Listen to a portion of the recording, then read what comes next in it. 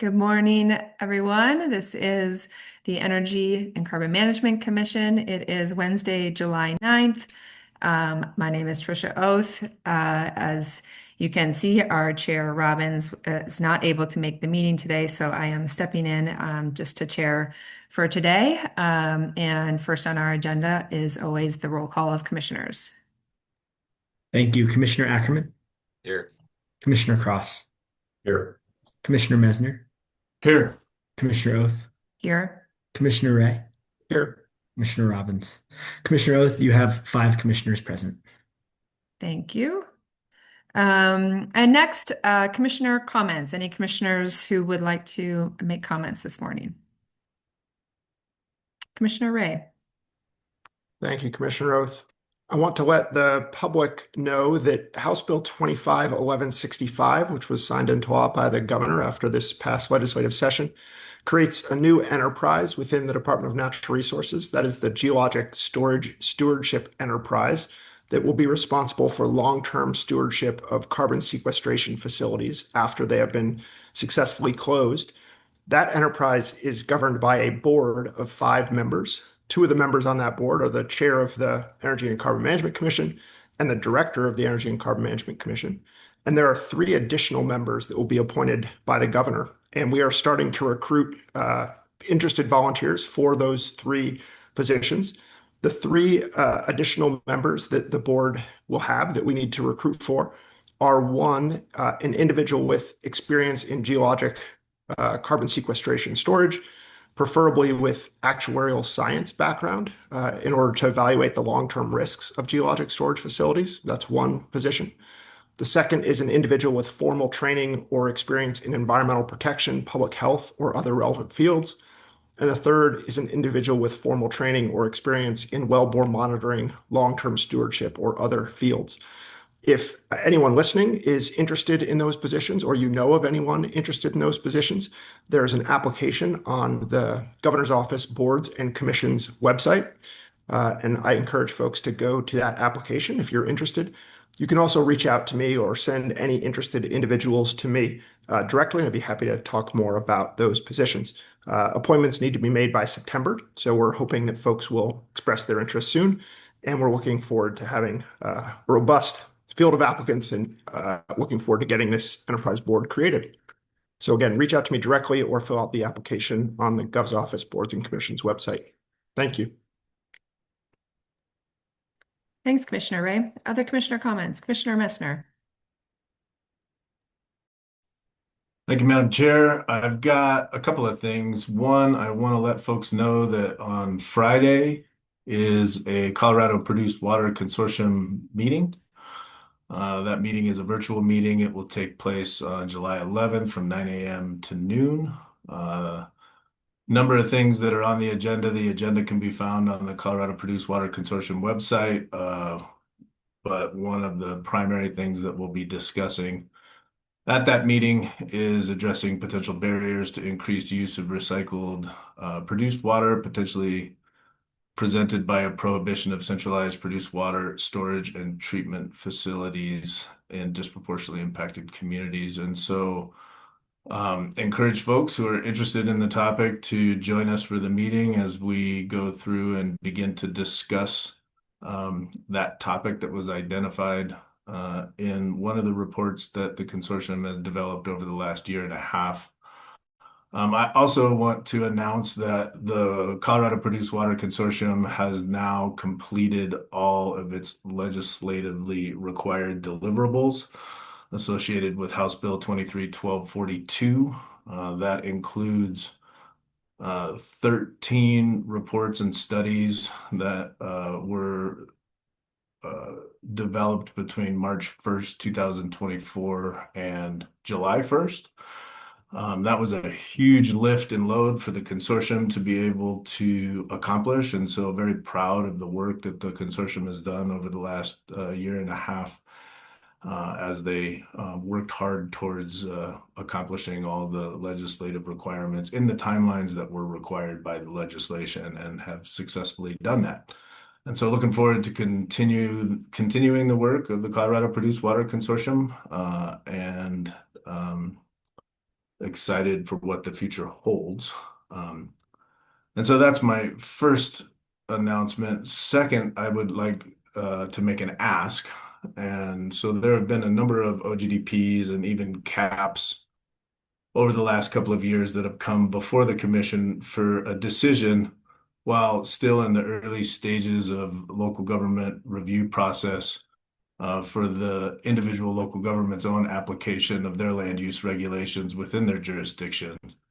And while during the mission change rulemaking, it was determined that operators could apply for permits from both the local government and the state government in a sequential or concurrent fashion, it's my understanding that the sequential path involves going through the local government process first, and the concurrent path involved relatively close trajectories of the permit processes at the state and local government levels. This relatively closely aligned timing allows for a more streamlined permitting process for operators, but also ensures that both the local government and the state government have the benefit of understanding the siting characteristics and dispositions of each entity, and to ensure that processes or applications do not have to be redone or duplicated after a final decision has been made by either the state or the local government. In a couple of instances recently, we've had to stay hearing processes at the state level in order to allow more process to occur at the local government level to ensure that we as commissioners have a clear local government disposition prior to determining the outcome of an application before us. So my ask is I would like to bring this up as a topic for discussion at a relatively maybe not the next meeting because I think there's only 3 of us, but a meeting relatively soon, and ask the commission to provide direction to staff that clarifies what the concurrent process needs to entail and what level of local government process needs to be undertaken prior to applications coming before the commission at hearing. And this would involve rules 301 and 303.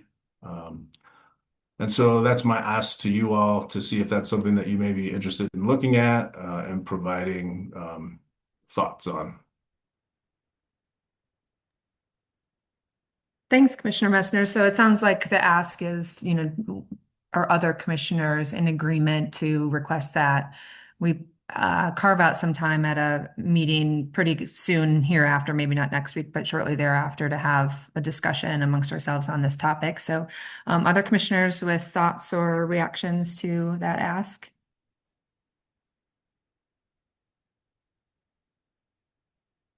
Yeah, Commissioner Cross. Thank you. And I would note that I will be out the latter part of July. So timing wise, I'm happy to have the discussion and talk about it and hear more from staff on kind of their perspectives of it as well. But I will be out the latter part of July as well.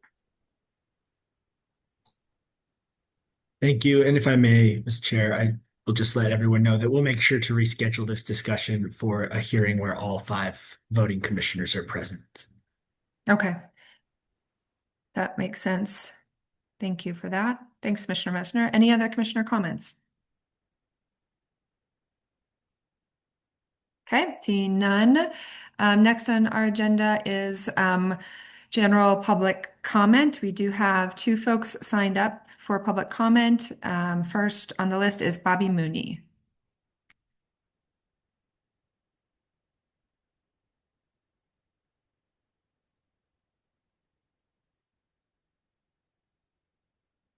Go ahead and there we go. Nice to see you. Hi there. Sorry, I lost connection for a moment when I was being elevated. I wanted to ask if Natasha could speak first this morning, if that works.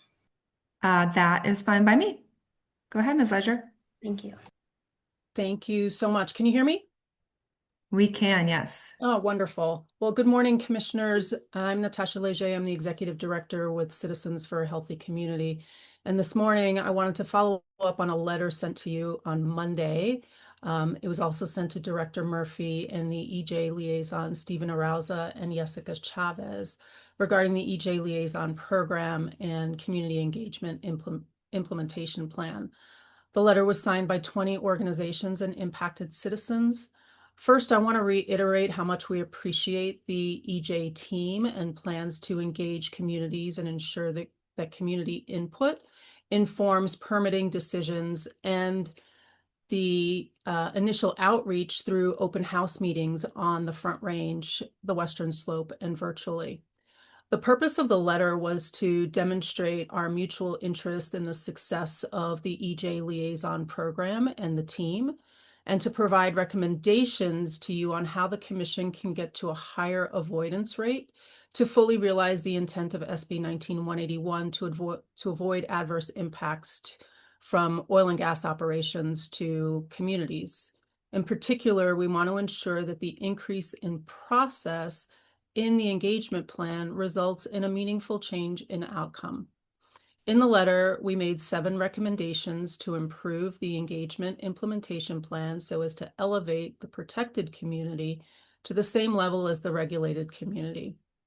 And those recommendations included community impact tours with ECMC commissioners, similar to routine operator tours, community training sessions, much like the local government designees receive training, regular meetings with communities, much like the Commission holds regular meetings with operators, development of eligibility criteria, which explicitly states where and why development is inappropriate in specific areas, development of denial guidance, which provides standards for review for the director and commissioners to determine when it's appropriate to deny an application. We also want to see a list of operators known to be repeat offenders and routinely out of compliance with the rules. And lastly, we appreciate the Commission's rollout of a new website that is more community friendly. We would like to see more meaningful information on spills and location of wells, just easier for the community to understand. And we look forward to providing more feedback on that. Again, we appreciate the initial first steps in building out the EJ Liaison Program and look forward to working with you to ensure that it meets our goals of a clear pathway to no and increasing the avoidance rate of harm to communities. With that, we look forward to the EJ Liaison update later today in the meeting and look forward to working with you in the future and your feedback on the letter that we sent to you on Monday. Thank you again for your time this morning. Thank you very much. We appreciate it. Ms. Mooney. Thank you. So good morning, commissioners, and thank you for this opportunity to speak with you today. My name is Bobby Mooney, and I'm with 350 Colorado, a small Colorado nonprofit building the grassroots movement to solve the climate crisis and transition to a renewable future. And today I'm here to share my thanks with you all and add the voice of 350 Colorado behind the message of gratitude, encouragement, and expectation from the environmental community regarding your efforts to advance environmental justice in Colorado's communities that are impacted by oil and gas extraction. So thank you for conducting the open houses this spring, introducing the liaisons. 350 Colorado members were able to attend all 3 of them and really enjoyed connecting with Stephen and Jessica. And I was able to attend the open house in Denver, and I really learned a lot from the presentation and the discussion there. Additionally, I've had the opportunity to meet with Jessica a few times since then. We really appreciate Jessica attending multiple events with our organization and in community and building connections with impacted Coloradans here on the Front Range. Her dedication and expertise and talent is really impressive. And I've also had the pleasure of connecting with Stephen in other virtual spaces and really appreciate his similarly impressive expertise and talent, albeit different. And this is one point I'd like to make today, just a reflection on the importance, I know you will understand, in having at least these 2 positions with their distinct geographical focuses. Right, we know the Western Slope and the Eastern Slope are different with their own unique basins and landscapes and political and social dynamics. So it's just so important to dedicate staff to focus on and serve those unique needs and interests. So thank you, ECMC, for understanding that and dedicating these 2 positions. They are both critical. And it is our hope that one day there could be more liaisons to further divide Colorado's, 100,000 plus square miles so that the liaisons aren't stretched quite so wide across our communities. And with that, I'd like to add emphasis to the recommendations that Natasha referenced in our letter, raised in that letter delivered to the ECMC this week. We are hopeful and dedicated to working with you all towards realizing the full success of this really critical component of your mission to protect public health and safety and welfare, the environment, and wildlife resources. So with that, I just want to say thanks again for your time this morning, and thank you for your efforts to advance environmental justice. Thank you very much. Really appreciate it. Okay, that is our public comment for this morning. Next on the agenda is the consent agenda. Are there any questions or comments about the consent agenda? And if not, I would entertain a motion. Yes, Commissioner Ackerman. I'll move to approve. Motion to approve. Second. Second. All of those in favor? Aye. Aye. Any opposed? Motion carries 4-0. Great, thank you.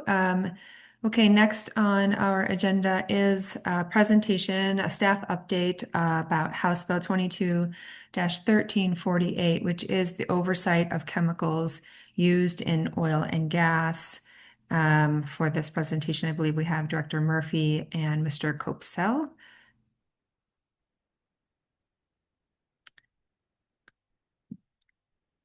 Wonderful. Director Murphy, I will hand it over to you. Thank you, Chair, and thank you, commissioners and stakeholders, for tuning in. As the Chair noted, we're providing an update about compliance with House Bill 22-1348, oversight of chemicals used in oil and gas. And I would just note as kind of an opening remark, I guess, that the work of our agency, like any regulatory agency, is a dynamic, complex, and ongoing. So please consider today's update. We are a moment in time, and we do intend to return again to the Commission in late August or early September with a further update on this. I know it's been a topic of concern and question, and we want to be able to provide transparency on it.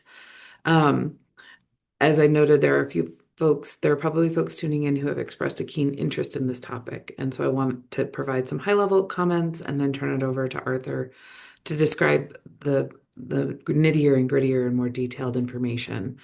I want to note that the implementation of the statutory provisions did not require us to go through a rulemaking. We were able to execute what was required under the statute based solely on the statute, which is, I think, an efficient use of everybody's resources. And what that really means is that the General Assembly passed this legislation that affected our workflows at ECMC, and it's our job to execute that. Sometimes the statute provides enough space where rules are necessary to help really define what expectations are, but that wasn't the case here with House Bill 22-1348, in that the statute's language was so clear it did not require us to undergo a rulemaking. And I do also want to acknowledge the collaborative nature of this work to implement this legislation from 2022.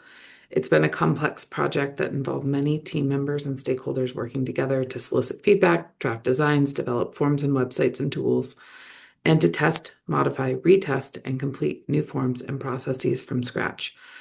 I specifically want to acknowledge the work of Commissioner Cross as he led much of the stakeholder engagement, Deputy Director Greg Duranlo, who has been in multiple roles relating to this, Engineering Manager Diana Byrne, IAT Manager Chris Eisinger, and many others working with the Governor's Office of Information Technology, i.e. OIT, to the operators, chemical manufacturers who provided input, testing, and feedback, to many of our stakeholders, and of course to Arthur for his keen work and vision in putting together this program. So I also want to note that our rules reflect the most protective regulations in the country, and we have a robust enforcement program to ensure operator compliance with rules across the board. We routinely monitor operator compliance with rules and hold operators accountable for non-compliance. When our staff identifies an operator alleged to be non-compliant with ECMC's regulations, we have the authority to investigate, impose penalties, and issue orders. And I think another key team that we have recently stood up is our QA/QC team, who is there to actually audit compliance with programs and processes on a more grand scale. And I think that is important to this work as well. And so now I want to get to a spoiler alert. You will hear at the conclusion of this presentation that this week ECMC issued warning letters to 9 operators for alleged noncompliance with the chemical disclosure requirements of House Bill 22-1348.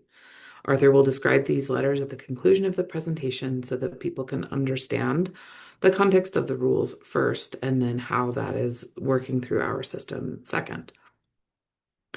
Fourth, I do appreciate, sorry, I think I skipped the first, second, and thirds in my notes, but now I'm on to my fourth point, which is I really appreciate the advocacy work of Physicians for Social Responsibility, who have published a report in early May titled Oil and Gas Chemicals Still Secret in Colorado. We are continuing to review the claims in that report, but I'm pleased to share that to date, our assessment of operator compliance with House Bill 22-1348 disclosure requirements reflects a very positive trend, and particularly recently. Compliance has improved substantially between 2023 and 2025, and more so in just the last few weeks. And again, Arthur's slides will provide a great deal of detail about that in his presentation. I want to note that we will continue to enforce these rules so that the trend sustains, with the ultimate goal of 100% compliance. And in the event of non-compliance, we do have the authority to take enforcement action. And as we look forward to monitoring compliance with this, we would note we have Arthur and his team. We also have the overarching role of our audit team, our QA/QC team, to audit compliance with regulatory requirements and processes generally. So with that, I will turn it over to our subject matter expert and visionary on this, Mr. Kupsel.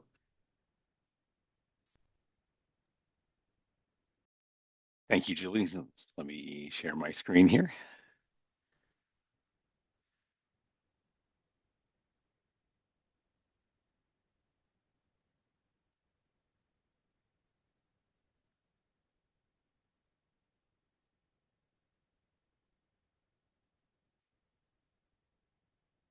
Everybody see that okay? Yes, we can. Thank you. Make sure here. Okay. Okay. Good morning. For you that may not know me, my name is Arthur Kupsel. I'm the Environmental Data Group Supervisor, and I was the primary staff member in the implementation of House Bill 22-1348, which is the chemical disclosure implementation. First, I'm going to summarize the legislative intent of House Bill 22-1348. House Bill 22-1348 aims to enhance oversight and increase the transparency of chemicals used in oil and gas production in Colorado. This requirement is in addition to ECMC Rule 208, chemical disclosures to frac focus. It is important to note that submitting information to frac focus does not meet the requirements under House Bill 22-1348. There are two separate processes. The law enhances ECMC's oversight of chemicals used in oil and gas operations in Colorado. It has components that are intended to increase the transparency and augment protections of public health and the environment. It requires detailed chemical disclosures by chemical manufacturers and reporting of downhole chemical use by oil and gas operators. The law requires chemical companies to report the ingredients of their products, and then the operators report which products they have used downhole. By merging the ingredient lists with the reported chemicals, the ECMC then prepares a chemical list, which is required to be provided in notices to the community surrounding oil and gas operations. I've provided a link here to the final legislation, and I've provided some additional links elsewhere in the presentation that can be used when the presentation is published to our website later today.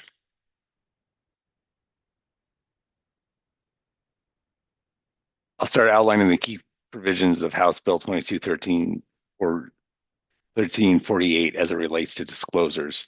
Disclosures are chemical manufacturers or distributors who are required to provide the chemical product information under the law.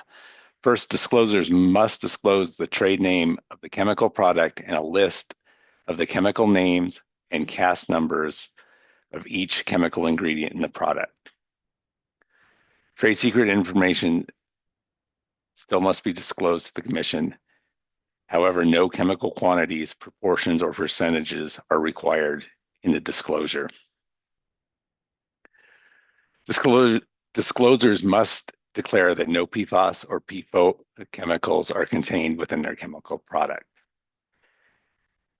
And PFAS and PFOA chemicals have been prohibited from oil and gas use by House Bill 22-1345 that went into effect on January 1st, 2024. And it's also important to note that disclosures must provide the information to the ECMC 30 days prior to the sale, distribution, or use of a particular chemical product. In order to implement the disclosure provisions, ECMC created the Form 46 to allow chemical manufacturers and distributors to provide the required information about their chemical product. Specifically, the Form 46 requires the trade name of the chemical product, chemical constituents, and the names and CAS numbers of the chemical constituents in the product. It also requires that the manufacturer or distributor wants to maintain this as a trade secret. We need the information related to that as well. It also includes the PFOA and PFAS at a station that the PFAS and PFOA chemicals are not used.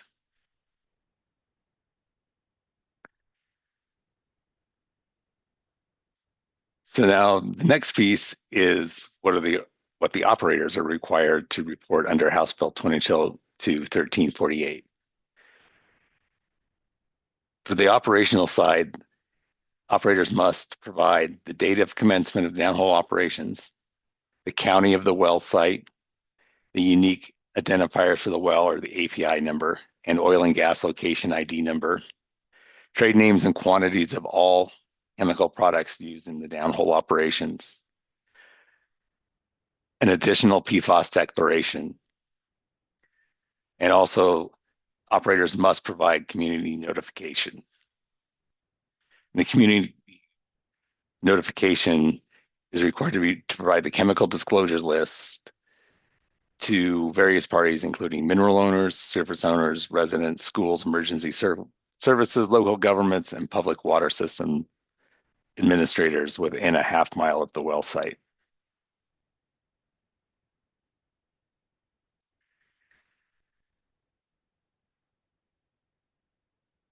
And to implement the operator requirements, ECMC developed the Form 46A, which was released on April 8th of 2024. This form is used by operators to report their chemical product use. It is important to note that no chemicals are required to be reported, only the chemical products. And this is to be reported to us within 120 days of reporting the deadline. There's a 120-day reporting deadline after operations commence. And so within the Form 46A, we have the following information that's required: the location ID, API numbers, the date downhole operations commenced, chemical products used, the quantities, and also we have the units. For quantities, we have units of measures of barrels and gallons for liquid products and pounds for dry chemicals. As mentioned before, once again, the operator has to also make the attestation that the PFAS was not used in their chemical products.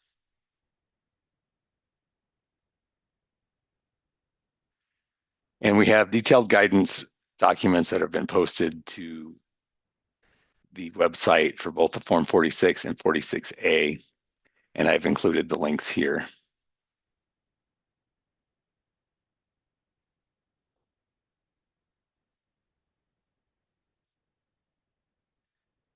House Bill 221348 also included provisions that require certain actions of the ECMC, namely creating and posting chemical disclosure lists and creating and managing a chemical disclosure website. Using the information submitted on the Form 46 and 46A, the ECMC created a chemical disclosure, or will create a chemical disclosure list for each well site. This is an alphabetical listing of each and every chemical reportedly used on the sites, and it will include all wells. ECMC has created a chemical disclosure website that complies with the statutory requirement for timeliness and availability, searchability. The website allows the user or any member of the public to search by location, well, chemical submission, submission date, operator, or county, and allows for the public to download the data for their own use. The chemical disclosure website was released in December of 2024.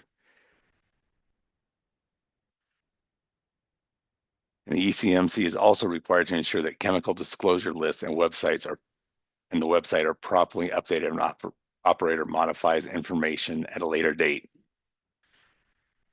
Finally, the Commission provides chemical disclosure lists back to the operator following their chemical reporting. These disclosure lists are then provided by the operator, the community members.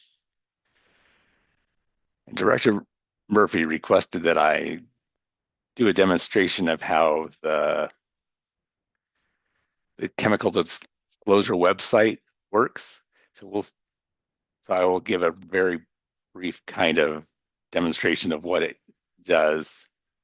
I was having a few problems earlier today with it, so hopefully I can kind of push through here and at least demonstrate at a high level how it works. So I'm gonna have to share that. So I'm gonna share this screen my other screen really quickly here, hopefully.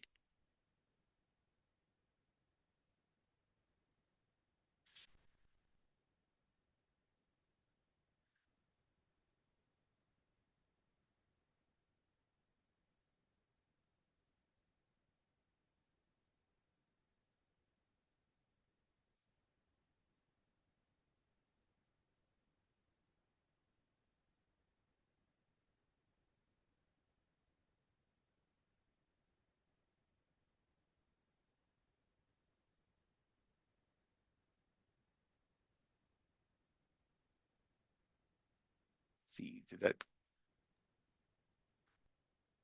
that come up where anybody can Yeah, see it? we can see Okay. it. Okay. I guess I can't, so I'm just gonna have to believe you. Yeah, we see the page that is titled Chemical Disclosures, and then in the blue Okay, bar, Search of Chemical Disclosures. perfect. Okay, so this is stored within the COGIS GIS system or the COGIS database. And so there's access to the COGIS database. You go directly, and it does allow to be searched by location and operator, county, oil and gas location, or well. And so it was kind of limited earlier today. So I'm going to just kind of demonstrate that if you go through and can select by location, so if you go through and select these,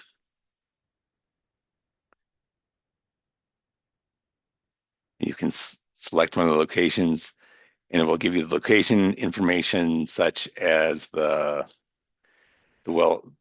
location name, location ID numbers, and the county, Latin long, the operator. And then it will come down and give you a list of all of the disclosed chemicals for that site. So hopefully, as you can see here, we have a list with 30 disclosed chemicals with the chemical name on the left and the CAS number on the right. And these are all downloadable. And you can create an Excel CSV file or a PDF list of that information that then can be used outside of the database.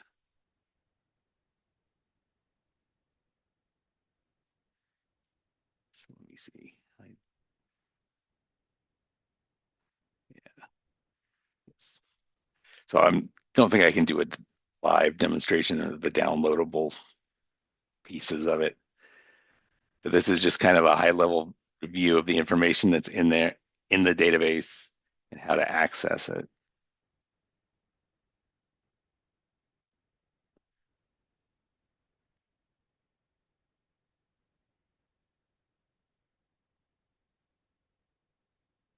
I'll go back to my,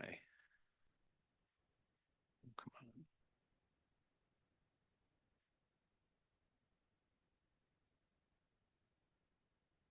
Okay, it looked like it went back. Did I Yep, go we're back back to to the your presentation? presentation. Perfect, Yes. thank you.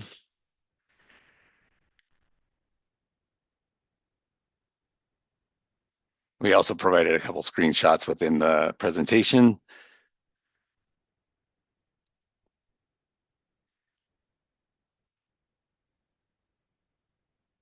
Okay, so now moving forward, in on May 20th, 2025, PSR released their oil and gas chemicals still secret in Colorado report. And so on this slide, what I provided was the information from the report in the table, and table 1 has the reporting of hydraulically fractured wells from Frac Focus versus what has been submitted to the ECMC on a Form 46A. And so PSR pulled their information, it looked like on May 1st. And so this is the information that was provided in kind of the pale yellow color on the left of table 1. And then the ECMC began to pull information on May 22nd. So those are the numbers in the center there. And lastly, on Monday, the same information was pulled from the ECMC databases again and reported. And so what this is showing is that, well, first of all, the report found that there was 1,114 wells reported at Frac Focus between 7/31 and 7/23 to 5/1/25. And of those wells, only 439 had a Form 46A disclosure reported to the ECMC, which indicated a 39% rate of compliance. So then when we started looking at these again, I think after the report was released, operators started reporting more of their wells. And by the 22nd, we had about a 55 or 56% rate of compliance. And on June 7th, we now have an 89% rate of compliance with reporting the Form 46. And also, staff reached out to operators and met with them on May 29th. And ever since the report came out and the ECMC staff met with the operators, our compliance has been going up. So table 2 was also information comparing what was in the PSR report from May 20th versus the other days that information was pulled, including companies that were reporting to Frac Focus on May 1st, PSR reported 31 operators, and by May 22nd, we had 32, and now there's at least 37 reporting. And also, as you can see, the amount of companies reporting chemical disclosures through the Form 46A has increased as well. There was 11 companies in the May 1st, 2025 data pull, and now there is 22. We also have some operators that have not reported yet, but that number of operators that is not reporting has declined.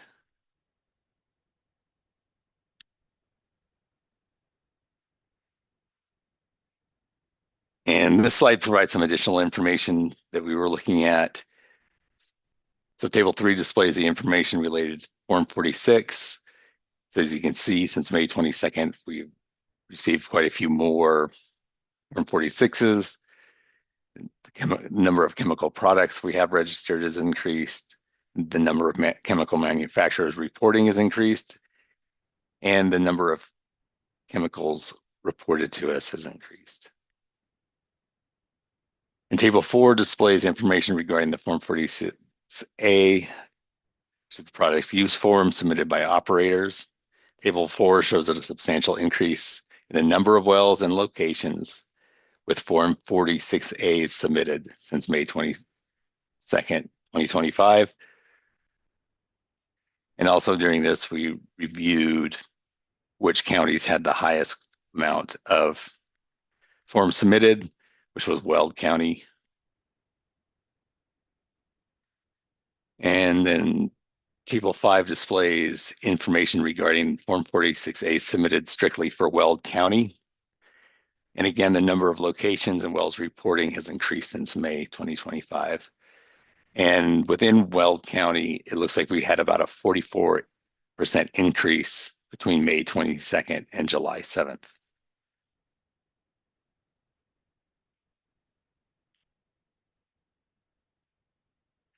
So then I also wanted to mention a little bit about enforcement. So ECMC rules reflect the most protective regulations in the country, and the Commission has a robust enforcement program to ensure operator compliance with the rules. ECMC staff routinely monitors and operates compliance with the rules and holds operators accountable for alleged noncompliance. When an operator is alleged to be noncompliant with ECMC regulations, ECMC staff has the authority to investigate and impose penalties. ECMC has the authority to investigate, impose penalties, and issue orders. ECMC staff may issue warning letters when there is a reasonable cause to believe that a violation of any Commission rule, order, or permit has occurred. Warning letters provide the operator an opportunity to comply with the rules. If the operator continues to be non-compliant, ECMC proceeds with its enforcement protocols and will issue a formal notice of alleged violation. And the issuance of an NOAV is a legal enforcement action, and the NOAV process is described in Rules 523 to 525.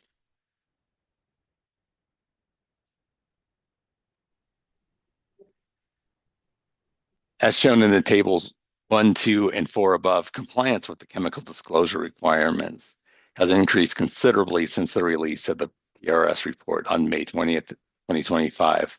However, there are operators that still have not complied with House Bill 22-1348. So the first enforcement actions we've taken are with failure to disclose. ECMC staff issued 9 warning letters on 7/8/25 to 9 operators for allegedly failing to disclose. If the operators do not comply with the chemical disclosure requirements, ECMC staff will issue NOAVs to the non-compliant operators. ECMC has set a compliance deadline of 7/18 within the warning letters. We also have used the information provided to us to issue 4 NOAVs for using prohibited chemicals. So ECMC staff issued NOAVs to 4 operators earlier today for allegedly using chemicals that are prohibited under Rule 437 and are presented in Table 437-1. Information provided in the 46 and Form 46A indicated that operators used certain chemical additives that are prohibited in hydraulic fracturing fluid.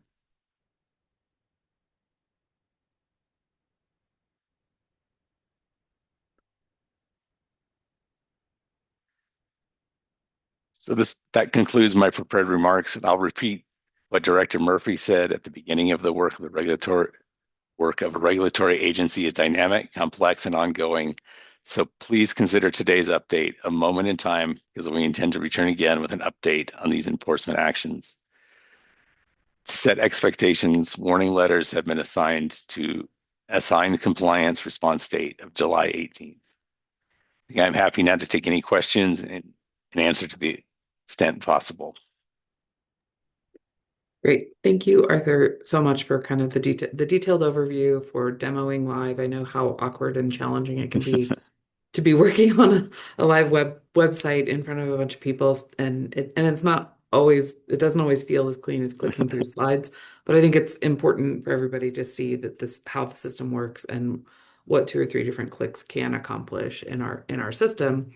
And I think that that really illustrates the amount of work that has gone into building this system, consistent with the direction and spirit of the law that was passed in 2022. It was a complex project to put together.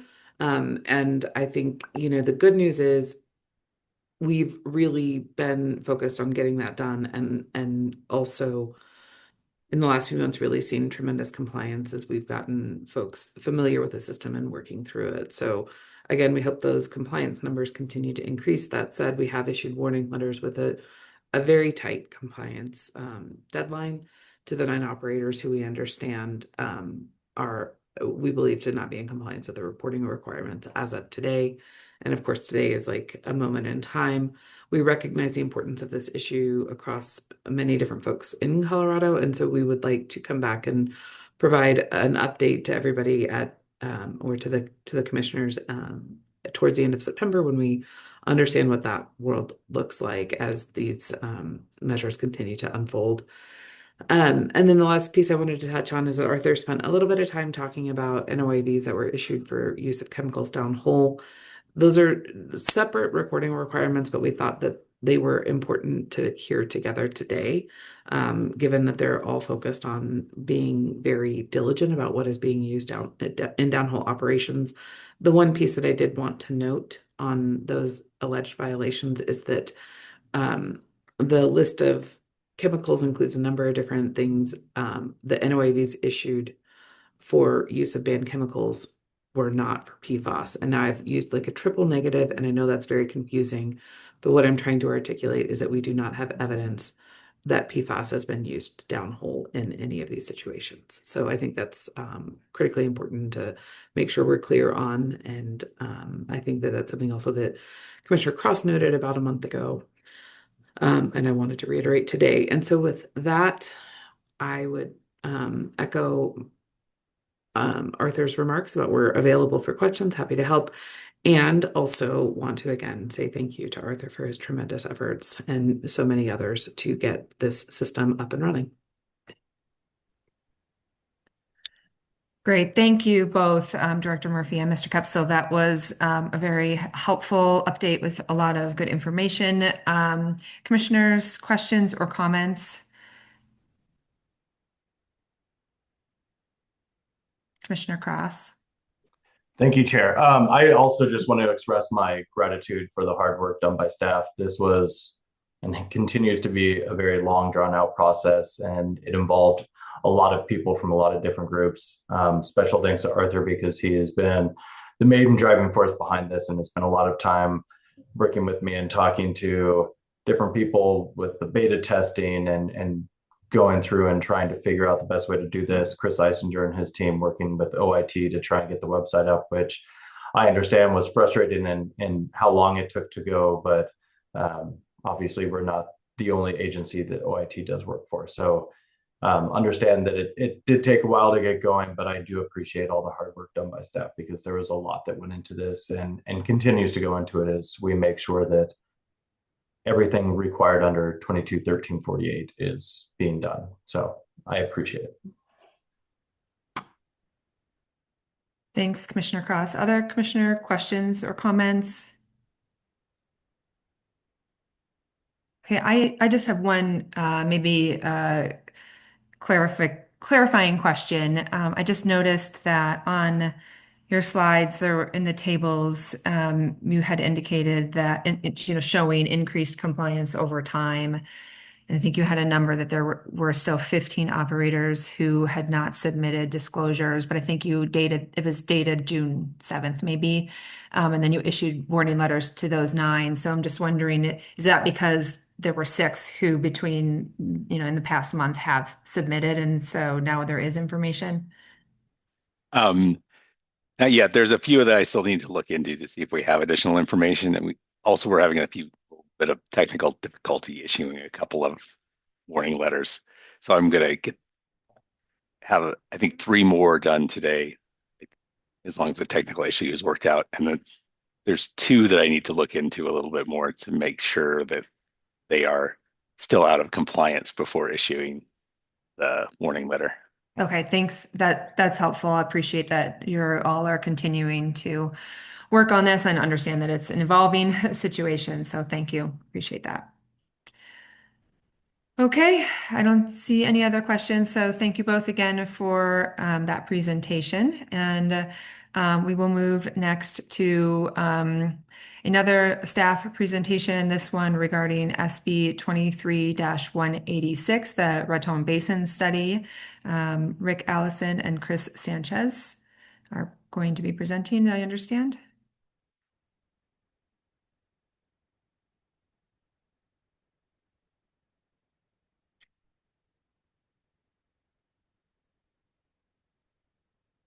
Great. Mr. Allison. Thank you. Good morning. Sorry, it took a minute to refresh when I was rejoining. So No problem at all. Thanks for joining us. And yes, it takes a minute to transition. I will also perform a screen share.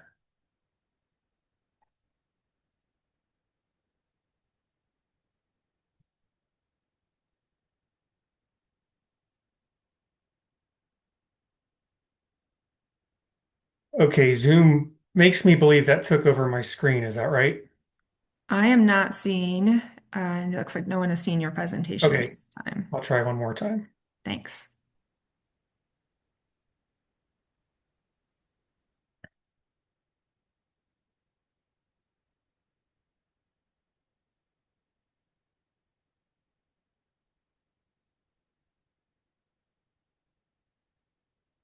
We are seeing it now. That- It's not, yep, and it's in yeah, presentation mode. Great. great. All right, thank you. Okay, thanks for bearing with me. Good morning, Chair and Commissioners. We appreciate your time this morning. I'm here today. Um, I guess first of all, to introduce myself, my name is Rick Allison. I'm an environmental protection specialist in Northern Colorado and the groundwater investigation lead for the environmental group. With me today is Chris Sanchez, who's the area environmental protection specialist for Southeast Colorado, and he is based out of Trinidad in the Raton Basin. And we also have representatives from Water Quality Control Division online to field questions as they were a key collaborator in this study. We're here today to present the findings of the methane seepage and coal bed methane water quality study that staff conducted in the Raton Basin as directed by Senate Bill 23-186. We published a final report of our findings on June 18th, and that report is available as a news item on the ECMC homepage, and it has also been stored in the area reports library on ECMC's homepage. I would like to thank several parties that assisted and collaborated in performing this study. First of all, Water Quality Control Division was a key partner, specifically Nathan Moore and Amy Conowall in that division. Provided a lot of support and feedback and meetings throughout the couple years we worked on this study. Water Quality Control Division also provided support with one of their contractors, ERG, to help provide feedback on analyte lists for selected water quality parameters. And they provided some funding for some of the analysis of the coal bed methane water samples that we sent to laboratories. And again, Chris Sanchez, who's with me today, was instrumental in the field and helping procure access and just kind of coordinating all of the efforts on the ground. ECMC also hired 2 contractors, one of which was Insulum LLC, an environmental contractor, and Reese Hansen and Devin Hinkman Insulum spearheaded the methane seepage surveying and mapping portion of this study. And then Dolan Integration Group provided support for data analysis, gas sample analysis, and provided a lot of the figures and a lot of the kind of background data analysis to help support the conclusions in the water quality section. Um, Certainly landowners in Los Animas and Huerfano County who provided access to their private properties to map these heaps on the ground where we discovered them was key. Without, their permission, we wouldn't have been able to accomplish uh, very much at all related to the directives of the bill. And then of course the operators, the two main operators in the basin, Evergreen Natural Resources and Ogres Operating, they provided time of their staff to help us select certain coal bed methane wells we wanted to target for sampling, and also provided assistance on site to operate their equipment to allow us to attain those samples. And finally, government agencies at the state level consulted with us per direction of the study, including the Colorado Parks and Wildlife, um, Division of Reclamation and Mining Safety, the Colorado Energy Office, as well as the Division of Water Resources. And then of course, we also appreciate the interest and the time of both Huerfano and Los Animas County boards of commissioners for their interest in the study and time at their hearings to present this information. And we presented to both of those boards in April and May earlier this spring. So now we can launch into the findings of the study. So Senate Bill 23-186 directed ECMC and the Water Quality Control Division to conduct a study that really had two main components. The first was to conduct a survey to map methane seepage in the Raton Basin and to determine best management practices for mitigating those seeps as necessary. The second part of this bill was to conduct a water quality study of waters that may be produced as a result of mitigation of these seeps, is how the bill was worded. Really, our findings are that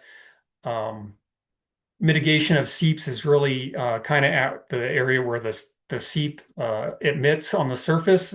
And so those mitigation measures don't really generate water, but what does generate water in the basin is coal bed methane operations and production of methane for economic benefit. And that generates quite a bit of wastewater. And so that CBM produced water is what we evaluated for potential beneficial reuse. So we divided the study into those two main components.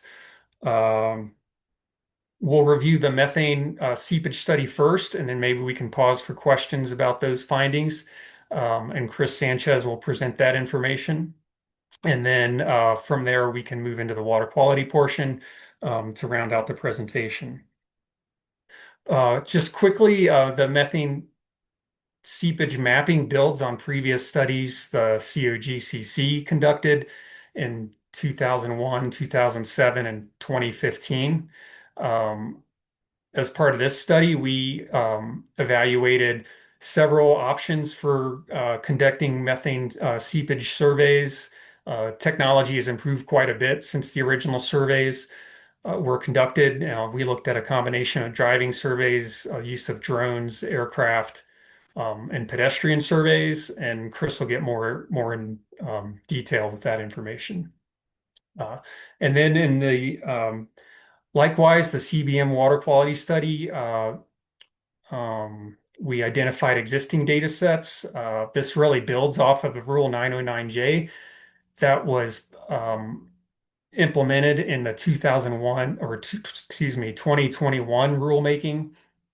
And it's the first time we've had a very comprehensive set of water quality data regarding water that is placed in pits for disposal. From there, we developed an expanded analyte list to target additional wells for sampling, and I'll talk more about that in the second half of the presentation. Okay, Chris, if you're ready. Yes, sir. Thank you for the handoff, Rick. And I want to again thank everybody for this opportunity to chat about the Raton Basin and the study that we conducted for Senate Bill 23-186. So to kick off, one of the takeaways that we did identify is that while conducting the survey, it was determined that aerial surveys proved to be expensive to cover every part of the Raton Basin. So therefore, when we were looking for areas to conduct aerial surveys, we did consider historical data, which was basically some of the previous studies conducted in 2001, 2007, 2015. And so therefore, ECMC and its contractor identified a subset of areas to target from the air. ECMC and its contractors surveyed approximately 75 square miles of the basin from the air with the use of a helicopter outfitted with a camera, which could actually detect a methane signature as it was flying over these areas. Since we had to tighten our scope for the survey, target areas were selected based on areas that historically were identified to have the naturally occurring seeps, again, with the driving surveys conducted prior. We used information from these surveys and determined that low-lying areas were more likely to contain natural seeps due to co-outcrops exposed by erosion and road cuts.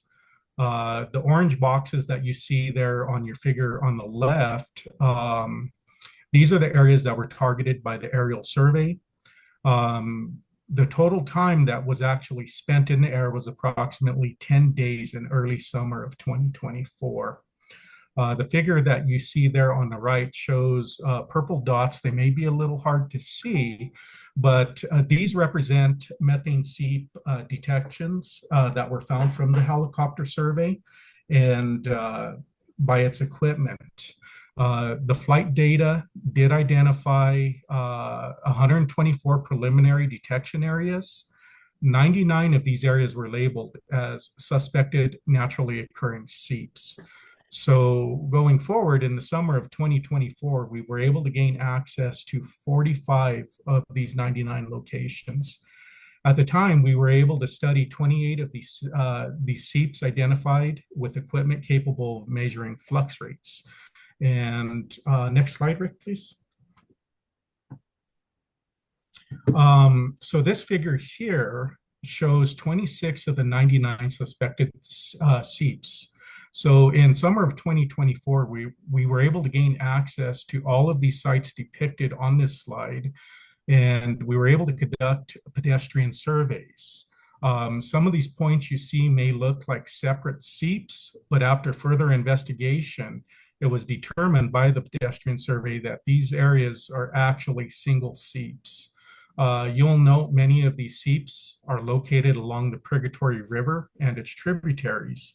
And again, this is attributed to the exposed coal seams, fractured rock outcrops within the valleys. And again, this is all kind of similar, this is all something that was identified by erosion. These outcrops were exposed by either erosion or road cuts exposing the outcrops. I apologize for that. Next slide, please. So the pedestrian survey consisted of using a flex meter, which you can see there on your picture on the left.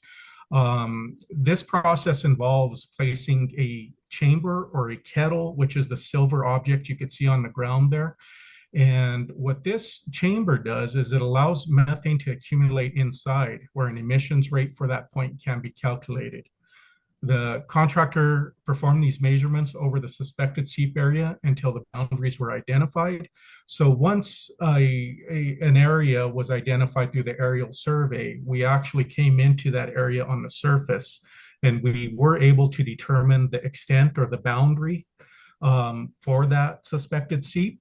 And once the boundary was determined, we actually came back in and we did a cross-section or a grid process to determine the full extent of the seep and to quantify how much gas or how much naturally occurring methane was seeping from these areas. In addition, the contractor did collect shallow subsurface soil gas samples from these areas to analyze for gas composition and stable isotopes of methane. An instrument known as a slide hammer and a pump were used to obtain these gas samples. So your photo there on the very right will actually show that slide hammer in the ground there, and that's how we were able to collect these gas samples. So the center photo displayed is an example of a large seep where a pedestrian survey was conducted. This photo here, you can actually see that this area is lacking vegetation. And you can actually see that there are some areas where the trees have died or they're either stressed. During our survey, this was something that was noted, that areas where these naturally occurring methane seeps were identified either showed signs of lack of vegetation, distressed vegetation, or basically they were just bare areas. You could tell that there was something out of the normal that was happening in these areas. Next slide, Rick, please. So this slide here shows the largest seep, which was called SSA 65. So this seep here is actually 3 suspected seeps that were identified in the aerial survey. Once we did get onto the ground, we were able to determine that this area is actually just one large seep. And so this is actually the largest seep that was identified in the Raton Basin as far as emitting methane gas into the atmosphere. You'll notice on the map on the right there that there are some areas that are darker in color. So these darker areas that you are seeing will range from purple and dark red, which are representing the highest flux measurement that we collected on the ground, while the lighter colors, orange, yellow, and white, represent lower flux rates identified during the pedestrian survey. Next slide, Rick, please. In summary, approximately 75 square miles of the Raton Basin was surveyed. We recognize that this is only a subset of the basin. With 99 potential seeps and access to 45 of those areas, it was determined 29 of the 45 seeps had measurable methane seepage. If you look at the figure in this slide here, slide 7, you will note at the time of the survey, a small number of seeps accounts for the largest overall emissions. Total emissions of all seeps combined is 4,177 kilograms per day, while the largest seep, which was on the previous slide, accounts for 1,758 kilograms per day of that total. The histogram shows us that the distribution of emissions or methane seep rate across all measured seeps.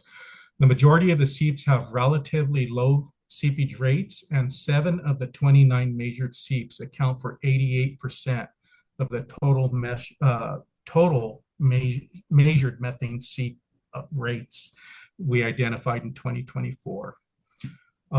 As a comparison, this represents 292,000 cubic feet per day of methane released through these seeps. This equates to less than 1% of the total natural gas produced by CBM well production in the Raton Basin, which averaged 143 million cubic feet per day in 2024. And if you're looking at this histogram here, if you look far on the right, so this actually shows the amount of methane that was being emitted from one seep. And the far left, you'll notice that that is the number of seeps, it seems like there is a higher volume, but when you actually look at this slide, all the way to the right is the highest volume of methane being emitted. And that is from the one seep. Next slide, please. So on this particular slide here, this is an area that during the aerial survey, it was identified that there were potential seeps which are located just north of Highway 12 in the Raton Basin and adjacent to the Primero High School, which is located in Los Animas County. During our 2024 survey, we were not able to gain access to these locations or to these areas you could see with the red dots just north of the school there. However, in June of 2025, the week of June 23rd specifically, we were able to gain access to these sites and we were able to conduct a pedestrian survey on the ground. At this time, we're still reviewing the data from the survey, and this additional information will be posted to the Raton Basin folder after our review of the data is completed. Next slide, please, Rick. So next steps, potential mitigation goals for large seeps. This slide shows the largest measured seep as an example. The large seep would be mitigated primarily for two reasons. So anytime you do have an area that is distressed like this, one of the key takeaways or something we would like to be able to do is to improve vegetation by removing methane gas from the root zone. Whenever there is methane gas in the soils, it does displace oxygen and affects the soil chemistry, leading to areas of distressed or dead vegetation. Secondary goal is for methane capture and destruction to prevent methane seeps from contributing to greenhouse gas emissions. So basically, the two different purposes we're looking at is to try and rehab the area, try and get vegetation to grow, and also to try and limit the amount of methane that is being emitted into the atmosphere. Next slide, please. In summary, so Senate Bill 23-186, whenever it was presented, I believe there was a comment that was made that the potential for CBM production in the area may actually help to decrease the rates from these naturally occurring methane seeps. So in summary, we cannot determine whether CBM production makes an impact on seepage location or rates at this time. Historically, baseline measurements were not collected, and CBM production predates any efforts to map seep areas. This study does provide a benchmark and introduces methodology for further seep evaluation and monitoring. This study also presents mitigation options if needed to ensure adequate seep characterization, evaluate any potential hazards to public or homeowners, and develop mitigation goals. So mitigation, the mitigation for seeps by recovering soil gas from around buildings is one of the goals that may be a potential if it is identified that there is a hazard to a home. We would be able to mitigate the seep by recovering the gas from the soils. This would be similar to a radon system that would be installed into a home. Another avenue is to mitigate seep by recover the soil gas from seep's area itself to help improve vegetation and to recover methane. And I believe that is the extent of my presentation. Thank you, Chris. And I'll just add, I want to add one more, I guess, acknowledgement in developing our methodology for this part of the study. We worked extensively with the Air Pollution Control Division's Office of Innovations, and specifically Ben Meal and that group helped us out quite a bit evaluating technologies and kind of ultimately help us draft a scope of work for our RFP that ultimately selected the use of a helicopter survey. And then we're currently evaluating additional opportunities with the APCD Office of Innovations and the Colorado Energy Office to pursue additional methane surveys in those areas where we weren't able to cover due to some budgetary limitations. So we're working on that right now, and will definitely have the possibility of expanding the geographic scope of the project. But that concludes the methane seepage portion of the presentation. So if you have any questions about this, might be a good breaking point. Great. Thank you both very much for the presentation and the update. Commissioners, any questions or comments? I think we can go ahead and probably take the screen share down. We have I guess, a second half on water. Oh, apologies. Sorry. Never mind. Let's keep it up. Didn't mean to be unclear. Okay. So I'll move into the evaluation of the water quality of coal bed methane produced water in the Raton Basin. And again, the intent is to evaluate the potential for beneficial reuse of waters related to coal bed methane drilling. So we have data available from two data sets that we reviewed for this study. One is which I mentioned earlier, which is data that operators are required to supply to the ECMC pursuant to Rule 909J.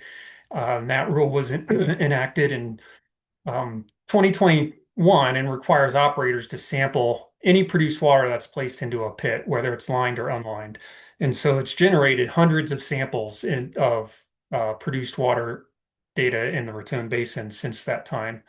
And again, then we conducted our own sampling of wells, which is the picture on the left, for additional laboratory analysis in an expanded analyte list. We tried to be broad in our scope in terms of potential beneficial reuses. The legislation was fairly broad in that respect. It didn't identify any one potential reuse, but based on our knowledge of history of operations in the basin and interest, we focused on livestock and wildlife watering, the use of the water for irrigation, and the use of the water for either dust suppression or firefighting purposes. There are potential additional beneficial reuses, such as an industrial reuse or cooling waters, and we didn't really pursue those because, that would largely be dictated by whatever industry would be interested in using that water. Then we performed data gathering again by reviewing the 909J data, identifying our target analytes, and then developing a sampling plan to ensure we had appropriate geographic coverage in the basin, as well as representative of a variety of wells in terms of water production rates, and when those wells were completed. And then I want to stress that the water samples we evaluated were based on the raw water from the CBM wells. So this water hadn't been treated in any form. To be as representative as possible.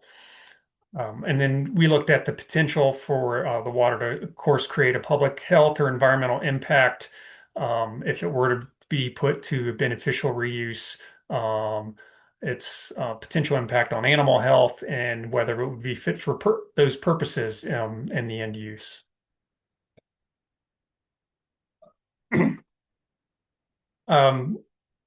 This chart represents the water quality evaluation and the different parameters we reviewed in our target analytes. It represents a broad list of possible compounds and was developed in part based on our knowledge of the basin operations, as well as potential pollutants that might be present based on EPA's pollutant concentration guidance, which is a tool they've developed for the reuse of produced waters and was updated in 2022.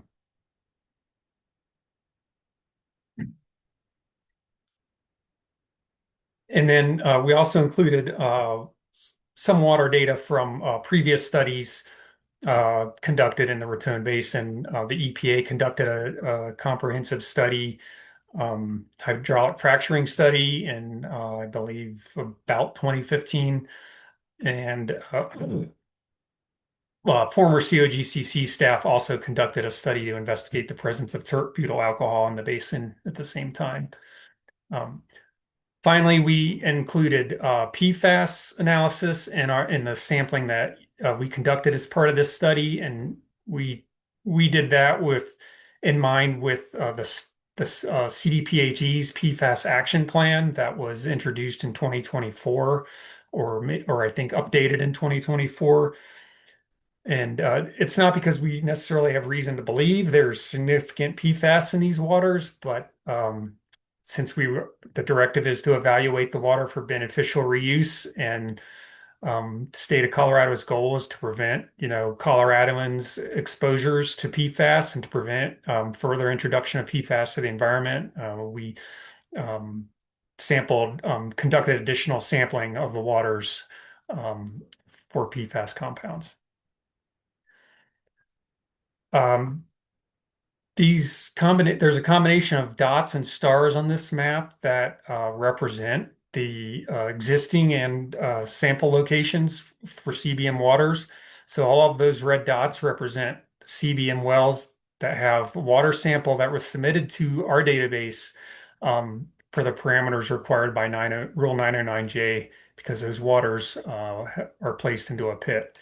And then the stars are water samples that we collected for the expanded analyte list under the SB 23-186 study.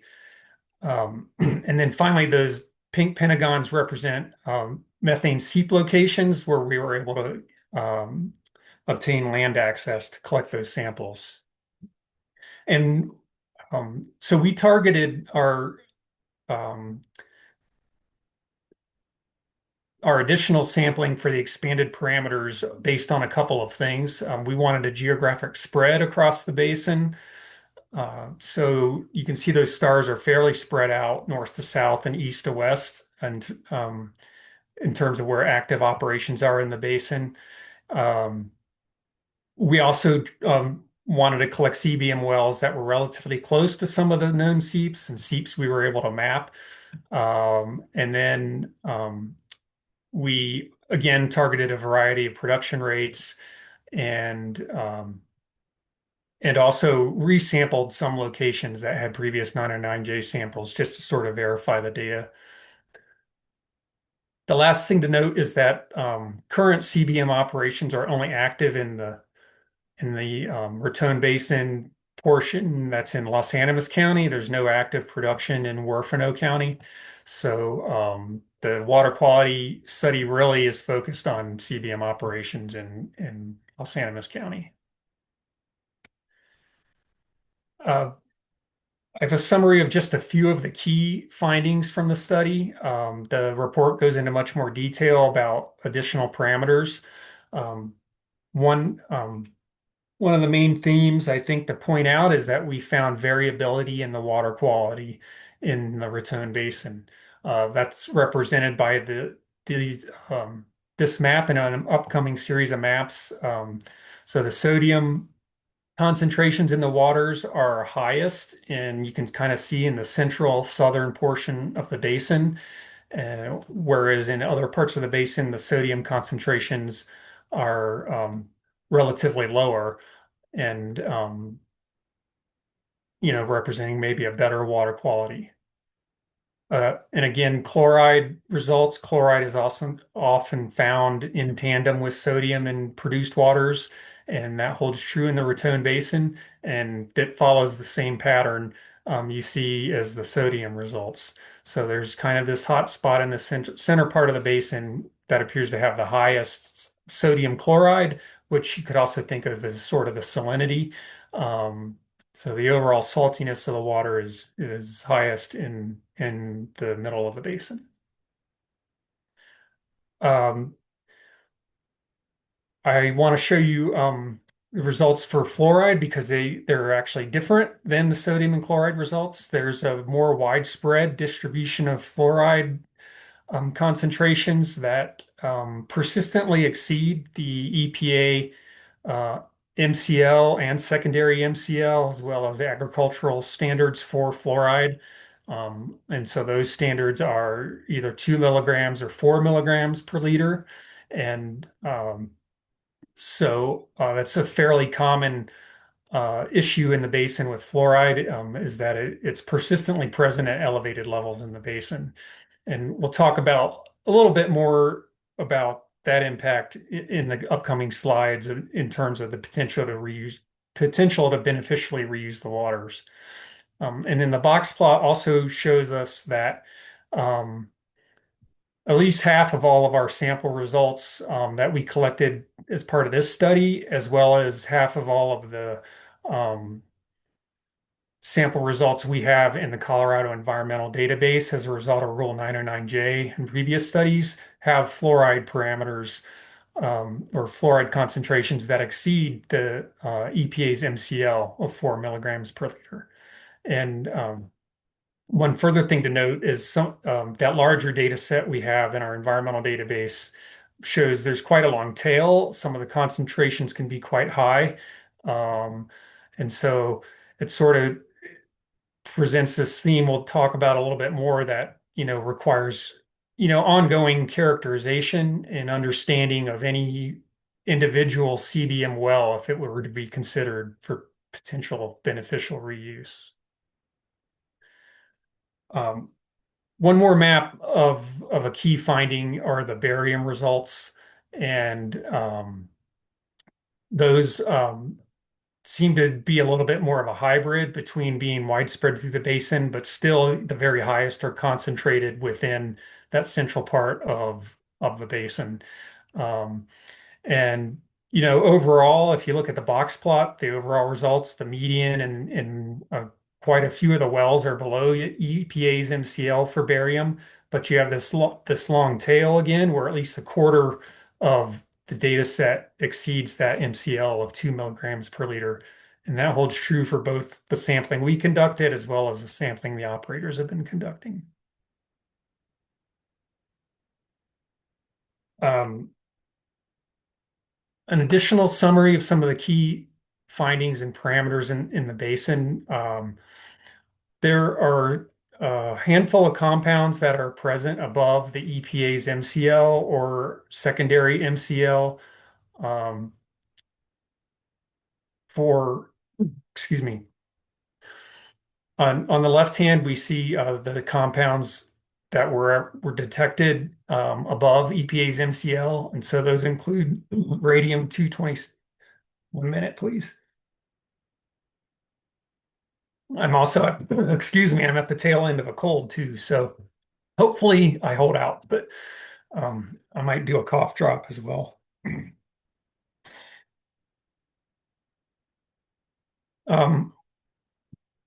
Radium 226 and 228 exceed the EPA's MCL in about 24 of the samples. Benzene actually exceeds the MCL in a handful of samples. Again, you can see fluoride is the most persistent exceedance, followed by barium. The lead exceedance is only in 3 samples, and we're talking about hundreds of exceedances. And the other thing to note is that EPA recently lowered its MCL for lead, and it's actually quite low, and they have a goal of 0 even. That's really kind of driving, a couple of years ago that lead. So I guess I want to make the point those lead concentrations are very, very low, and it's only in 3 samples. On the right-hand side, then we're looking at EPA secondary maximum contaminant levels, and those are more of a health or not the health-based MCL, but they're kind of based on aesthetic water quality. And so we see the overall water quality TDS or total dissolved solids exceeds those MCLs in all of the samples. Fluoride and chloride exceed in several samples, as well as iron. And then manganese and aluminum are present in lower amounts. And again, these are more kind of overall water quality and based on aesthetic standards for drinking waters. Finally, I want to summarize what we found in terms of PFAS detections. So we did find PFAS in 6 samples out of the 24 samples we collected, which represents about a 25% detection rate. However, those detections were only for 2 PFAS compounds out of the target analyte lists, only one of which has a current MCL at the EPA, and that MCL is 4 nanograms per liter. And so none of those samples exceeded that MCL. And most of the samples that have the J next to them were detected at a concentration that's so low that the lab can't really reliably quantify the amount. So it's a trace level, um, with the exception of that Sweetwater sample. But again, that's at a level below the most recent EPA MCL for PFOA. The detections PFOSA that is for a compound that does not currently have an EPA MCL for comparison. Um, there were no other PFAS compounds detected in these water samples, um, and um, we can't really place a source on the origin of these PFAS compounds. The coal bed methane waters are subject to recharge to a certain degree from precipitation, and it's possible it's from a fitting or some common maintenance item used in both the oil and gas or in any industry, but it doesn't appear to be like ubiquitous high levels of PFAS that would indicate it was ever used in a downhole application. However, um, the fact that we detected these would mandate that if we were to get a proposal for beneficial reuse, we would require ongoing characterization to understand if PFAS were in those proposed waters, and just to ensure we prevent their introduction to the environment, if at all possible. Um, Okay, now we'll go through the potential beneficial reuse evaluations.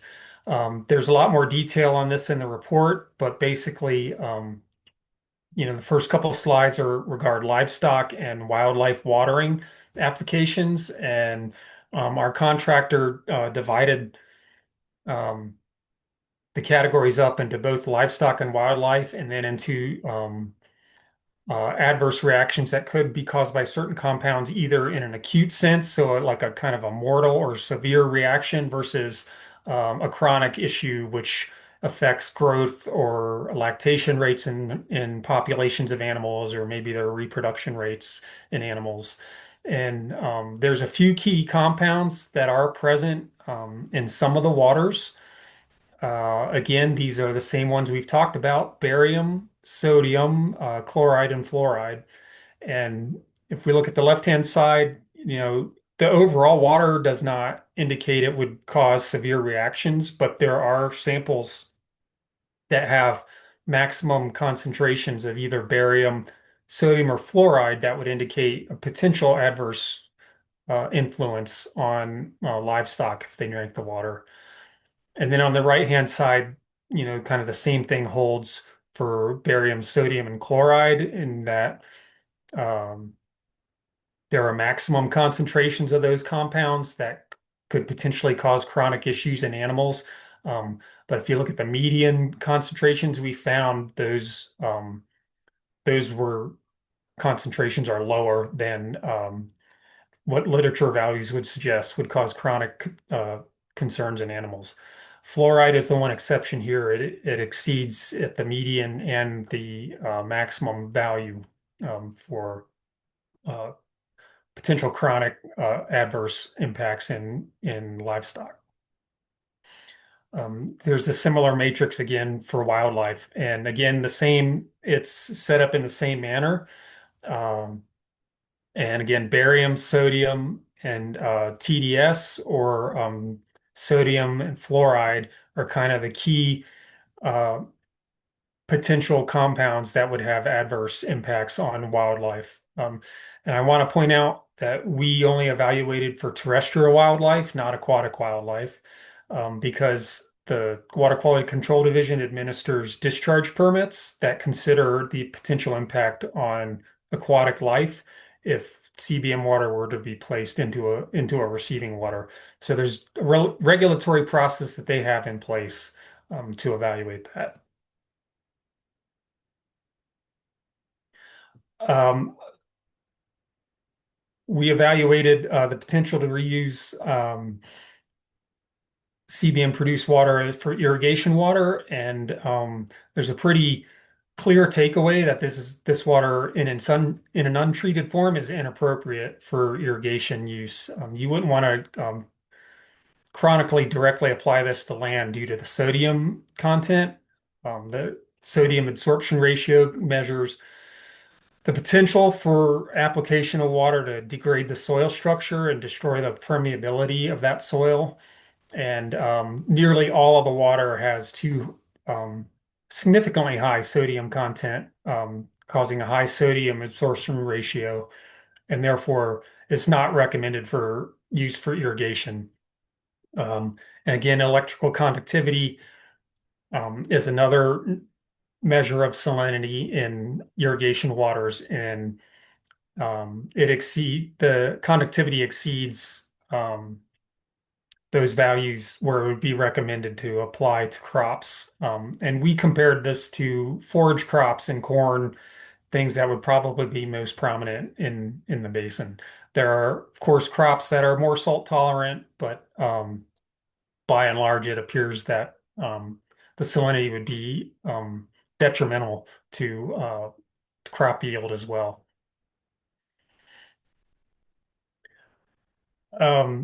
Next, we are looking at the potential beneficial reuse of these waters for dust suppression and firefighting. And we took two main considerations here. The first, we want to be protective of the environment and public health. And so we want to ensure protection of water of the states if the water were to be land applied for dust suppression or firefighting. And any land application activity of water should comply with Water Quality Control Regulation 41, which is the basic standards for groundwater, and ECMC administers those standards for oil and gas operations. So there are few key compounds, and I put those up again. These are these same graphs that show the compounds that have exceedances for either the EPA MCL or SMCL, and those are correlative to the Water Quality Control Regulation 41. So, again, things like radium, benzene, fluoride, and barium are probably of most concern for their potential to impact groundwater if the waters are land applied. So you would definitely need to consider those in more thorough characterization of proposed waters for dust suppression, and evaluate whether treatment would be necessary.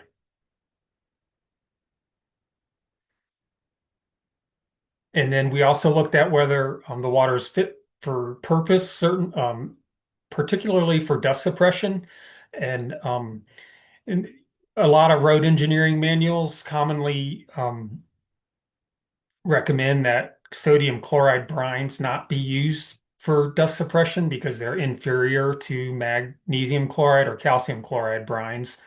But until recently, there has not been a lot of data on produced water specifically.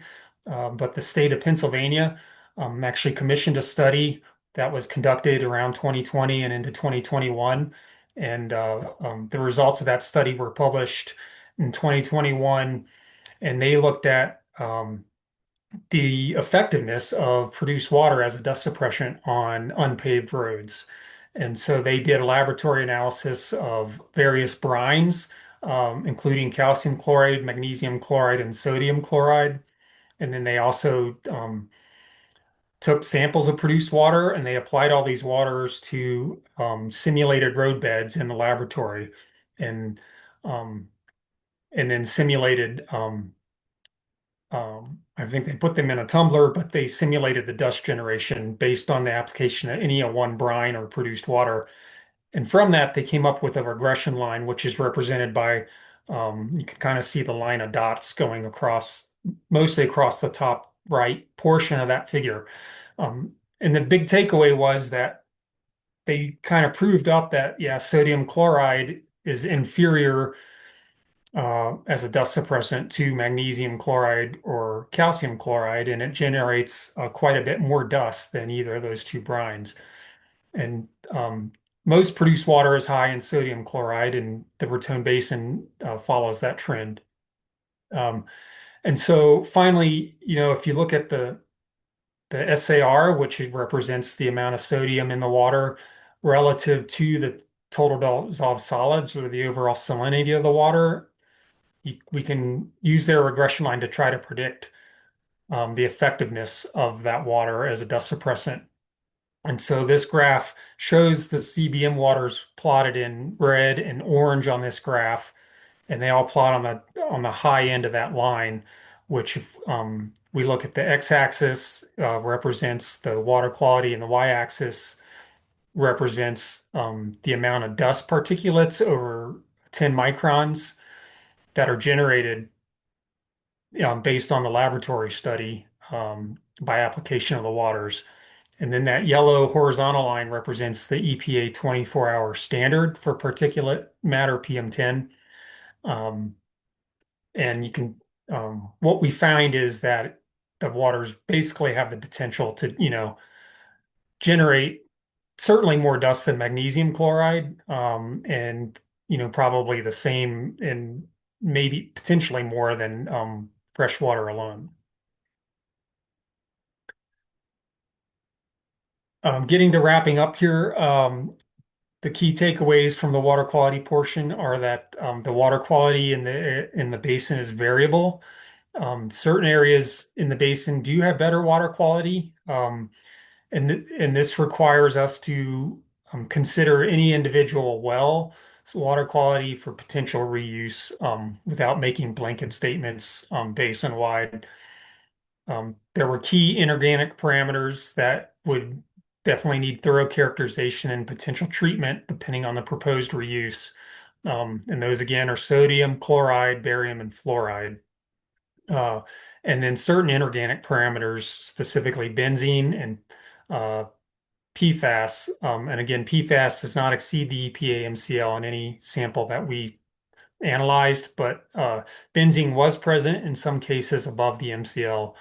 And so we would want to see ongoing characterization in any proposal for reuse. As a result of these findings, we don't propose any recommended rule changes at this time. Our rules for produced water,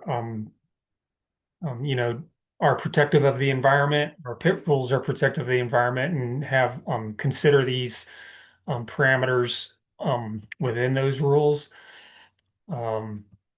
There is a variance if an operator determines that there is a potential beneficial reuse and they can do it in a manner that is protective of the environment. There is a variance process, and they can bring those proposals forward for staff evaluation and presentation to the commission. And then there are no changes anticipated to Water Quality Control Division surface water discharging permitting as a result of these findings either. And I just want to touch on that Water Quality Control Division process quickly. The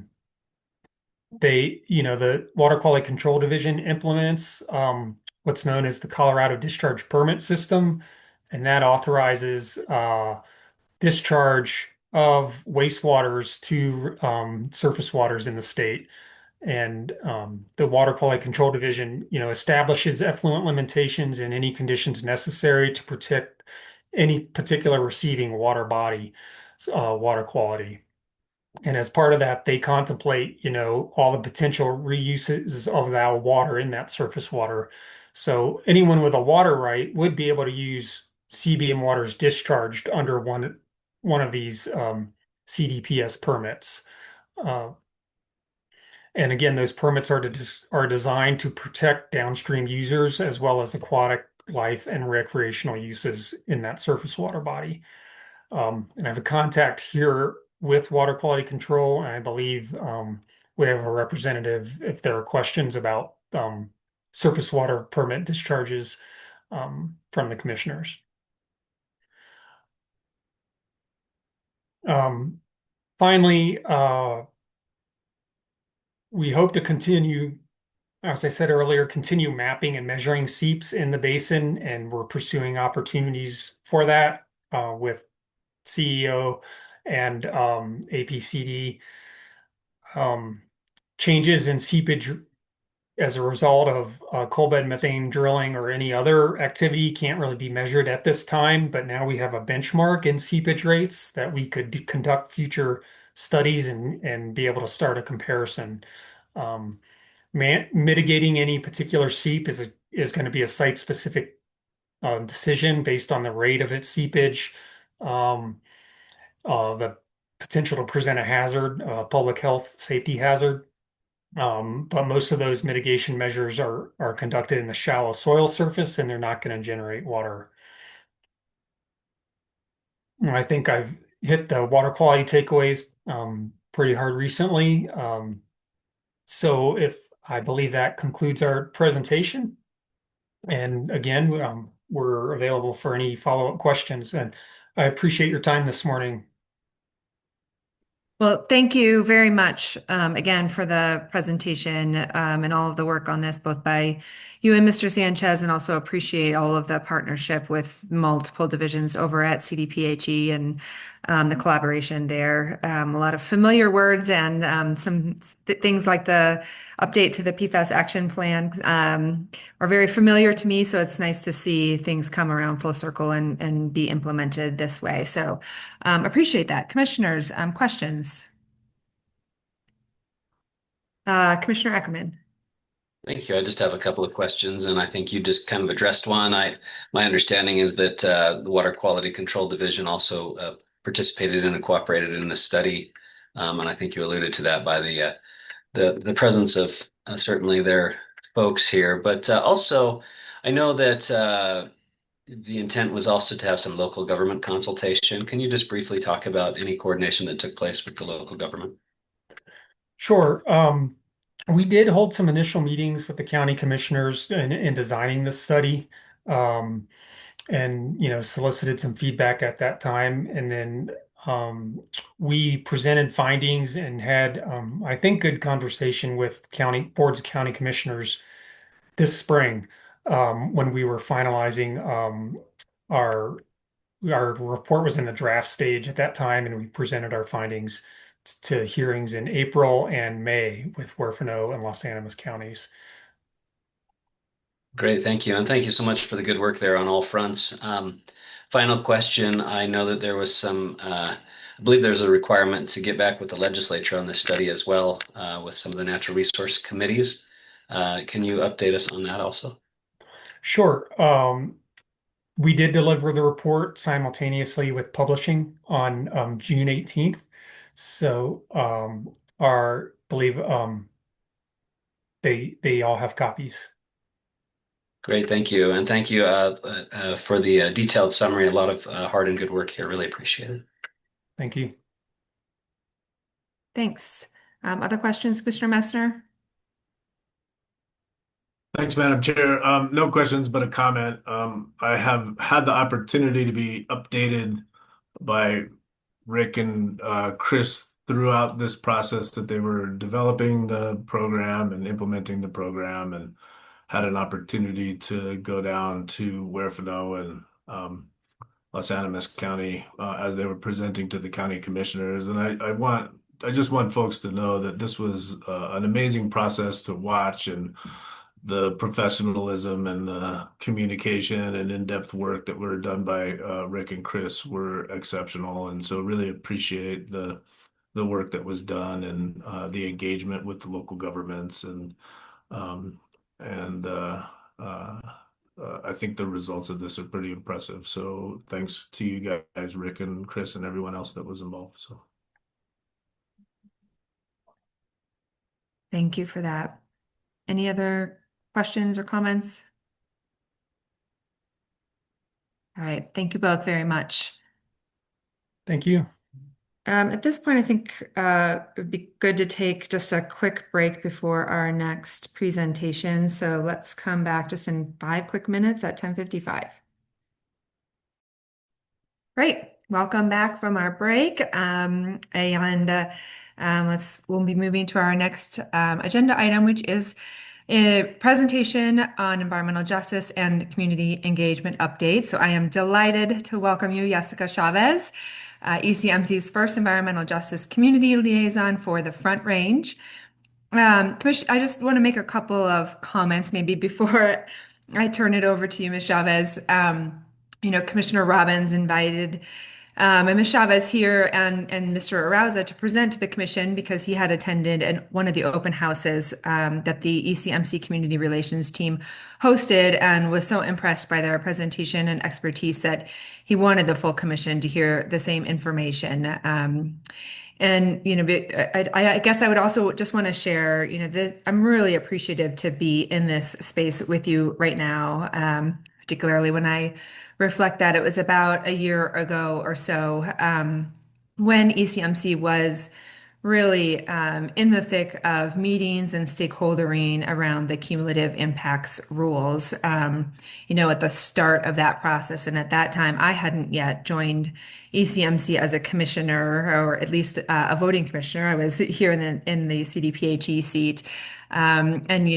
When I was at CDPHE, we were tasked with launching and implementing many of the kind of initial components of the state's 2021 Environmental Justice Act. And I understand, Ms. Chavez, that you'll be providing an overview of that act today, which I appreciate.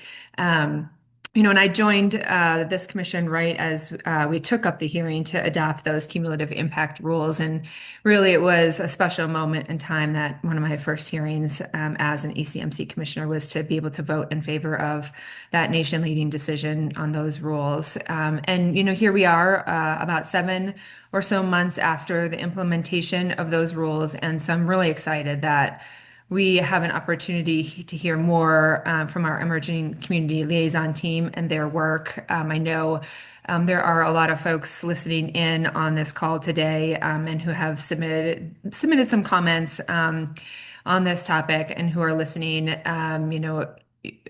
Appreciate how much you all advocated for the creation of these liaison positions and the important work that they are responsible for. We're looking forward really to hearing this update, Ms. Chavez. So I will turn it over to you. Thank you so much, Madam Chair. I really am thankful for the invitation to come present to you all, and I'll start with sharing my screen. Hopefully, I get it right the first time.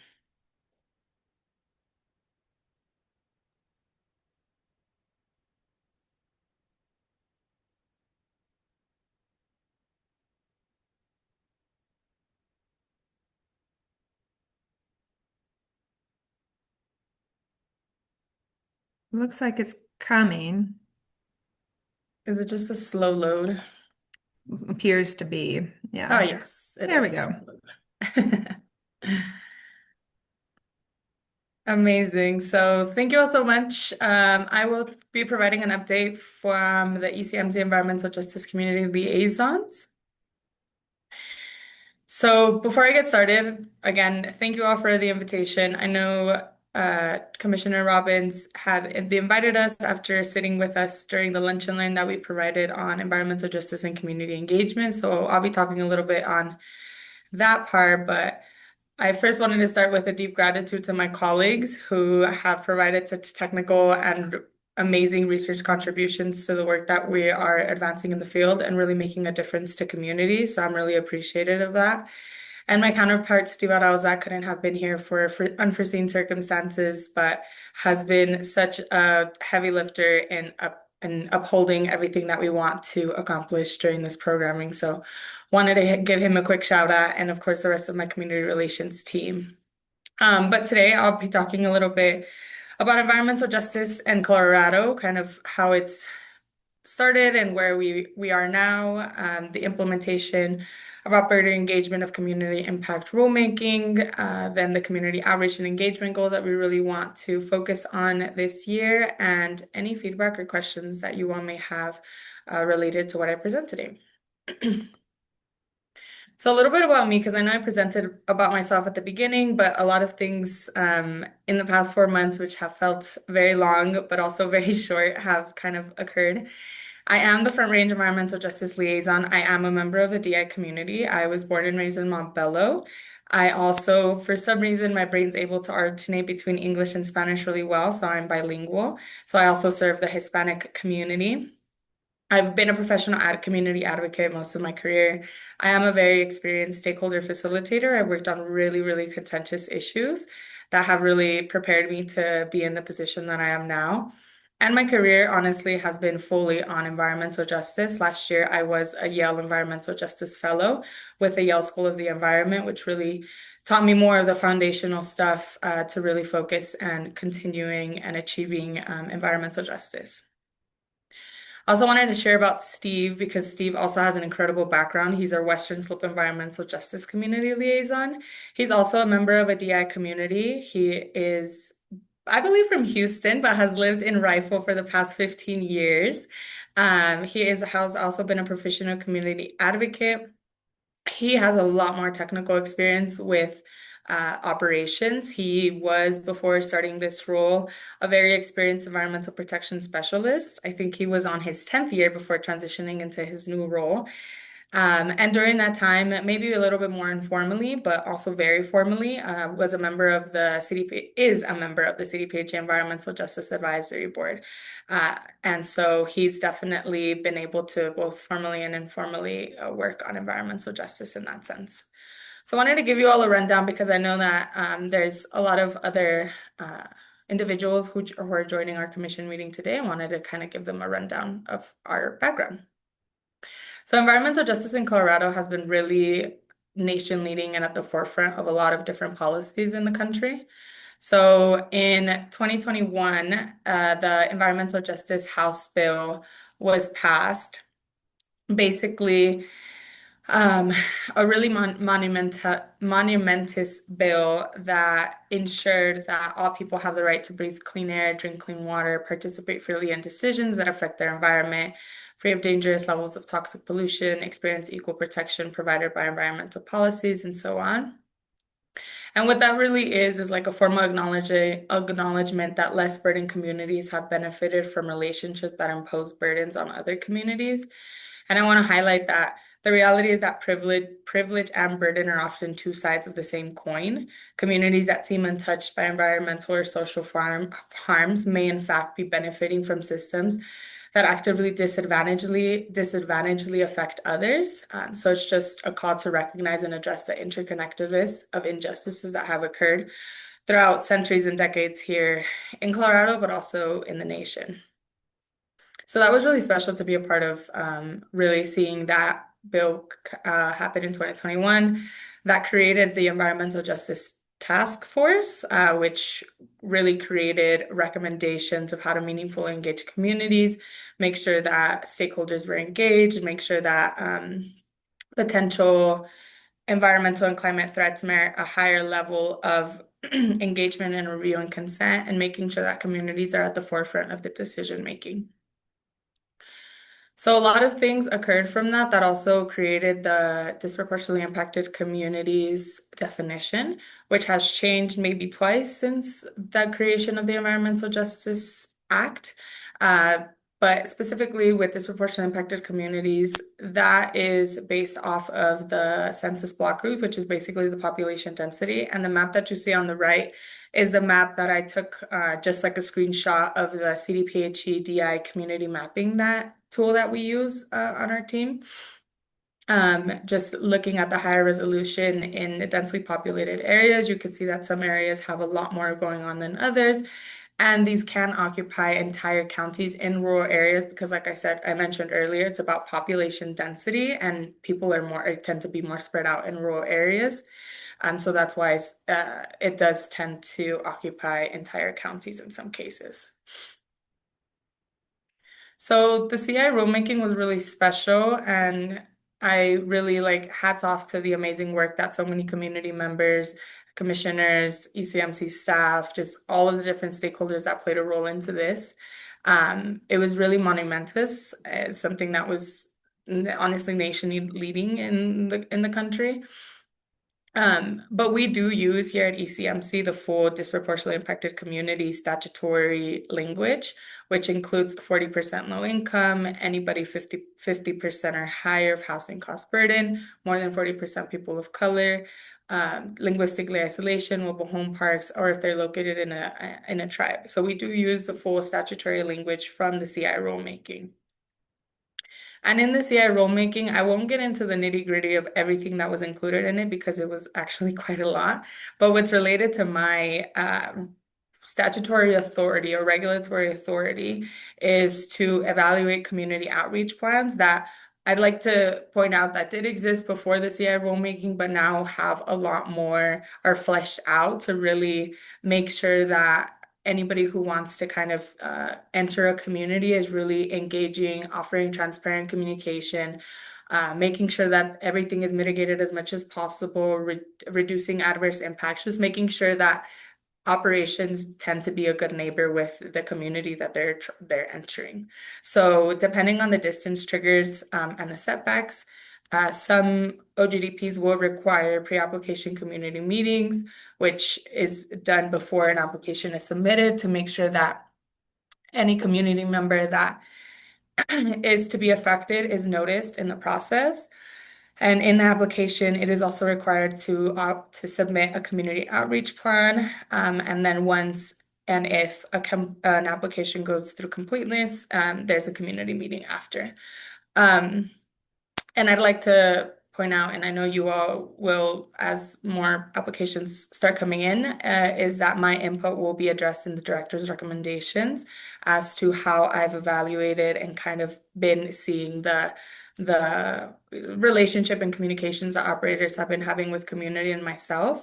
And that will be addressed in the director's recommendations as more applications that trigger community outreach plans will begin to come in.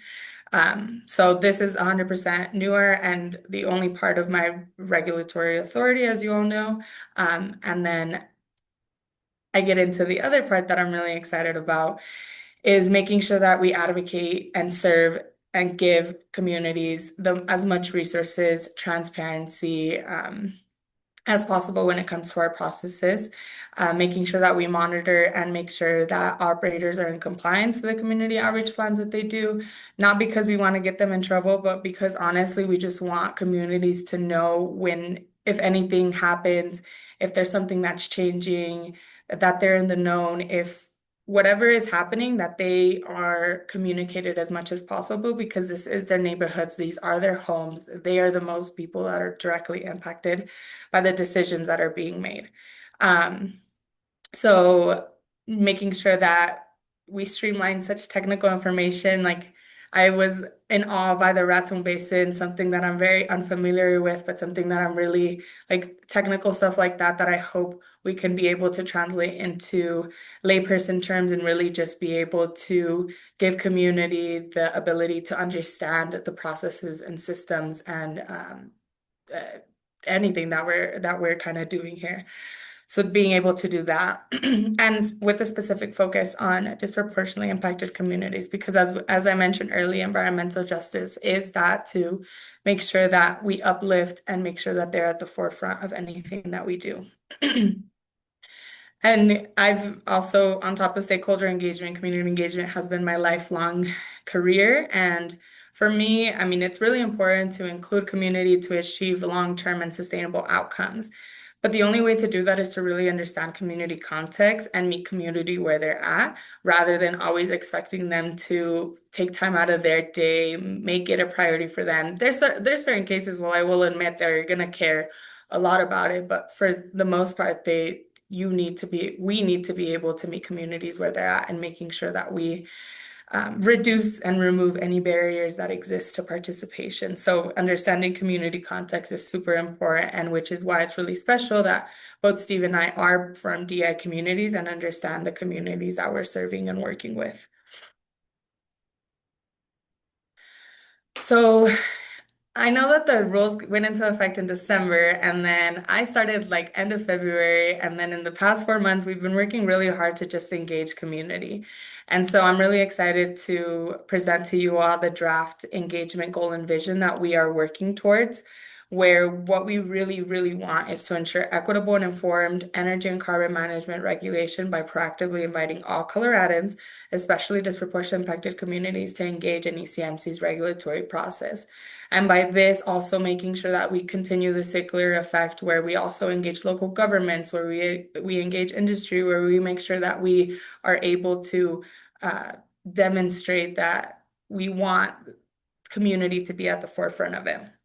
So having inclusive community consultation and recognizing that there's trust to build or trust to rebuild, and that is one of our biggest missions. And recognizing that we are nation leading, like we do have really stringent regulatory practices, because Colorado, I love living in this state. I'm so proud that this is a state that I grew up in, that I've lived in, that I came back to. And I want to keep it that way for future generations to be able to enjoy. So by doing that is making sure that communities are protected and that we do the best we can to protect them. So with that, at the forefront is our vision to build and sustain community trust. And what we really want to do is continue to streamline different processes of education, of outside of just the regulatory part, which is super important, which is like how do people come, how do we refine our public comment cheat sheet? How do we refine our website? How do we refine processes that communities can directly engage one-off on? But also, is it we have other energy sources that we're regulating as well, which is geothermal, carbon sequestration. There's a lot of different sources for communities to also educate themselves on as we continue on the process with not just oil and gas, but also as we move into other energy sources. So that part is really important and key, and something that we've already worked on, and I'll share a little bit about what we've kind of done. But also the outreach piece is, I am really big on meeting community where they're at and going to them.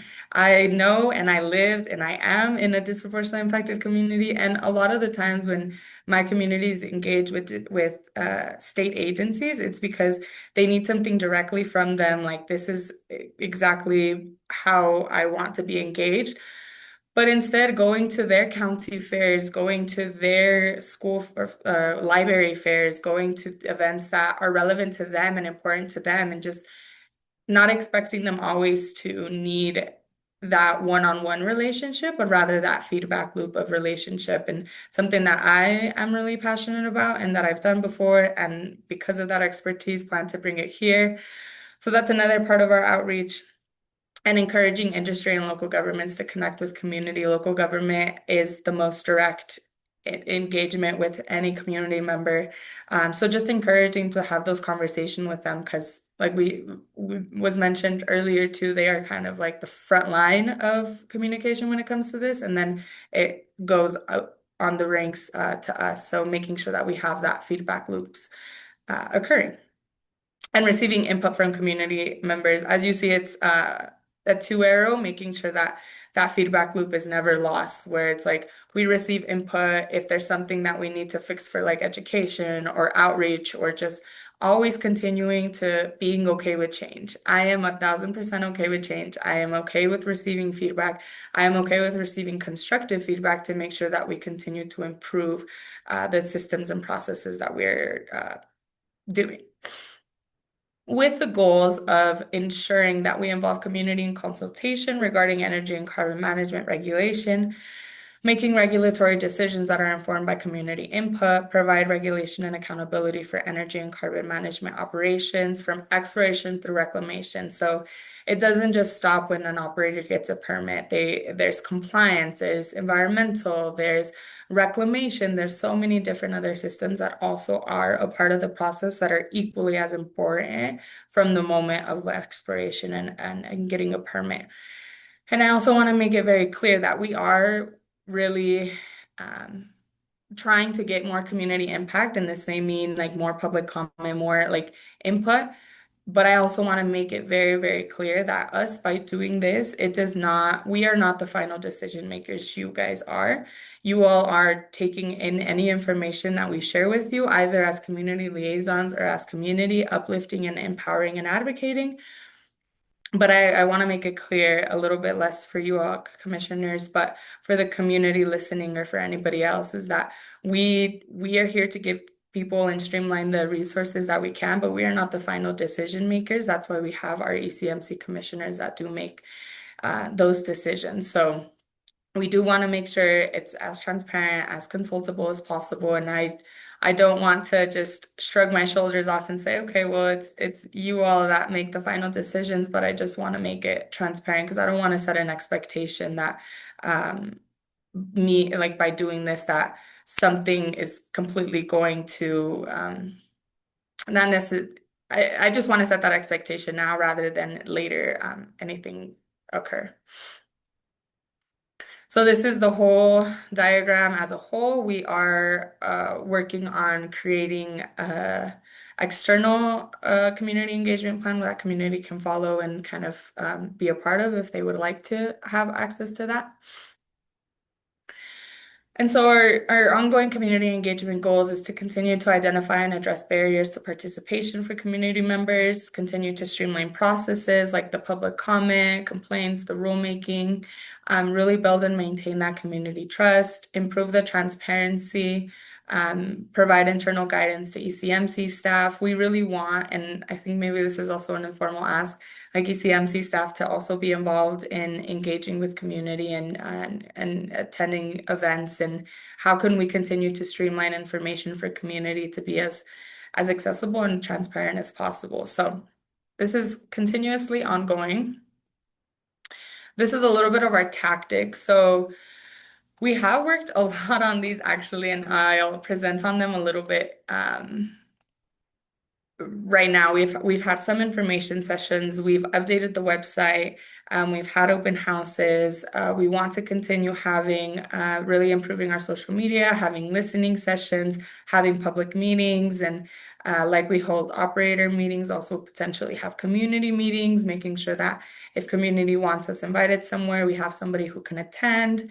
And two things that I really want to highlight that came actually out of the cumulative impacts report as recommendations for disproportionately impacted communities is having us as community liaisons create a disproportionately impacted community work group that potentially meets quarterly or yearly. We're trying to figure out the kinks. That's something that was added as a recommendation that we really want to highlight as something that we want to do in the next year. And making sure that we are able to give us as advocates, we are 100% here to uplift and empower community voices. But honestly, sometimes it's a lot more powerful to hear it directly from the community directly. So having that as a resource. And then also having an ECMC community resource book that provides a single source for detailed information on how the public can participate in the ECMC processes and hearings and stuff. So those are two things more directly that honestly for me is more of a priority to focus on because it did come from the CI report, and I really want to have that be a part of the 2025 report and just kind of continue on that. So these are a couple of the tactics that we've been working on that will continue to be fleshed out. But as I go through, we've been actually putting it into action and working really, really hard. Like I said, this is what is today, July 9th? I'm like 4.5 months into my job. And into those 4.5 months, we've done quite a lot. We have 3 open houses where we engaged directly ENGOs that were involved in the cumulative impacts or that wanted to be involved in just learning about ECMC and had an invitation there. We had it in Denver, we had it in Glenwood Springs, and we had it virtually. So that was really amazing. We also had an internal ECMC April lunch and learn where we talked about what is environmental justice. We broke it down. We had a really great discussion. What is community engagement? What that looks like, how we can engage, and really kind of started planting that seed. And we had a little catering from a Guatemalan inspired cafe convivio. So just calling them out because they are amazing. So they're on 38th in Sheridan if you all ever want to go check them out. We also had an internal community engagement audit because we also recognize that there has been a lot of community engagement that has occurred within different systems of ECMC. So me being a lot newer to the agency, I honestly was just curious, like, just tell me what has occurred, what can we do better, how can we continue to learn?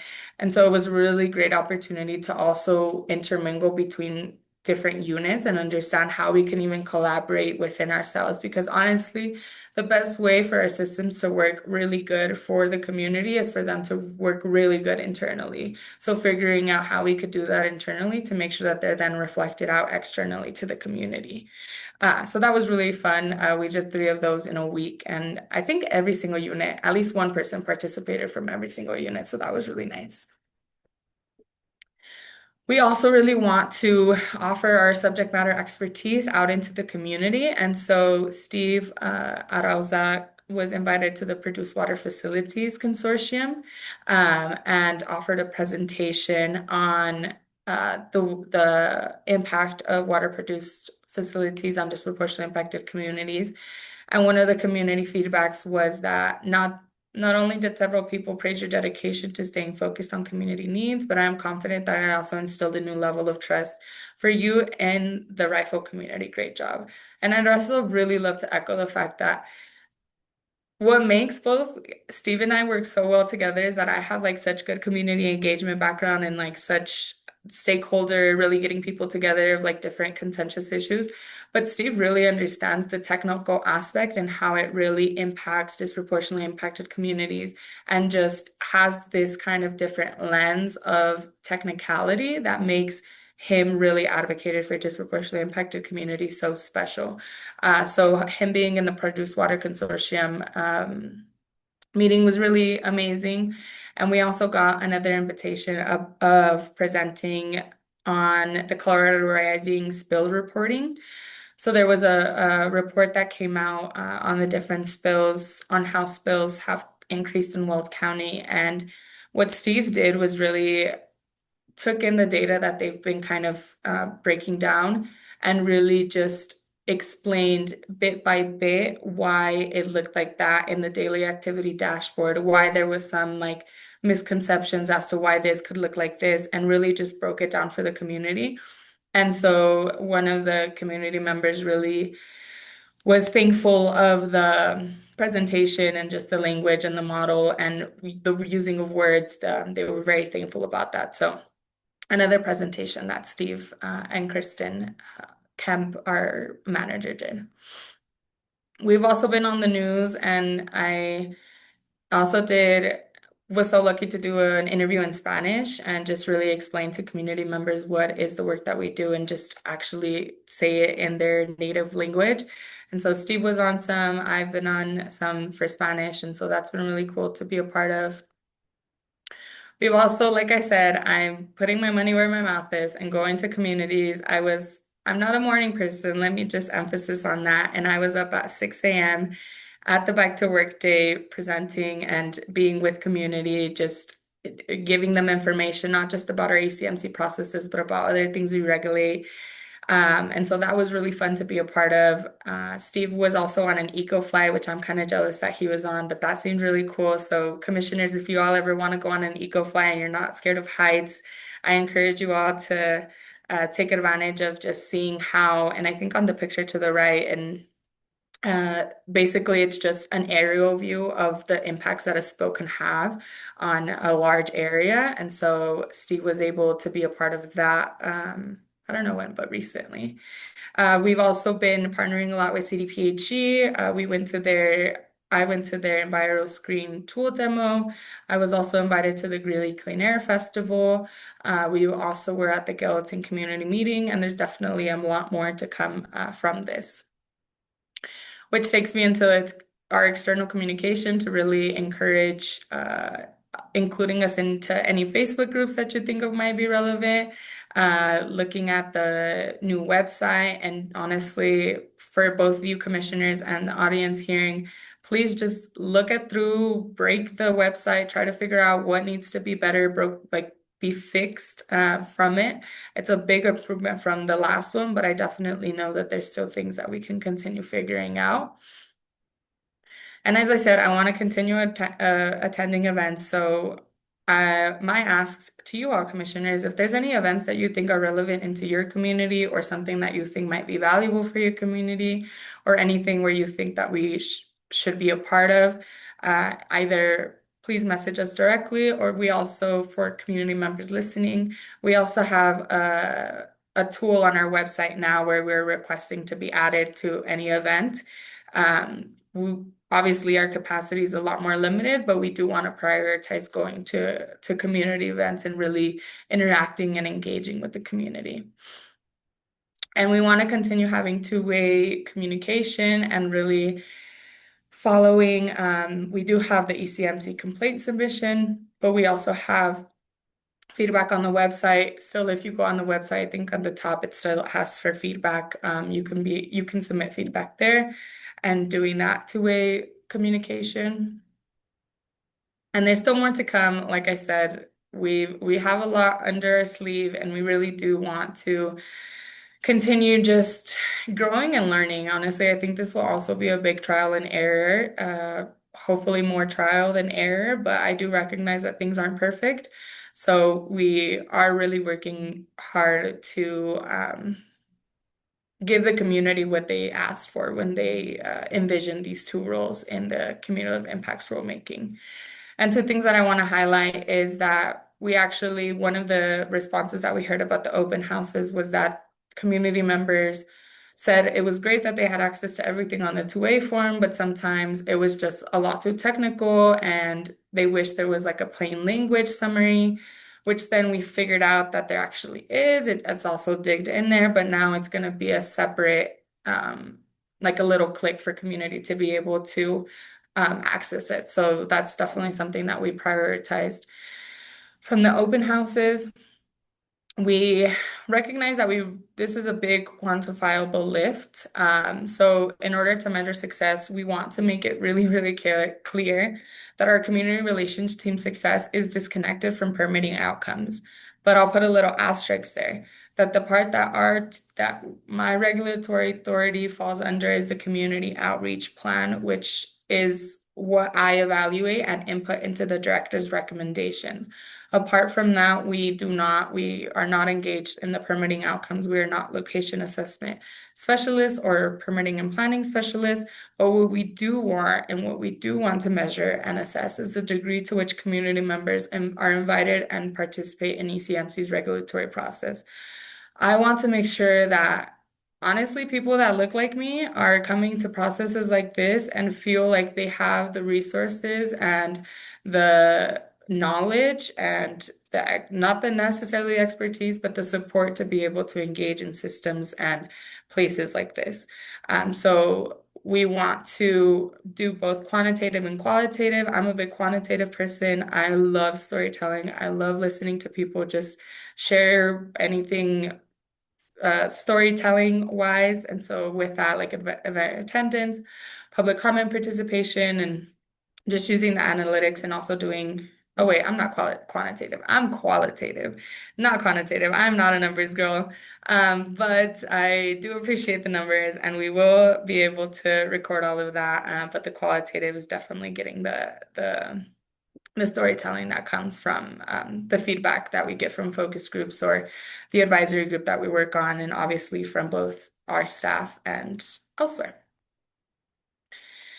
So with that, I finished talking to you all. I really, really do appreciate you all listening to one of our accomplishments, but the continuing support and just engagement that we really want to do. And we do encourage you all to let us know if there's any events that you would like us to be a part of. If you all give me the permission, I will book you all to attend programs or events. And I'm really excited to continue this work. So thank you all. Well, thank you. That was an excellent presentation, a really exciting update. So I really appreciate you being here and sharing all of that with us, but most importantly, doing all of this very important work and doing it so well. So thank you for that.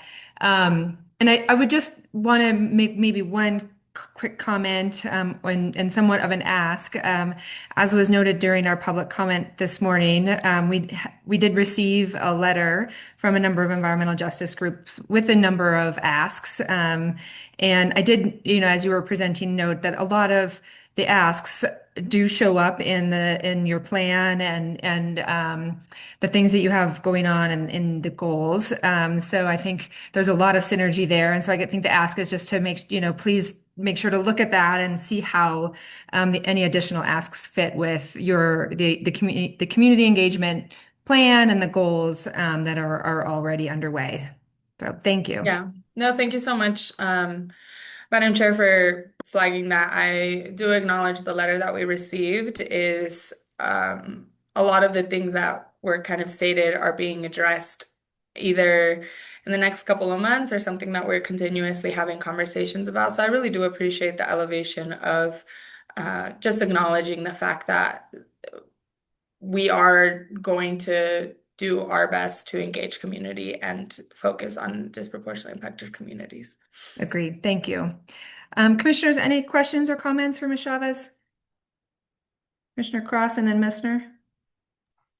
Thank you, Madam Chair. And thank you for this presentation. I first want to just say thank you to both you and Stephen and the rest of the community relations group as well for just hitting the ground running. As you said, it's only been, I think, 4.5 months, and you've obviously already undertaken a lot of, I know that going to a lot of these listening sessions, going to a lot of these events can take a lot of effort. So I appreciate you taking your time beyond just normal working hours to go to a lot of these. I did want to ask a couple questions.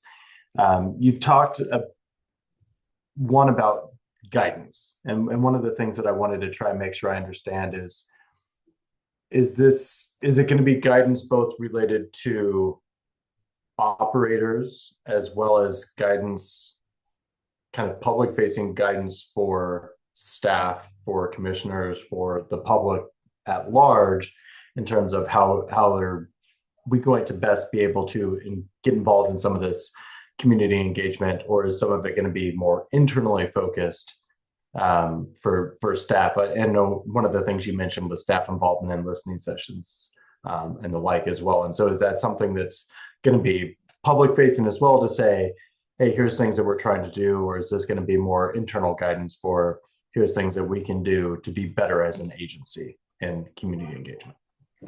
Yeah, that's a good question, Commissioner Cross. I think it's both. For the operator guidance, we did, and I didn't share it in the presentation, but we did do the operator guidance for the rules that are under our authority, which is the pre-application community meeting and the community outreach plan and the post-completeness community meeting. And potentially, I think the guidance will be more internal on how we can collaborate together to really engage with the community, but also the guidance on what we are gearing up to do is in the notices that are sent out by operators when they need to do a pre-application community meeting, there's several informational sheets that have to be sent from ECMC. And what we're doing is really revamping them and making sure that they are a lot more, not necessarily accurate, but a lot more streamlined. So I think it's a mixture depending on the context, will be more internally, but there will be some that will be external. Okay.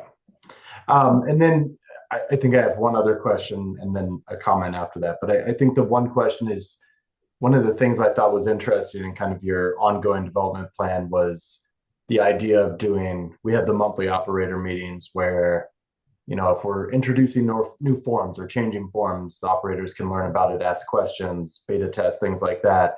And you mentioned the idea of potentially doing a community meeting like an operator meeting. And I thought that was really interesting. But I also was curious, kind of your thoughts of what those might look like, especially as one of your early talking points was the importance of making sure that it's on their availability and going to the DI communities and making sure it's not, okay, well, we have time between 10 and 11 o'clock on every other Thursday or something like that, and kind of forcing it. So I'm curious if you've had some discussions or thoughts or perhaps even community engagement already about what that might look like given those nuances that are a little bit different than an operator saying, hey, this is part of your job that you're going to come to our operator meeting.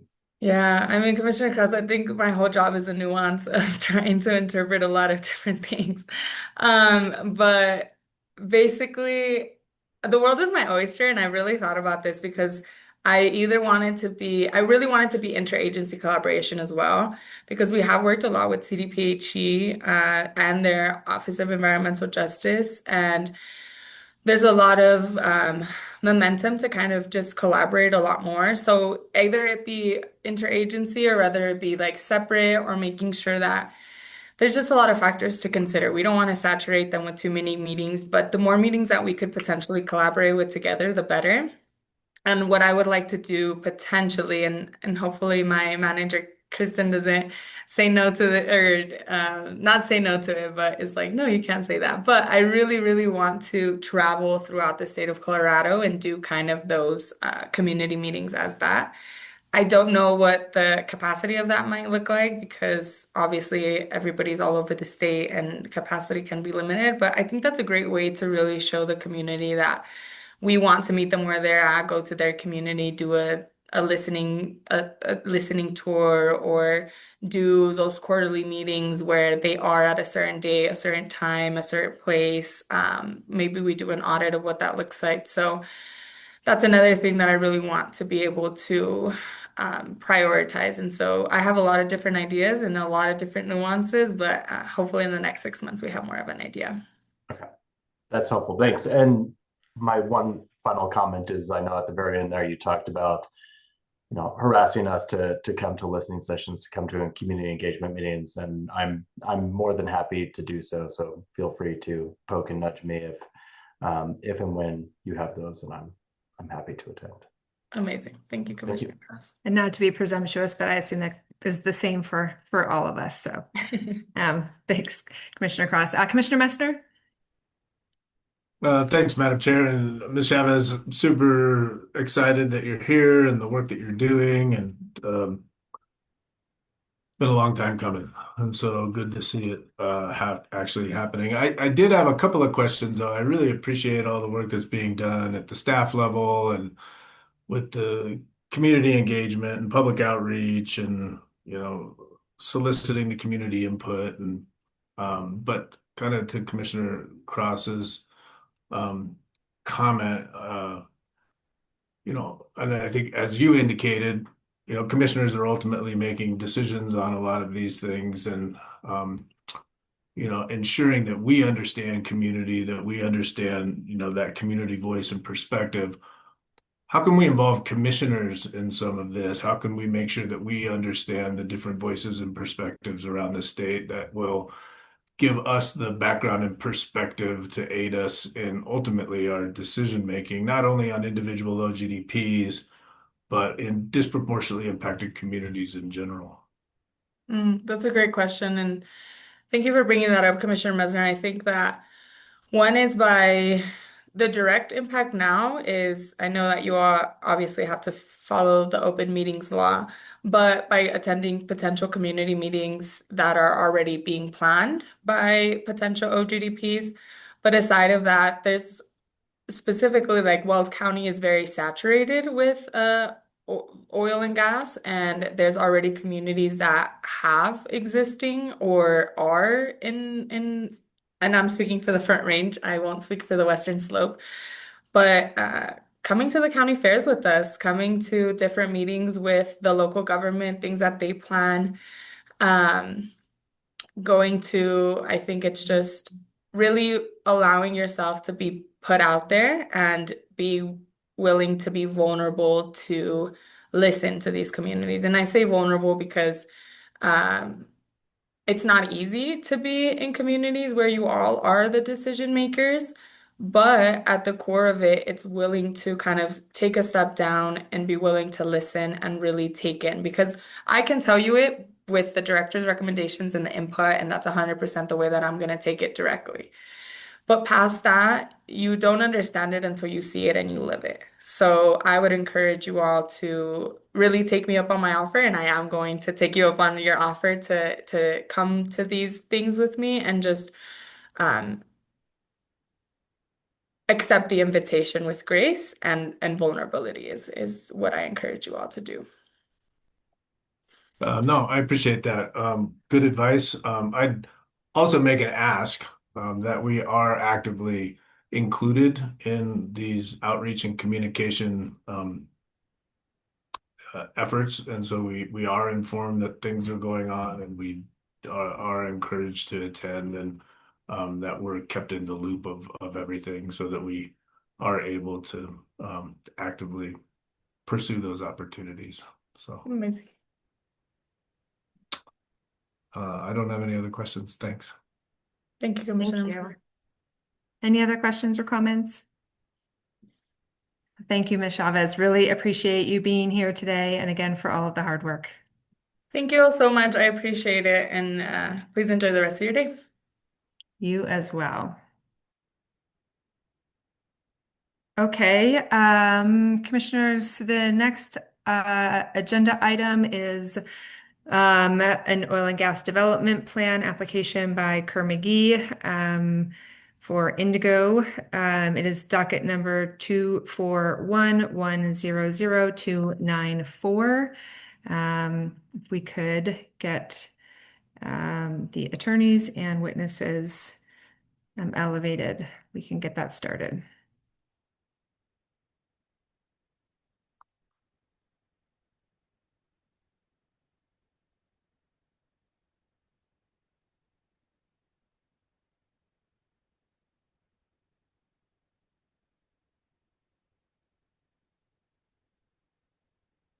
Madam Chair, we've elevated Brett Kavanaugh from Weld County. If we want to let him speak, that should give us enough time to get the witness panel elevated. Thank you for that reminder about sequence here in my first time chairing. Mr. Kavanaugh, my apologies, but thank you very much for being here. We always appreciate hearing from our local governments about applications within their jurisdiction. So please go ahead. Nope, thank you. And thank you for your time still this morning, but I wasn't sure if we were going to have to go into the afternoon. All the presentations have been great this morning, so always good to see ECMC staff presenting those, so thank you. And thank you for the opportunity to speak to Weld County's 1041 WOGLA process regarding the Kerr McGee's Indigo oil and gas development plan. Weld County held a pre-app location meeting for the Indigo location on September 25th, 2024. Attendees included Kerr McGee staff, OJED staff, Weld County staff, a representative from Boulder County, a representative from St. Vrain School District, and also ECMC staff. The 1041 WOGLA application for the Indigo was received January 23rd, 2025. Weld County received an application for intervention from Quarter Circle L LLC. Quarter Circle L owners owns the property directly to the south of the proposed Indigo location, which is within 2,000 feet of the 1041 WOGLA zone. Ben Kinney, a representative of the Quarter Circle L LLC, raised concerns about the proposed residential development and the health and safety of the residents at the time. The application, there's no existing homes on that parcel. KONG has committed to working with Quarter Circle L on the timing of the development of the locations to mitigate any concerns expressed by Quarter Circle L. The 1041 WOGLA hearing for the Indigo was held on April 24th, 2025, and was approved by the Weld County's hearing officer. The final order for the Indigo has been recorded with Weld County Clerk and Recorder and was noticed in the Greeley Tribune on May 9th, 2025. Approval of the Kerr-McGee's application creates a vested property right pursuant to Article 68 of Title 24. Due to the fact that Kerr-McGee has completed the 1041 local application process and that a final order has been issued, recorded, and legally published, Weld County has no additional concerns with the pending ECMC permit and would recommend approval. This concludes my presentation, and if you have any questions, please let me know. Thank you, Mr. Kavanaugh. Are there any questions from commissioners for Mr. Kavanaugh? Seeing none, thank you again for being here. Thank you. All right, thank you. I see Ms. Wasylenki, sorry. AAG Boudreau, I think I will hand it to you to swear in the witnesses. Thank you, Madam Chairwoman. I will ask each of the witnesses to visualize, and when I call your name, please tell us your first and last name. Excuse me, please raise your hand, tell us your first and last name, and then swear to tell the truth. We will start with Byron Griffin. Byron Griffin, I swear to tell the truth. Carissa Cray. Carissa Cray, I swear to tell the truth. Chad Schlechtenmeyer. Chad Schlechtenmeyer, I swear to tell the truth. Corey Altenberg. Corey Altenberg, I swear to tell the truth. Drew Stormo. Drew Stormo, I swear to tell the truth. Justin Nelson. Justin Nelson, I swear to tell the truth. Margaret Raleigh. Margaret Rowley, I swear to tell the truth. Matt Wells. Matt Wells, I swear to tell the truth. Ryan Seastrom. Ryan Seastrom, swear to tell the truth. Trevor Walker. Trevor Walker, I swear to tell the truth. Thank you. Ms. Wasylenki, the names are jumping around on my page. Did I get them all? I believe you did. I believe we need to elevate Chris Honus if he's on the meeting. If not, we can get started. It looks like he may not be on, but if he's asked a question later on and needs to be sworn in, perhaps we can do it at that time. I think that works. Thank you. Thank you. Great. So Ms. Wasylenki, I think the floor is yours to get us started. Wonderful. Thank you, Chair. We'll get our PowerPoint up and running, and then I'll get started. Wonderful. Well, good morning, Commissioners. My name is Kelsey Wasylenki with Jost Energy Law, and with Jamie Jost, we represent Kerr-McGee in the Indigo OGDP before you today in docket 2411-00294. I would like to thank Director Kavanaugh for his comments today and Weld County for its participation through the WOGLA process and its support of this OGDP. And we would also like to thank ECMC staff and the director for their efforts on this OGDP. Next slide. The Indigo OGDP proposes an approximate 1,298.79 acre OGDP for one new oil and gas location, the Indigo HZ pad, to develop 12 new horizontal wells within one proposed 1,280 acre drilling and spacing unit for the Niobrara, Fort Hays, Codell, Carlisle, and Sharon Springs formations. The Indigo HZ pad is located in Weld County, and as Director Kavanaugh mentioned, the WOGLA was approved in April of 2025. The proposed Indigo location avoids all ALA criteria, is sited outside of HPH, and is more than 2,000 feet from all residential building units, high occupancy building units, schools, and childcare facilities. The closest RBU is approximately 2,053 feet from the working pad surface, and Kerr-McGee will describe its outreach efforts in the presentation today. In addition, the location is sited outside of a DIC. The siting of the location and proposed BMPs will avoid, minimize, and mitigate potential adverse impacts, adhering to the mitigation hierarchy. To highlight a few of these BMPs, Kerr-McGee commits to Group 3 drilling fluid for operations, an electrified production facility, use of a quiet frac fleet, pipeline takeaway for oil and gas, and will conduct a raptor nest survey prior to construction. And finally, Kerr-McGee has complied with all notice requirements for the Indigo OGDP. No formal petitions were filed, and 5 supportive public comments were received. With that, I'll turn it over to Ryan Seastrom with Kerr-McGee to continue the presentation. Wonderful. Thank you, Ms. Wasilinki. Good morning, Chair Oath and Commissioners. I hope you all had a great holiday weekend. It's great to see you again. My name is Ryan Seastrom, and I am a Senior Regulatory Analyst with Kerr-McGee Oil and Gas Onshore LP, a subsidiary of Oxy USA. With me today are several subject matter experts to help answer any questions that you may have. I would also like to thank staff for their attention and time reviewing this permit. To start, I'd like to provide an overview of the permitting timeline for this application. Kerr-McGee had the pre-application meeting with Weld County and the ECMC in September of 2024. The 1041 WOLGA was approved by Weld County in April of 2025, and we received the director's recommendation in June of this year. To highlight, we've received 5 public comments in support of the application, and no petitions were filed against. Next slide, please. On this slide, you can see our estimated phases of operations for the Indigo HZ location. As shown, the wells for this location will be completed in 1 occupation. Construction is currently planned to begin later this year in Q4 of 2025, with operations concluding in Q4 of 2026. Next slide, please. The Indigo HZ location will consist of 12 horizontal wells and 1 production facility. An SUA has been executed, and as mentioned, Kerr-McGee received an approved 1041 WOGLA permit from Weld County in April. The Indigo HZ location does not have any residential building units, high occupancy building units, schools, or child care centers within 2,000 feet of the working pad surface. It is not located within high priority habitat, floodplains, or designated outside activity areas, and poses no public water system concerns. Further, the Indigo HZ location does not trigger any Rule 304(b)(2)(b) criteria. Next slide, please. Here we have a look at the proposed location and its proximity to receptors.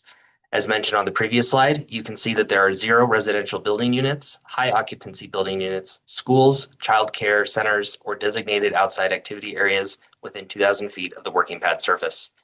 Next slide, please. The proposed Indigo HZ location is not located within high priority habitat, wetlands, or floodplains. There is no suitable burrowing owl habitat within 0.25 miles of the location, and the nearest mapped bald eagle nest is approximately 2.24 miles to the north. To minimize impacts on nesting raptors, biological surveys will be conducted no more than 7 days prior to the start of construction at the location, and if there is no activity between phases, including construction, drilling, and completion for more than 7 days. If a nest is occupied within a species buffer, Kerr-McGee will not start operations and will consult with CPW for approval on next steps and necessary documentation. Next slide, please. Due to the underdeveloped area of the basin, there are no wells or facilities that are candidates for plugging and reclamation. I would, however, like to highlight Kerr-McGee's P&A commitments over time, though. For the last 18 approved OGDPs, we will be plugging over 500 wells and reclaiming over 400 acres of land, resulting in 194 more acres being reclaimed than disturbed. Kerr-McGee will continue to identify opportunities to plug additional wells and reclaim acreage in future OGDPs. Next slide, please. This aerial map shows the haul route that has been designed to route traffic to the nearest paved arterial road. The route has been approved by Weld County. To note, as Weld County Road 1 is jointly owned by Boulder and Weld County, but maintained by Weld County, Kerr-McGee did notify Boulder County of our haul route and received no comment back. To note, through our water on demand system and oil takeaway, Kerr-McGee will be removing approximately 117,781 truck trips. Pardon me, my light turned off. I'm going to turn it on again real quick. Excuse me.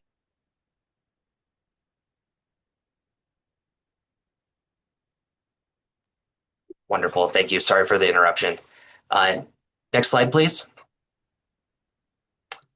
Kerr-McGee evaluates produced water management at a regional level, and produced water takeaway is vetted for every proposed location. There are no third-party lines for produced water takeaway in the area, and Kerr-McGee has identified a disposal facility approximately 12 miles to the southeast of the Indigo HZ location. Construction of a produced water line to this facility would result in a large disturbance, approximately 160 acres, traveling through DIC communities, floodplains, wetlands, and water crossings. The impacts of constructing a line would outweigh potential benefits. Next slide, please. Regarding emissions, I would like to highlight a few items on this slide. The graph illustrates reported CO2e intensities for Kerr-McGee's new facilities that have commenced operation after December 31st, 2022. The orange, green, and blue lines show the Reg 7 new facility intensity requirements for years 2023 to 2030. As you can see on the x-axis, the blue bars represent Kerr-McGee facilities commissioned after December 31st, 2022. And their respective levels of CO2e intensities, which are all significantly below the thresholds that have been set by CDPHE. Related to power, Kerr-McGee will adhere to CDPHE and AQCC rules as outlined in Regulation 7, Part B, 6E. These ozone season practices will be applied to year-round operations and not just during the May to September ozone period. Examples of these power options for the production drilling rig include highline power, natural gas with the battery energy storage system, or Tier 4 diesel. For each location, Kerr-McGee explores the possibility of supplying power to our rigs using grid power and will continue to do so. At a minimum, Kerr-McGee will utilize a production drilling rig powered by natural gas with a battery energy storage system. For hydraulic fracturing operations, we will utilize a Tier 4 or better frac fleet. Next slide, please. Highlighted on this slide are several of our many best management practices that will be in place to help avoid, minimize, and mitigate any operational impacts to surrounding receptors. Next slide, please. The air monitoring program for this OGDP will be submitted to CDPHE closer to the scheduled construction start date, and air monitoring summaries for this location will be posted to the Oxy stakeholder website monthly for the first 6 months. Residents with any concerns are encouraged to reach out to our stakeholder relations team. Next slide, please. Since 2020, using our approved air monitoring program, Kerr-McGee has collected over 14,100 air samples spanning all phases of oil and gas development. All results, as shown on the graph on the left, are well below the CDPHE health guidance value of 9 parts per billion for benzene. Next slide, please. The next 2 slides will highlight Kerr-McGee's stakeholder relations outreach efforts. Kerr-McGee's stakeholder team participated in a door-to-door effort, provided all required as well as courtesy notices, and has held 1 community meeting. Our stakeholder number is available for anyone to call with any questions or concerns they may have about our development, and we encourage participation from the community. Next slide, please. This slide highlights our stakeholder engagement timeline. Engagement for this OGDP began in October of 2024, and our stakeholder team will continue to be available for any concerned stakeholders for the life of the project. Next slide, please. Before I turn it back over to Ms. Wazelinski, I'd like to summarize several points. 5 public comments were received in support of the OGDP, and no petitions were filed against the OGDP. There are no residential building units, high occupancy building units, schools, or child care facilities within 2,000 feet of the location. Kerr-McGee's BMPs will minimize and help mitigate any potential impacts to nearby receptors, and Kerr-McGee did receive a recommendation for approval in the director's recommendation. Kerr-McGee is proud to present the Indigo OGDP and is confident in our ability to develop this location in a manner that protects public health, safety, welfare, the environment, and wildlife resources. I appreciate your time, Commissioners and Chair. Ms. Wazelinski, I'll hand it back over to you to conclude the presentation. Thank you, Mr. Seastrom. This last slide shows the relief requested for the Indigo OGDP. This does conclude our presentation. Kerr-McGee has a number of subject matter experts on the hearing today. So at this point, I think we can take the PowerPoint down off the screen. And if our subject matter experts could have their cameras on, we are now open for questions. Great, thank you. Commissioners, questions for the panel? Commissioner Ackerman. Thank you. Thanks for all the work on this application. I appreciate your quick and thorough treatment of the main points in the application. Just looking for a little bit of clarification on a couple of points. The first one is produced water. You addressed this in your presentation. Looks like the nearest disposal facility is 12 miles away. And you mentioned no third-party pipeline infrastructure existed in the area. does that mean there's no tie-in point anywhere between the proposed application spot and that saltwater disposal well or that wastewater disposal well? Certainly, Commissioner Ackerman. I would like to turn that over to our facilities engineer, Byron Griffin. Hi, good afternoon. Byron Griffin, facilities engineer. Yes, that is correct. We've actually looked at a couple of different SWD locations, in fact, in addition to this one. In this area in particular, the SWD presence is very, very slim. And to answer your question directly, we did not identify any tie-in points between this location and the SWD shown on the map there. Thank you. I appreciate that clarification. The other clarification that I had was I appreciate Kerr-McGee's continued commitment to look for grid power to power drill rigs that was mentioned here today. It wasn't really mentioned specific to this application, though. Could you talk a little bit more about any active efforts for electrification of the drill rig on this specific application? And You Commissioner bet. Ackerman and Mr. Honus, before you answer that, I believe we need to get you sworn in. Yeah, absolutely. Chris Honus, I swear to tell the truth. So yes, we have been working with the utility on this pad. The feedback that they've given us up to this point is that the upgrades to the grid that would be necessary to be able to get enough power are massive, substantial, and it doesn't really seem very realistic outside of maybe this pad getting delayed substantially and maybe some things changing in the future with the utility. But as of our current schedule, this pad will almost certainly be natural gas with battery assist. Thank you. And 2 points in response there. I particularly appreciate that your backup is going down to natural gas with battery backup. Thank you for that. I think that's helpful and illustrative of one of the reasons that Kerr-McGee is ahead of the curve with regard to emissions. That said, I guess my further clarification, and I'm not looking for a lot of depth here because it's broader than this application, but can you talk a little bit about how you try to align the potential improvements to the grid in order to kind of better align with your schedule so that it's more realistic when you do get to a pad to be able to work off of grid power? Yeah, you bet. So our process is as soon as we work through sort of our long-term planning process and identify where we believe a reasonable pad location is going to be, we reach out to the utilities and we try to get into their queue on taking a look from an engineering standpoint on what a study would look like to be able to get the grid in shape. Pads will come back in various states. Some of them are like thumbs up, this is super easy. The grid can handle it, and it's just a matter of running a little bit of line out to our pad. Other times we'll get feedback that the substations can't handle it, or many, many miles of line would need to be replaced and buried underground at quite substantial disturbance to the area, and many, many easements that may be needed to do that.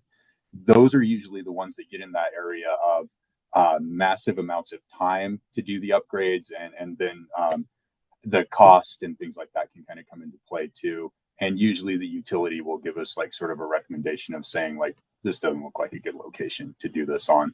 And Indigo would kind of fall under that standpoint of significant time and cost, and that their recommendation is this is not a good location for highline power based on the status of the current grid. Thank you. I appreciate those responses. Certainly encourage you to continue to work with the utility companies going forward as you've been doing and trying to line up those processes as much as possible. Madam Chair, I don't think I have anything further. Right. Thanks. Great, thank you. Additional questions from commissioners? A lot of folks on the screen, so if I'm not seeing something, let me know. But I am not seeing any additional questions. So with that, we can move into deliberations. Any commissioner desire to start out with deliberative comments? Commissioner Ackerman. Thanks, Madam Chair. I really don't have a lot for deliberations here. I thought the application was well done, the paperwork was well done, and the opportunities to review through writing were definitely sufficient for me. I appreciated the specificity on working with CPW. This wasn't an HPH, but there was discussion, as we heard in the presentation, about not just surveys associated with nesting raptors, but the specifics of the follow-up associated with those surveys, which is important to me, and I appreciate the operator dealing with that during their presentation. That said, I don't have anything further. I'm happy to make a motion if there aren't other deliberations. Thank you. And it does appear that we maybe have lost Commissioner Cross for the moment. I don't know if he lost connection here. We do still have three of us, so we do still have a quorum. He's still there, Madam Chair. He is here? Yeah. My screen is messed up. My apologies, Commissioner Cross. There you are. Okay, great. Any other deliberative comments?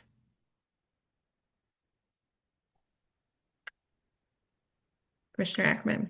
Thank you, Madam Chair. I don't see any conditions of approval attached to this, demonstrating once again the thorough work. I would move for approval of this application. Second. Great, a motion and a second. All those in favor? Aye. Aye. Aye. Any opposed? Motion carries 4-0. Thank you for the presentation. Let's see. So it is 12:04. Let's take just maybe a 30-minute or so lunch break and come back at 12:35. Great. Welcome back to the Energy and Carbon Management Commission meeting. It continues to be July 9th. And the next item on our agenda, oh, darn it, I just closed the tab, so I don't have the docket number. But the next item is another oil and gas development plan application. This is by Bison 4, the Eider North amended application. If anybody else, Hearings Manager Thomas, if you have the docket number available, that would be great if you would help me out here and state that for the record. Yes, certainly. The docket number is 241200316. Thank you. Appreciate it. And we will start out with Mr. Kavanaugh as we get our panelists elevated. Thank you, Mr. Kavanaugh, for coming back this afternoon. Well, thank you for having me again, and yes, thank you for the opportunity to speak to you for a few minutes this afternoon as it relates to Weld County's WOGLA process for Bison 4's oil and gas development plan. On December 4th, 2024, Weld County held a pre-application meeting for the Eider North location. That's before you today. Attendees included Bison staff, Weld County staff, ECMC, CPW, BLM, and also the USDA. The 1041 WOGLA application was received January 29th, 2025. Weld County did not receive any public comments or applications for interventions on the Eider North location. The 1041 WOGLA hearing for the Eider North was held on April 3rd, 2025, and approved by Weld County hearing officer. The final order was recorded with the Weld County Clerk and Recorder and published in the Greeley Tribune on April 23rd, 2025, which creates a vested property right for this permit. 2A comments were submitted to the ECMC and are included in the director's recommendation. Weld County agrees with the director's recommendation and supports approval for this application. This concludes all my prepared comments, and I'd be happy to answer any questions at this point. Great, thank you. Any questions for Mr. Kavanaugh? I don't see any questions. Thank you for being with us again. All right, Ms. Wazelenki, welcome back. Do we have all of your witnesses elevated and ready for swearing in? We do. Yes. Thank you, Chair. We have only 2 witnesses for the hearing today. Okay. Thank you. AAG Boudreau. Thank you, Madam Chair. I'll ask the witnesses when I call your name to be visualized. Raise your right hand and state your first and last name and that you swear to tell the truth. We'll start with Katie Gillen. My name is Katie Gillen and I swear to tell the truth. Thank you. And Bennett Mayer. My name is Bennett Meyer and I swear to tell the truth. Thank you. Thank you, and please go ahead with your presentation. Thank you, Chair. We'll get our PowerPoint up and running as usual, and then I'll get started.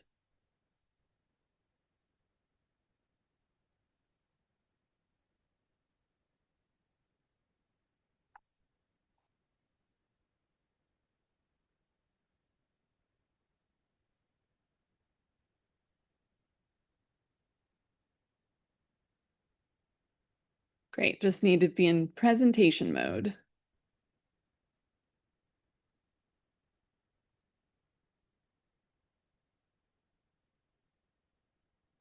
And Bennett, it's in the view where we can see the next slide.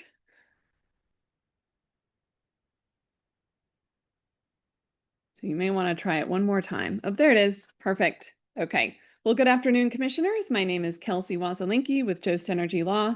And with Jamie Jost, we represent Bison 4 Operating LLC in the amended Eider North OGDP before you today in docket 2412-00316.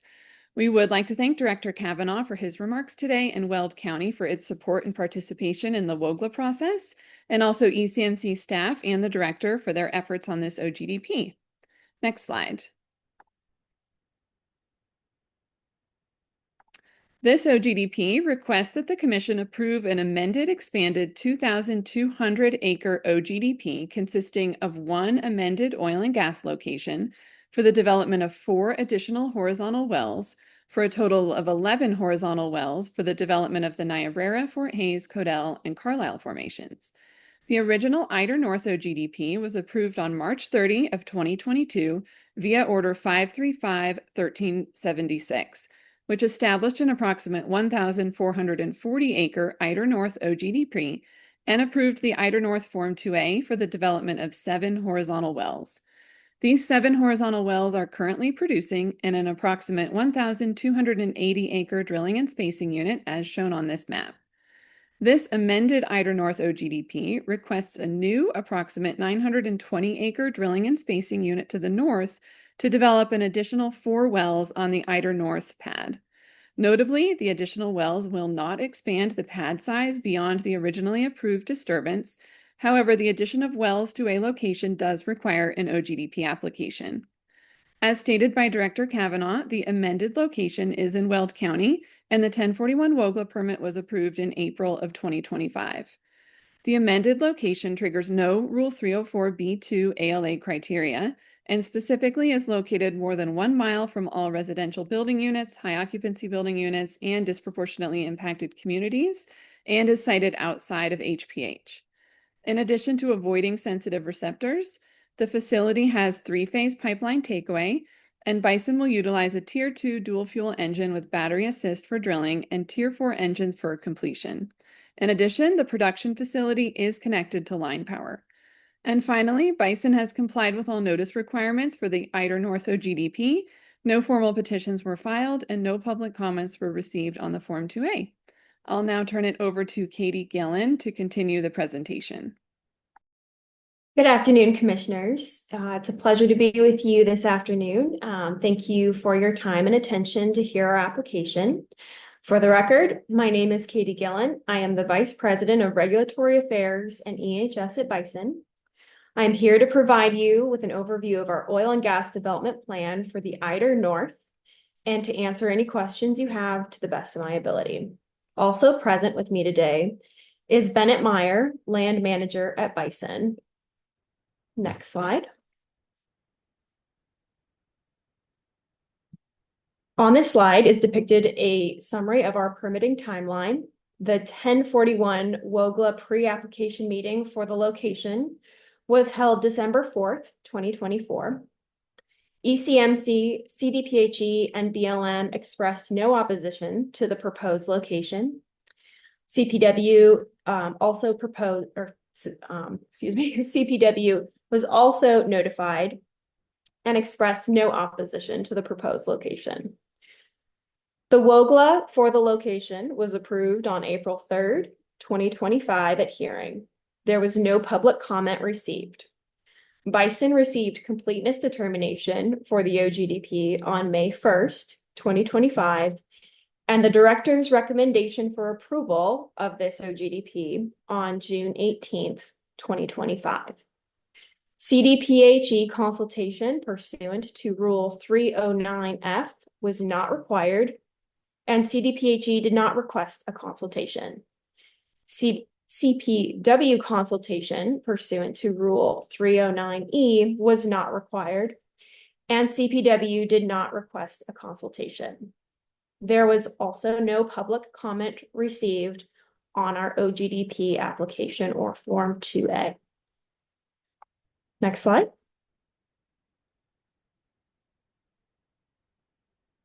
The mineral lands that will be developed for this OGDP will be developed from an existing location, the Eider North Pad. The drilling spacing unit, the new drilling spacing unit establishes a 920-acre unit for drilling up to 4 new horizontal wells in Township 8 North, Range 60 West, in sections 23 and portions of section 24 and 25 as depicted on this slide. Next slide, please. We have included a map depicting cultural features under Rule 304B2 to highlight the remote nature of the location and how Bison has cited this location to best avoid impacts. No ALA criteria were met for this location, and it is also well over a mile away from any sensitive receptors. All residential building units, high occupancy building units, schools, and disproportionately impacted community boundaries are all well over a mile away from the location. Additionally, this new development was sited on an existing location, the Eider North, and no new surface disturbance from what was previously permitted will be required or was requested as part of this application. Next slide. Bison considered key cultural and environmental features to avoid and mitigate impacts when selecting the Eider North surface location and access road. The location was selected as it avoids all existing criteria under Rule 304 B2B, and no new surface disturbance is required, and Bison will be reoccupying an existing pad.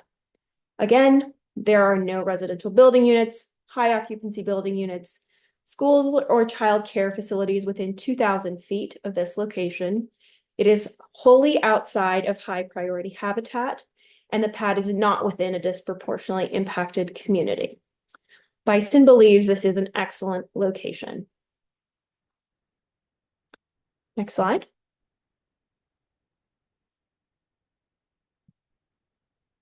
The location is in a remote area zoned agricultural in unincorporated Weld County.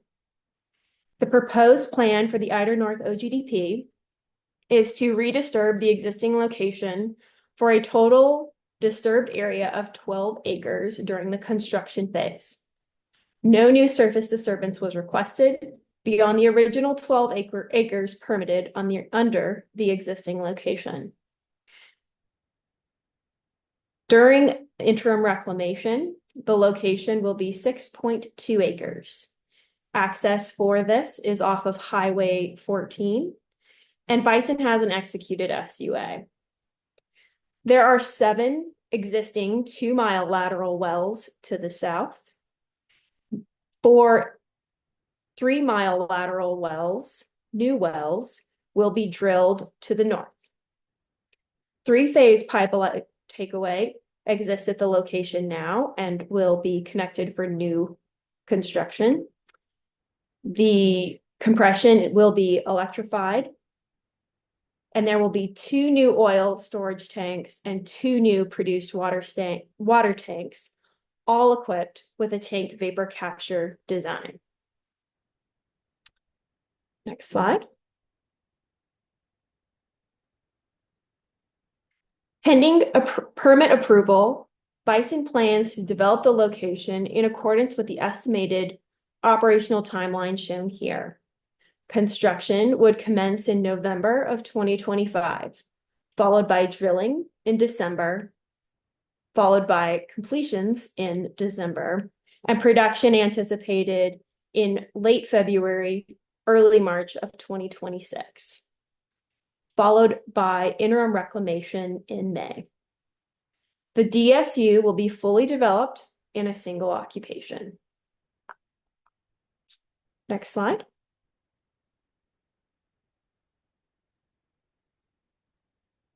Bison will utilize the following BMPs during drilling and completions. Tier 2, dual fuel engines with battery assist for drilling. And I will note for commissioners that Bison is over compliant by 42% with the NOx intensity requirements.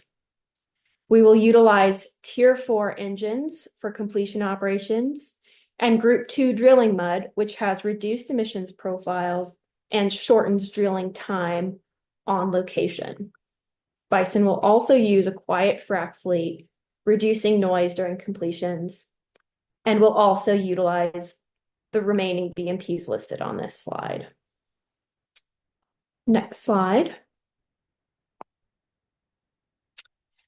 During the production phase, Bison will implement the following BMPs, and to highlight a few, Bison will have oil, gas, and produced water pipeline takeaway. We will utilize a custody or LACT system.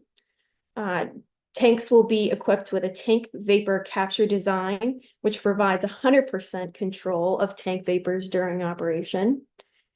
And line power connection to the production facility, and all compression will be electrified unless service loads are rejected by the utility power provider. Next slide.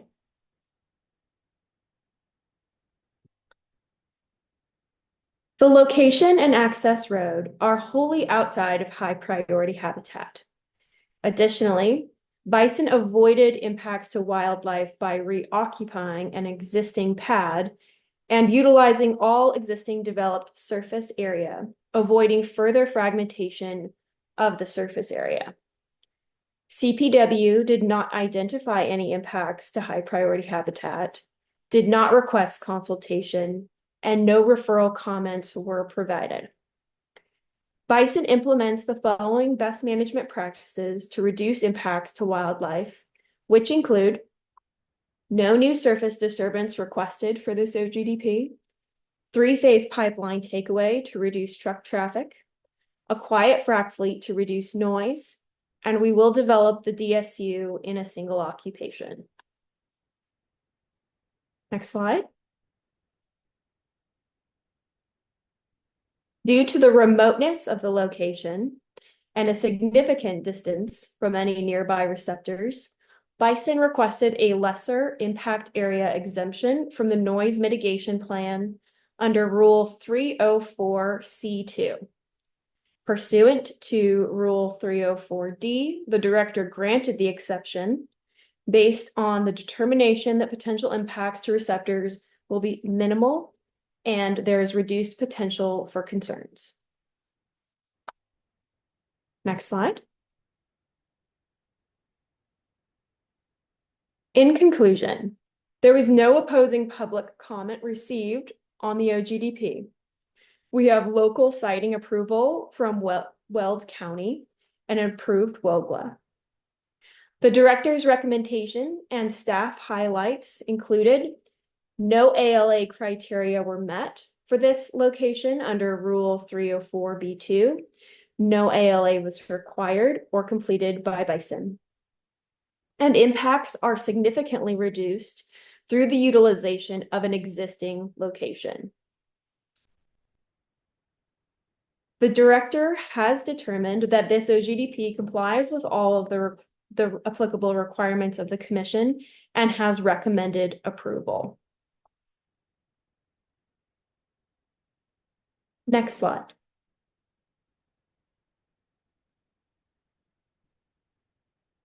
With this OGDP, Bison has submitted the following requested relief as reflected on this slide. This concludes our presentation, and we are now available and open for commissioner questions.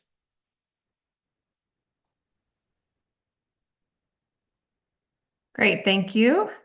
Commissioners, questions for the panel? Commissioner Kratz. Thank you, Madam Chair. And I'll start off saying I like a lot of things about this application, the use of an existing pad, existing facilities. And I think one of the things that has come up numerous times is the number of tanks, particularly given the existing facilities. And so when I see some of those numbers, it's with it being three-phase takeaway, it's, we'll say, startling. And so I'd appreciate some understanding, because I know even a lot of times tankless does not mean completely tankless, but that's a lot of both oil storage tanks and water tanks for, you know, potential issues that could come up. And so would help if I could get some explanation on that. Right. So because the new DSU includes federal minerals, Bison will need these additional tanks because we are not able to commingle the production with that of the existing minerals developed under BLM's rules.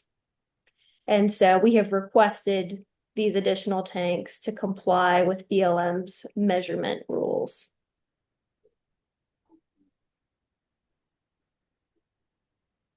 But given the existing pipeline capabilities, even I guess I'm still curious about the number of tanks, even if you're worried about commingling. If you are going to be able to are you going to fill up 9 tanks before you're able to get some of it out? That I think it's just the numbers overall that's a little disconcerting to me.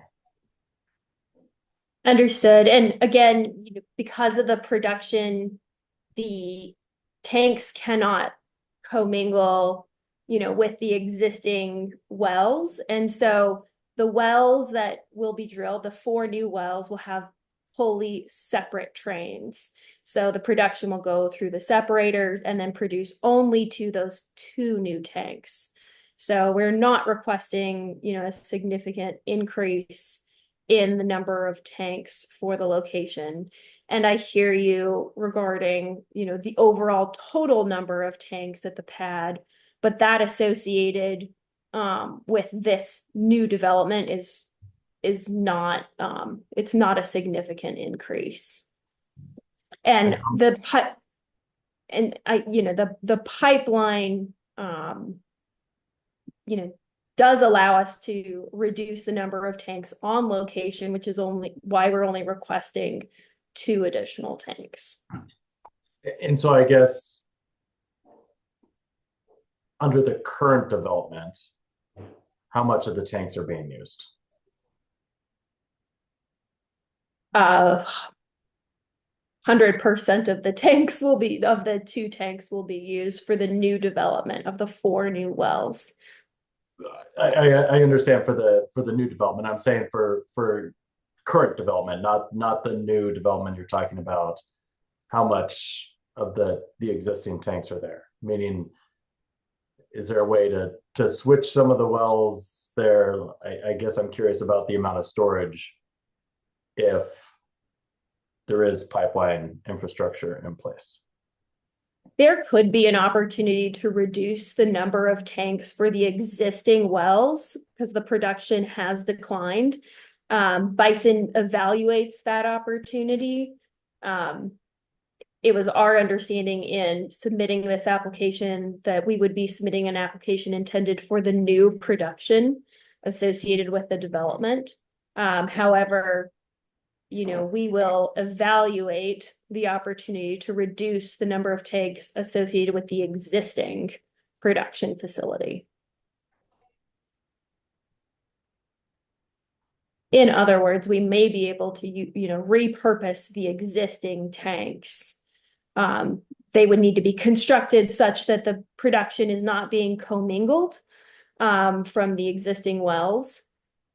But that's not something that Bison has already looked into, is the repurposing kind of switching the separators to those tanks that are already there. The separators we would not be able to do, but the tanks is something we could continue to evaluate. But that's what I mean. The new separators for the new development, switching those to the existing tanks, that's not something that Bison's already looked at. And just to answer your question as you asked it, no, we can't do that. We cannot direct the new separators to the existing tanks at this time. But you have looked at the possibility of reducing the tanks or repurposing the tanks, or you have not looked at the possibility yet? We have not completed that full evaluation. Okay. I think that's my only question for right now.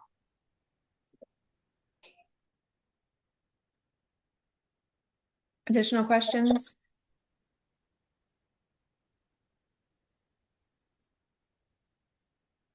Okay, I'm not seeing any additional questions at this time, so thank you for the information. Commissioners, that brings us to deliberations. Would any commissioner like to kick us off with deliberative thoughts?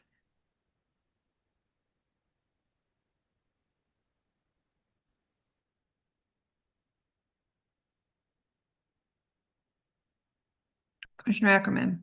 Thanks. I'll make a couple of comments. I certainly think this application was well done. My one question was addressed by Commissioner Cross. I'm a little troubled with the continuation of multiple tanks where they don't, from my perspective, seem to be necessary. That said, I believe certainly that this does fall within the rules as they're outlined. I would encourage the operator to continue to think about ways they can repurpose the existing tanks as they continue to consider development, particularly since it's my understanding that the BLM just a few days ago announced their intent to modify the commingling rules. And so I think hopefully by keeping a close eye on that and having a good number of existing tanks already on a site that has three-phase takeaway, there might be opportunity for not just the use of existing tanks, but maybe even reduction. That said, I will be in favor of this application. I think it does have a number of good points and best management practices associated with it. Thank you, Commissioner Ackerman. Other comments? Commissioner Cross? Thank you, Madam Chair, and thank you, Commissioner Ackerman, for leading off. I think you put it very well. There's a lot of really good things about this application, using existing infrastructure, using existing surface disturbance, just expanding the proximity or lack thereof to receptors, I think is very important. You hit it on the nail.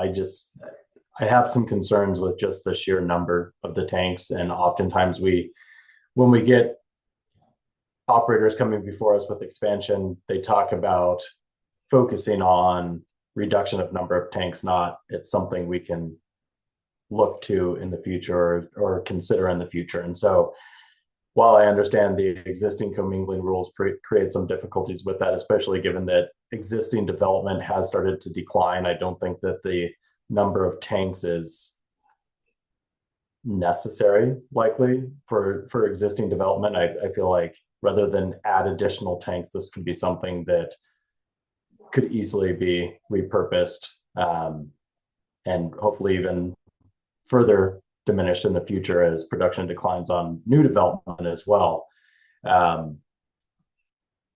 do think, again, the lack of proximity to receptors alleviates that issue somewhat, but I do want to encourage Bison and other operators to think about these kind of issues, such as instead of just adding more and more tanks, especially when there is infrastructure, trying to come up with ways that we can minimize disturbance, minimize equipment, especially equipment that can result in emissions as well. So I also am in favor of this application. I just want to make sure that it is known both to the public and to operators that these are considerations that should be taken into account. Yeah, thank you both for stating that very well. I agree with your comments. Any additional thoughts? Anyone care to make a motion? I'd move for approval of the application. I'll second. All right, a motion and a second. All those in favor signify by saying aye. Aye. Aye. Any opposed? Motion carries 4-0. Thank you, Ms. Wazelinski. And that brings us to the next item on our agenda. This is docket number 241100287. This is a contested application to pool all interest within an approximate 2,400 acre drilling and spacing unit established by order number 407-3681 for the drilling and development of the Niobrara, Fort Hays, Cordell, and Carlisle formations. The applicant here is Noble Energy, and we have a petitioner, 5M Farm Company. So we have an order of presentation reflected in the latest pre-hearing order as well as on our agenda. So I think at this point we can bring forward the attorneys for the respective parties.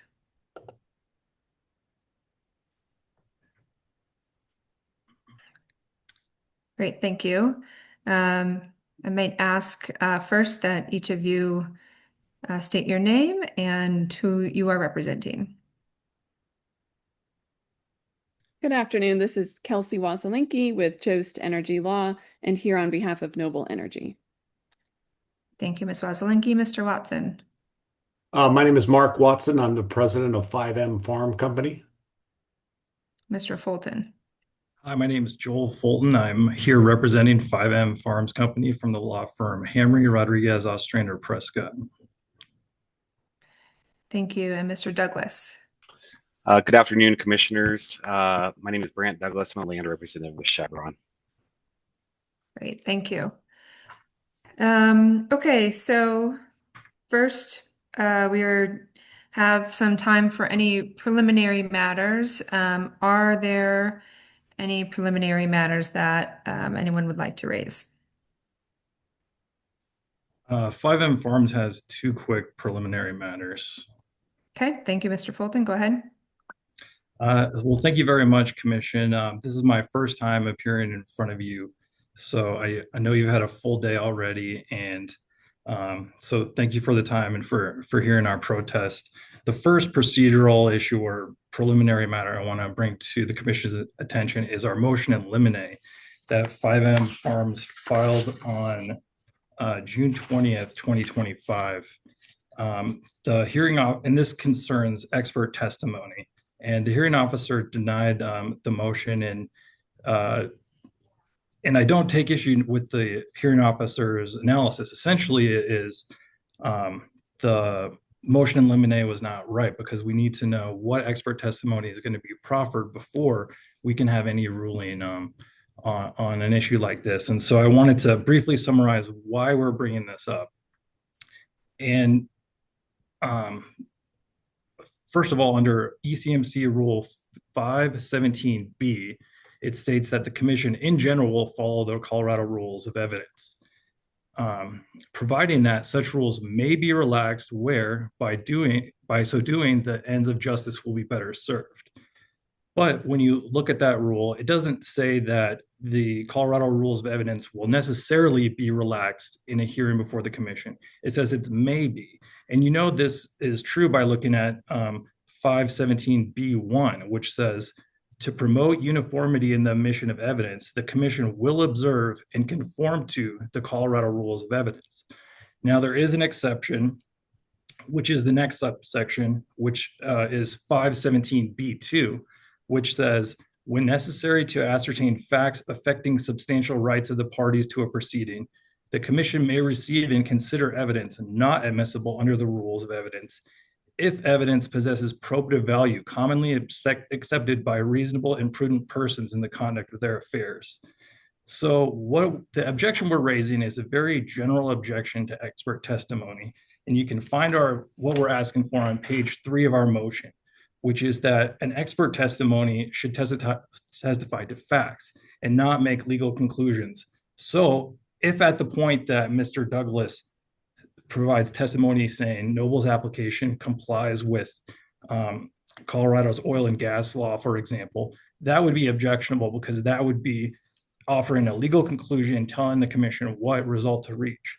Similarly, a witness that's providing factual testimony should not be able to offer opinions on the legal meaning or interpretation of a contract issue, such as the meaning of the leases in evidence and any of the related legal documents. So I just want to preserve those. And again, we don't know if objectionable testimony will be elicited, but in case it is, you'll understand if I object. And I did have one other issue that I wanted to raise. This deals with when we're looking at the joint final pre-hearing order and the disputed issues. We disagree with the way that the disputed issue was phrased in this case. Just to give a background, both sides submitted preliminary statements, responses to preliminary statements, and we were able to stipulate to background facts, and we submitted our proposed order actually a day early. And the way that we did this was each side, we agreed, could state their disputed issues just as they appeared in the preliminary statements. But you'll see on page 2 of the final pre-hearing order, there is only a disputed issue offered by Noble. So I don't know exactly what happened there. This happened off the record after our preliminary hearing, but we just want to be able to say we object to this. We don't think this is a fair phrasing of the issue before the commission. In fact, we think it's a leading question, basically slanted in favor of Noble, because it's telling the commission essentially that they don't have jurisdiction over this case, which is not true for reasons we'll discuss in the hearing. And it's also not even a fair preview of the arguments that we presented in our filings before the commission. And I have examples, but I would just ask at this time to be able to read 5M Farm's disputed issue into the record, if I may.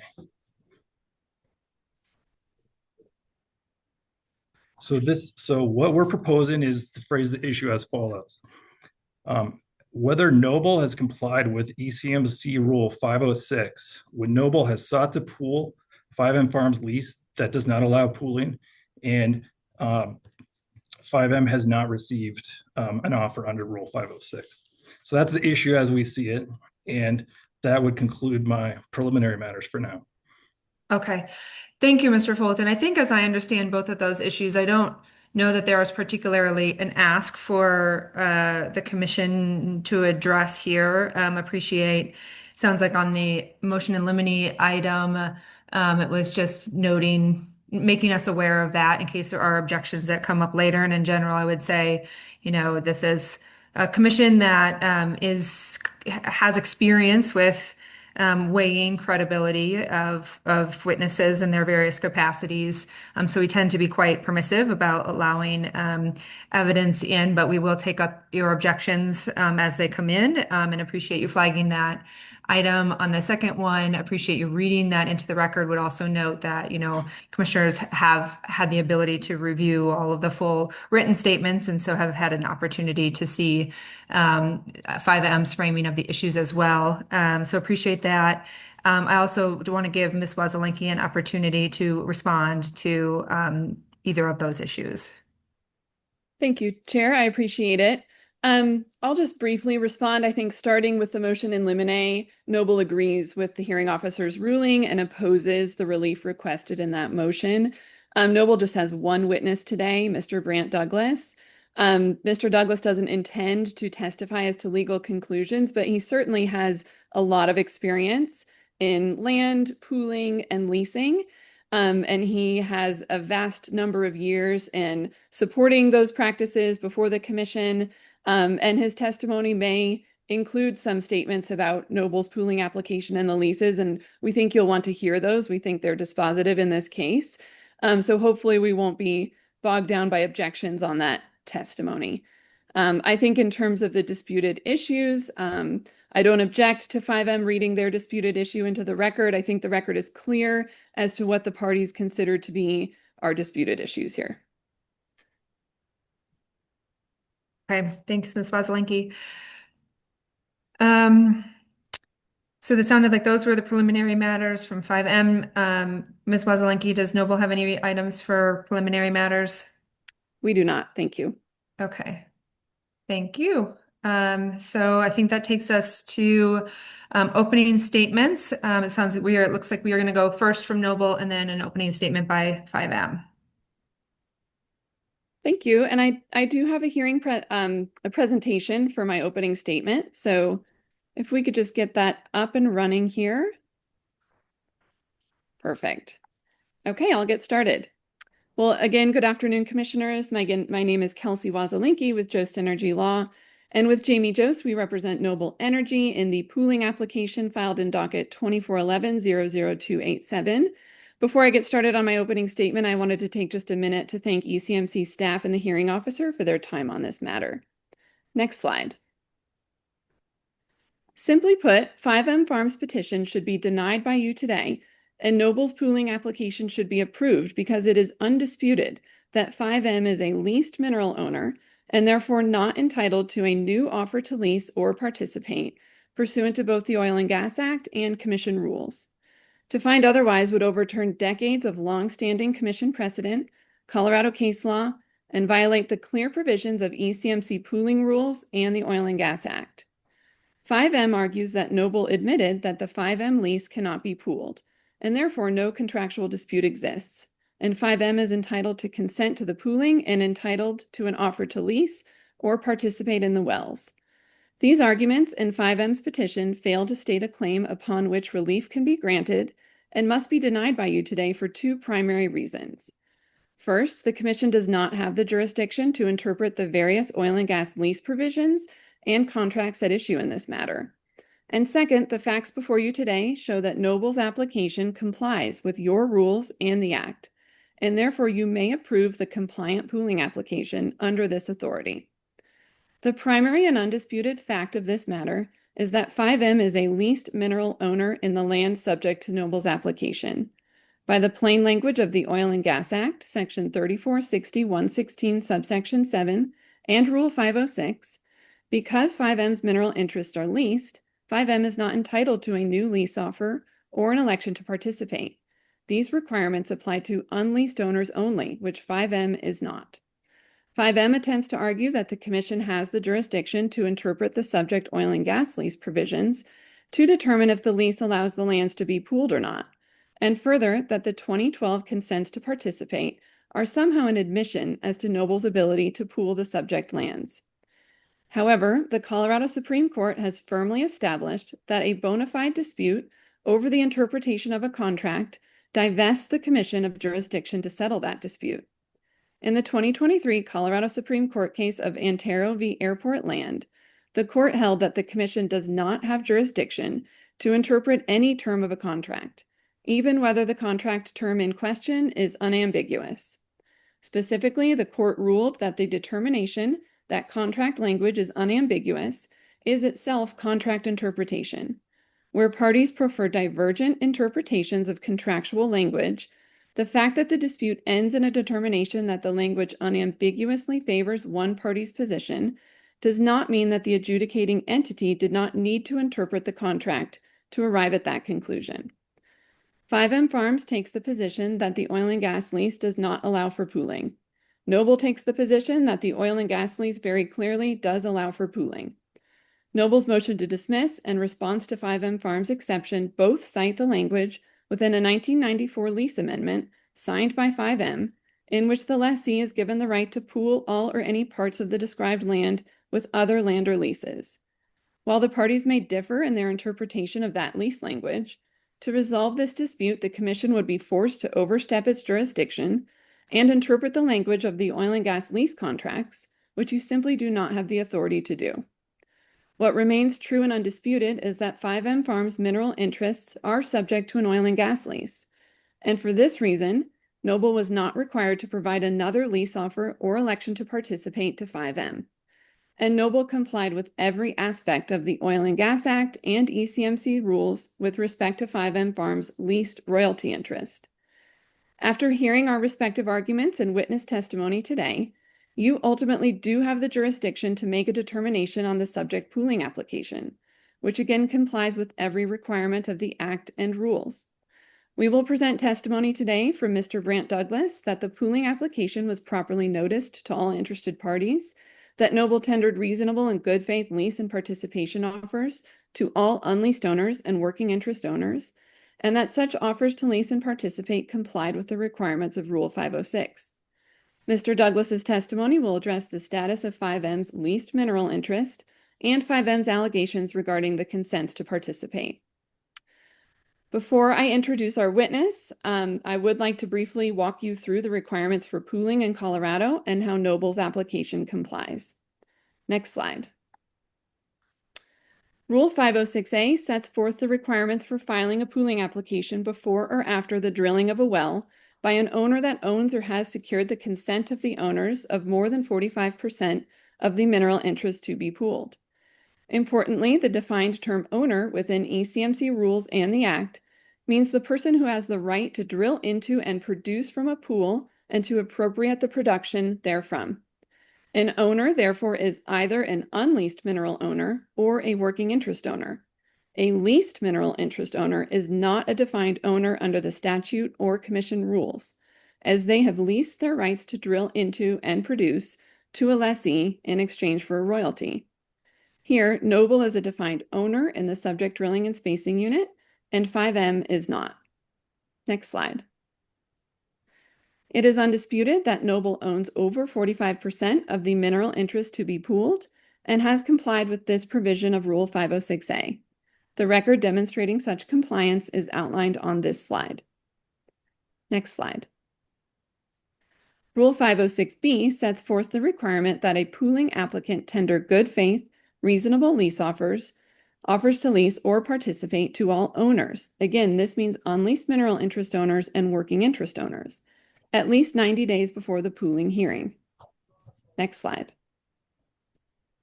The record is clear that Noble tendered good faith lease offers and offers to participate to all unleased owners and working interest owners more than 90 days before the noticed pooling hearing.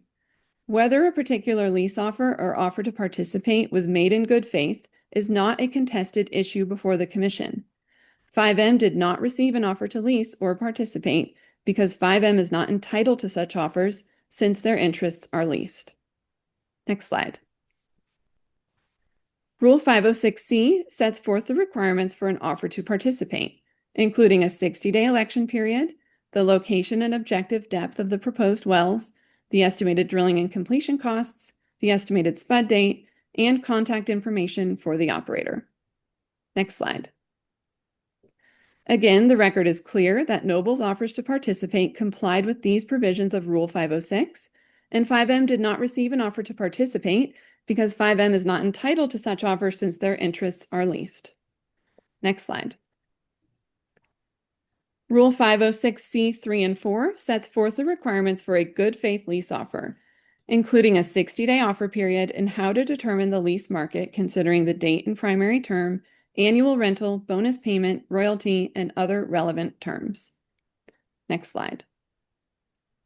The record is also clear that Noble tendered good faith lease offers to all unleased owners within the subject drilling and spacing unit, with at least a 60-day offer period and good faith reasonable terms. Again, 5M did not receive a lease offer since their interests are already leased. Next slide. In terms of notice, the application complies with Rule 504B3 as it was noticed on all persons who own any interest in the mineral estate, whether leased and unleased, which would include leased royalty owners.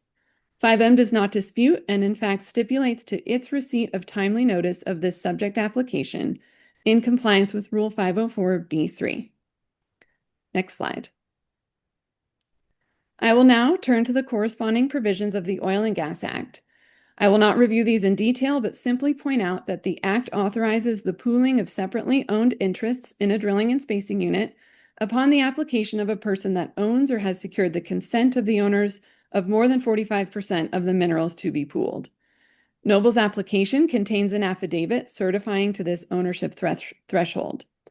Noble properly noticed the application, and the facts in the record and presented today show that the pooling order contains terms and conditions that are just and reasonable and afford each owner the opportunity to recover or receive, without unnecessary expense, a just and equitable share of production from the unit. 5M will receive its just and equitable share of production from the unit based on the provisions of its oil and gas lease. Next slide. Subsection 7 of the pooling statute outlines the evidentiary requirements for determining an unleased owner protest. Again, while 5M is not unleased, nor is 5M non-consenting, the application complies with these provisions of the Act. The sufficiency of Noble's offers to lease and well proposals, again, are not at issue in this proceeding. 5M is arguing that it is somehow entitled to an election or a new lease offer because its oil and gas lease allegedly does not allow for pooling. These arguments simply cannot be determined under your jurisdiction. And the record is clear that you can exercise your jurisdiction today to approve this compliant pooling application. Next slide. My last slide contains a few citations to the 2023 Colorado Supreme Court case of Antero v. Airport Land. The Colorado Supreme Court makes it very clear in this case that the ECMC has no jurisdiction to engage in contract interpretation to resolve a bona fide dispute between the parties under an oil and gas lease. That jurisdiction lies with the courts, not with the ECMC. 5M will argue that the consents to participate are an admission by Noble regarding the pooling provisions of the lease, and that Noble is somehow stopped from pooling 5M's leased royalty interests within the unit based on the language within the oil and gas lease and consents to participate. The Colorado Supreme Court makes it clear that even determining whether a contract language is unambiguous is itself contract interpretation. Put very simply, you do not have the jurisdiction to read the terms of the original oil and gas lease, the 1994 amendment, or the consents to participate, and make a determination as to Noble's ability to pool the interests of 5M in this matter. Your jurisdiction is to determine whether the application meets the requirements of the statute and ECMC rules, and you can make this decision today in this proceeding. It is also important to acknowledge that aside from receiving notice of the pooling, 5M's interests will not be affected at all by the requested pooling. 5M is governed by the contractual terms of its oil and gas lease and will receive royalty payments from the production in the unit. After hearing our witness testimony today, we ask that you approve Noble's application because it complies with your rules and the Act, and deny 5M's petition because it fails to state a claim for relief that you can grant today, and you have no jurisdiction over the allegations contained within 5M's petition. This concludes my opening statement, and I believe we can take the PowerPoint down. Great. Thanks, Ms. Bozalenki. And I should note that I'm planning to have the witnesses sworn in following opening statements and prior to cases in chief. So thank you for that. And Mr. Fulton, opening statement for 5M. Well, thank you again, members of the commission. I do appreciate the opportunity to have a hearing. And so thank you to the commissioners and the staff. And just one of the things I'll point out about this dispute is there are aspects of this case that resemble two ships passing in the night, if you've heard that before, because from 5M's perspective, Noble is repeating the same arguments that we heard before the commission granted 5M's exception to the adopted order, which found, just as you've heard in opening statements, that 5M is not entitled to a good faith offer because 5M is a quote unquote leased mineral owner. But there you'll find in the presentation today that is just stretching the bologna too thin in terms of what a leased mineral owner means. And so I want to set up at the beginning that if you find that 5M is not leased, which means that they have not consented to pooling, you cannot approve 5M interest in the pooling application. Another thing I would like to point out is I think that Noble, frankly, is really hiding behind this jurisdiction argument and you should take that as you should take that in terms of credibility. When you're evaluating the credibility of 5M's arguments, they're essentially saying there's nothing you can do about it, Commission. But in fact, our application, when I say it's two ships passing in the night, from our perspectives, Noble has really not responded to our protest. When we're looking at equity, that's a big thing that we've pointed out. The main things that we pointed out in the most recent pre-hearing statement and such are the arguments of equity and good faith. So, inequity is an issue that comes before any question of contract. And our argument is not based on a legal interpretation of contract. Our argument is based on the facts of this case, which are largely undisputed. And so what we are asking the commission to do is apply its equity powers. And I'll explain more in our case in chief of how the commission can do that. But what we're asking for is to look at the facts of this case and look at Noble's inconsistency. Clearly in the 94 lease, Noble believes it does have the power to pool, but then it gave up that right in two different 2012 agreements, which Noble is a sophisticated commercial entity, and the commission does not have to believe the arguments that are presented today that Noble actually disagrees with the fact that this is a non-pooling lease. You can just look at those exhibits, the 2012 agreements. Noble did agree that this is a non-pooling lease, and they did so to get as part of a bargaining with 5M Farms. On the jurisdiction point, I'll just point out that we largely agree that if there were a contract interpretation dispute, the commission wouldn't have jurisdiction over it. But I don't think that Noble is telling you the whole story about this. If you look at the statute they cited, it's actually a different kind of application and proceeding before the commission. It deals with the disputes of payment protests. And if you look at 3460.118.5, in three different sections, it says the commission doesn't have jurisdiction absent a bona fide dispute over the interpretation of a contract for payment. So, and that's the case that opposing counsel cited was it's a payment of proceeds case. But a key part of the analysis is at least one of the parties has to identify a genuine contract or a bona fide contract dispute. And there is nothing that we are asking the commission to interpret in terms of a legal perspective. You can just take the agreements as is. The legal interpretation is not being questioned, and you haven't heard our opposing counsel say there's anything to interpret. We're more so focusing on the facts. Look at the inconsistencies. And one of the arguments you'll hear us make is you don't even need our arguments about equitable estoppel and waiver and such to decide this case, because you can just decide it under your normal statutory powers that deal with pooling applications. But if you did want to take some of these equitable arguments, the thing that gives us an advantage is that is a basis for you to preclude Noble from even raising the argument. So before we go down the road of saying that the commission doesn't have jurisdiction because of a contract dispute, our argument comes first, and we're saying, look at the conduct of the parties. This is inconsistent. The commission cannot allow Noble to take an inconsistent position. And we've provided examples of case law that show that it's not a dispute of a legal interpretation of a contract. You look at the conduct and the facts, and you rule that there was reliance, knowledge of the parties, and inconsistency that harms 5M, and therefore preclude Noble from even raising the argument about contract interpretation.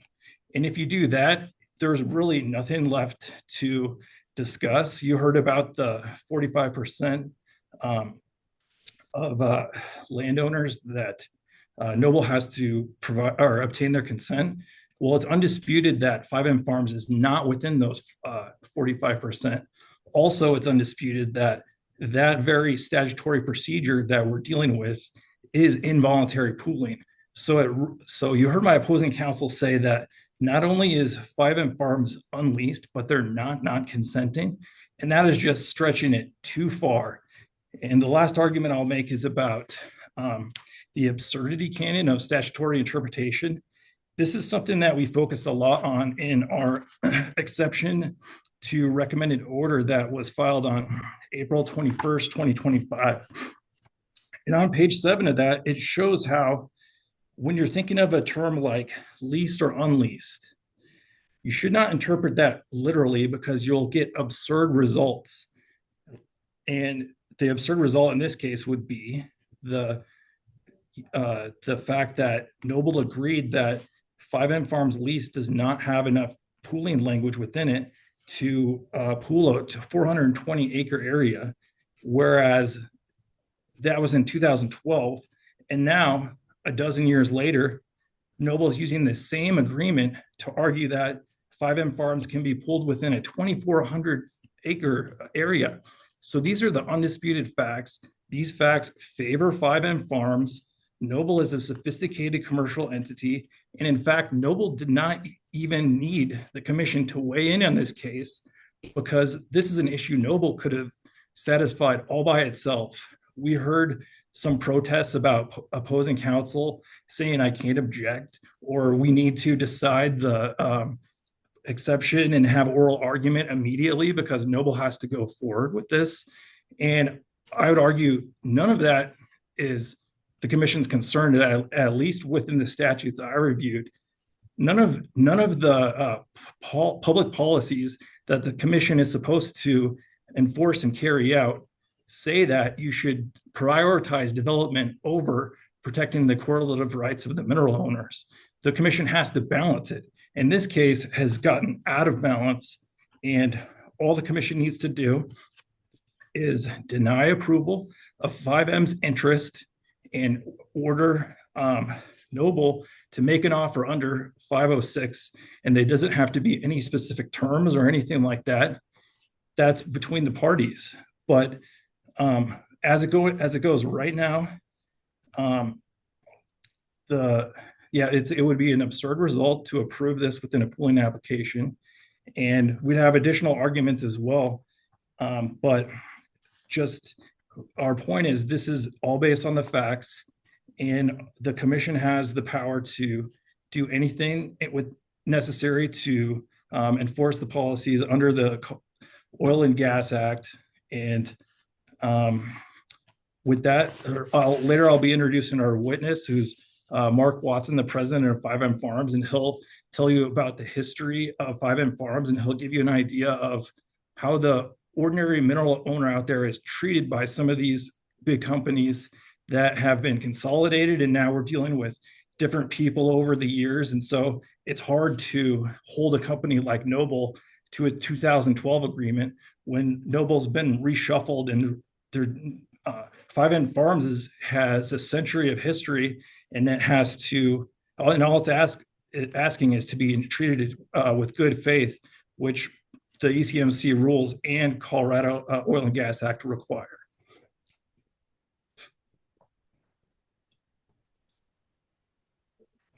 Great. Thank you, Mr. Fulton. So that concludes our opening statements by both of the parties. Let's swear in Mr. Douglas at this point before Noble begins their case in chief. AAG Boudreaux, I think I'm inclined to hold off on swearing in 5M's witnesses until they begin their case in chief, unless you would advise otherwise. That's fine. We can do it that way, Madam Chair. Thanks. Thank you. When I call your name, please raise your right hand, tell us your first and last name, and that you swear to tell the truth.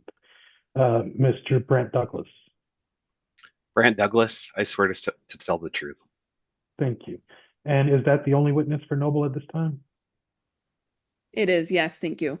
Thank you. Thank you. Go ahead, Ms. Swazilinki. Thank you very much. Mr. Douglas, can you please introduce yourself and provide your name and title for the record? Yeah, again, good afternoon, commissioners. My name is Brant Douglas. I'm a land representative with Chevron. Thank you, Mr. Douglas. Can you please describe your position at Noble and familiarity with the matters subject to this hearing? I've been with Chevron and Noble Energy, its predecessor, for 13 years. I'm the subject matter expert for Chevron for issues related to the subsurface lands for this project. I initiated the DP 318 statutory pooling application through Jost Energy Law, and I'm familiar with the application. I completed initial subsurface land work on DP 318, including lease review, title ordering and review, leasing, well proposals, and statutory pooling. I'm also familiar with 5M's oil and gas lease and the petition before you today. Thank you, Mr. Douglas. To start your testimony, we've got a PowerPoint. Let's just maybe move that into presentation mode. Wonderful. And we'll start your testimony with the next slide. Okay, I'd like to start with Noble Exhibit 4, which includes a representative lease offer that we included with our 505 testimony submitted in support of the application. Noble tendered lease offers to all unleased mineral owners in the unit on or before November 13th, 2023. As you can see from the slide, the lease offer contained a proposed royalty, primary term, and bonus payment, and also included a proposed oil and gas lease and order for payment. To my knowledge, we received no objections during the lease offer period, objecting to any terms within the proposed oil and gas leases. Noble did not provide 5M an offer to lease since their interest was already subject to a producing oil and gas lease. Next slide.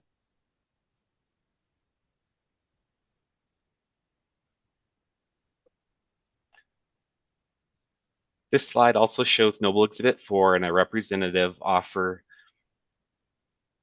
that we tendered to all unleased working interest owners within the unit on or around October 9th, 2024. This is just the first page of the offer letter, but the full letter is within Noble Exhibit 4 and contains a 60-day election period, the location and objective depth of the proposed wells, the estimated drilling and completion costs, including each owner's proportionate share, the estimated spud date, and contact information for a Noble representative.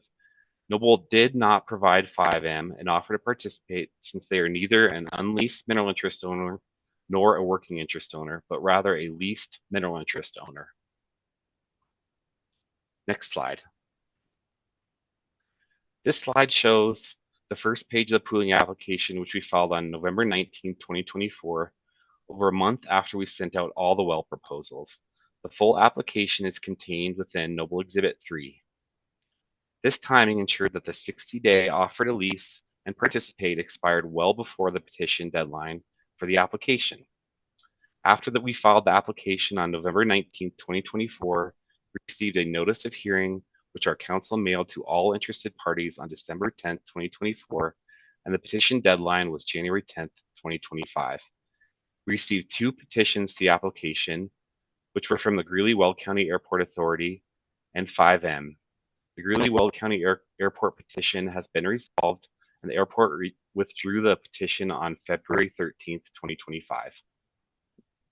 We filed a motion to dismiss 5M's petition, which was granted by the hearing officer, and that application was approved by you on April 10, 2025. 5M filed an exception to the hearing officer's order, which you granted on May 28, 2025, taking us to this hearing today. Next slide. Here's a snapshot of the affidavit that we filed with the application, which is also within Noble Exhibit 3. The affidavit signed by Noble's Asset Development Land Manager contains a lease schedule showing that Noble owns over 45% of the interest that is seeking to pool. Even without the 5M lease included, Noble owns well over 45% of the interest that it seeks to pool in the application. As of the date of the application, Noble owns 78.44% working interest in the unit. Next slide. This slide shows the interested parties list exhibit that we filed with the supplemental land testimony on February 12, 2025, contained within Noble Exhibit 4.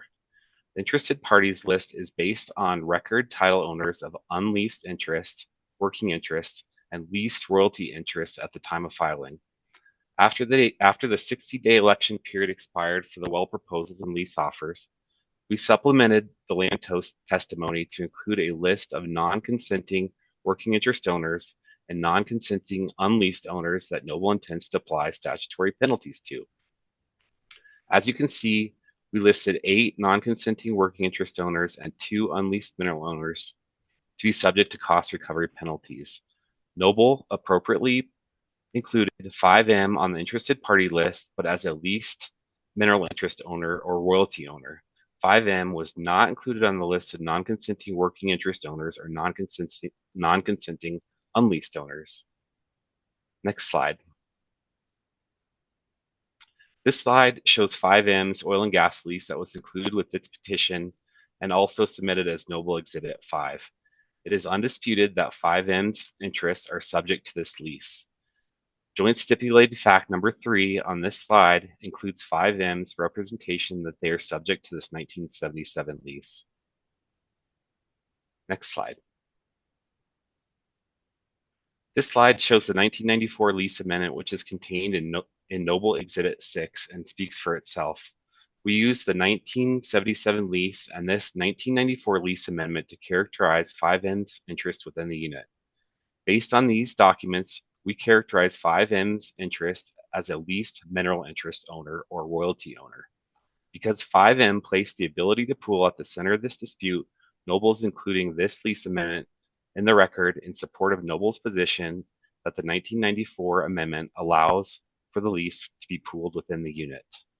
Next slide. On this last slide are the first pages of the 2 consents to participate contained in 5M's petition and filed with Noble Exhibit 5. These consents to participate are wellbore specific. They involve 2 wellbore spacing units that Noble designated in late 2011 under Prior Rule 318A for the development of the 5M E28-67HN well and the 5M E28-69HN well. These wells are not subject to the pooling application before you today. I was not involved in the preparation or mailing of these documents to 5M in 2012, so I cannot testify as to why they are sent to 5M. As I mentioned in the previous slide, in this matter, we used the lease and the lease amendment to characterize 5M's interest within the unit as a leased mineral interest owner. We did not provide consents to participate for 5M for the wells subject to this pooling application because we did not believe they were necessary. My testimony today affirms Noble's position that the 5M lease and the 1994 lease amendment are existing and valid, and that based on its interest being leased, 5M was not provided with or entitled to an offer to lease or an offer to participate. This concludes my testimony today.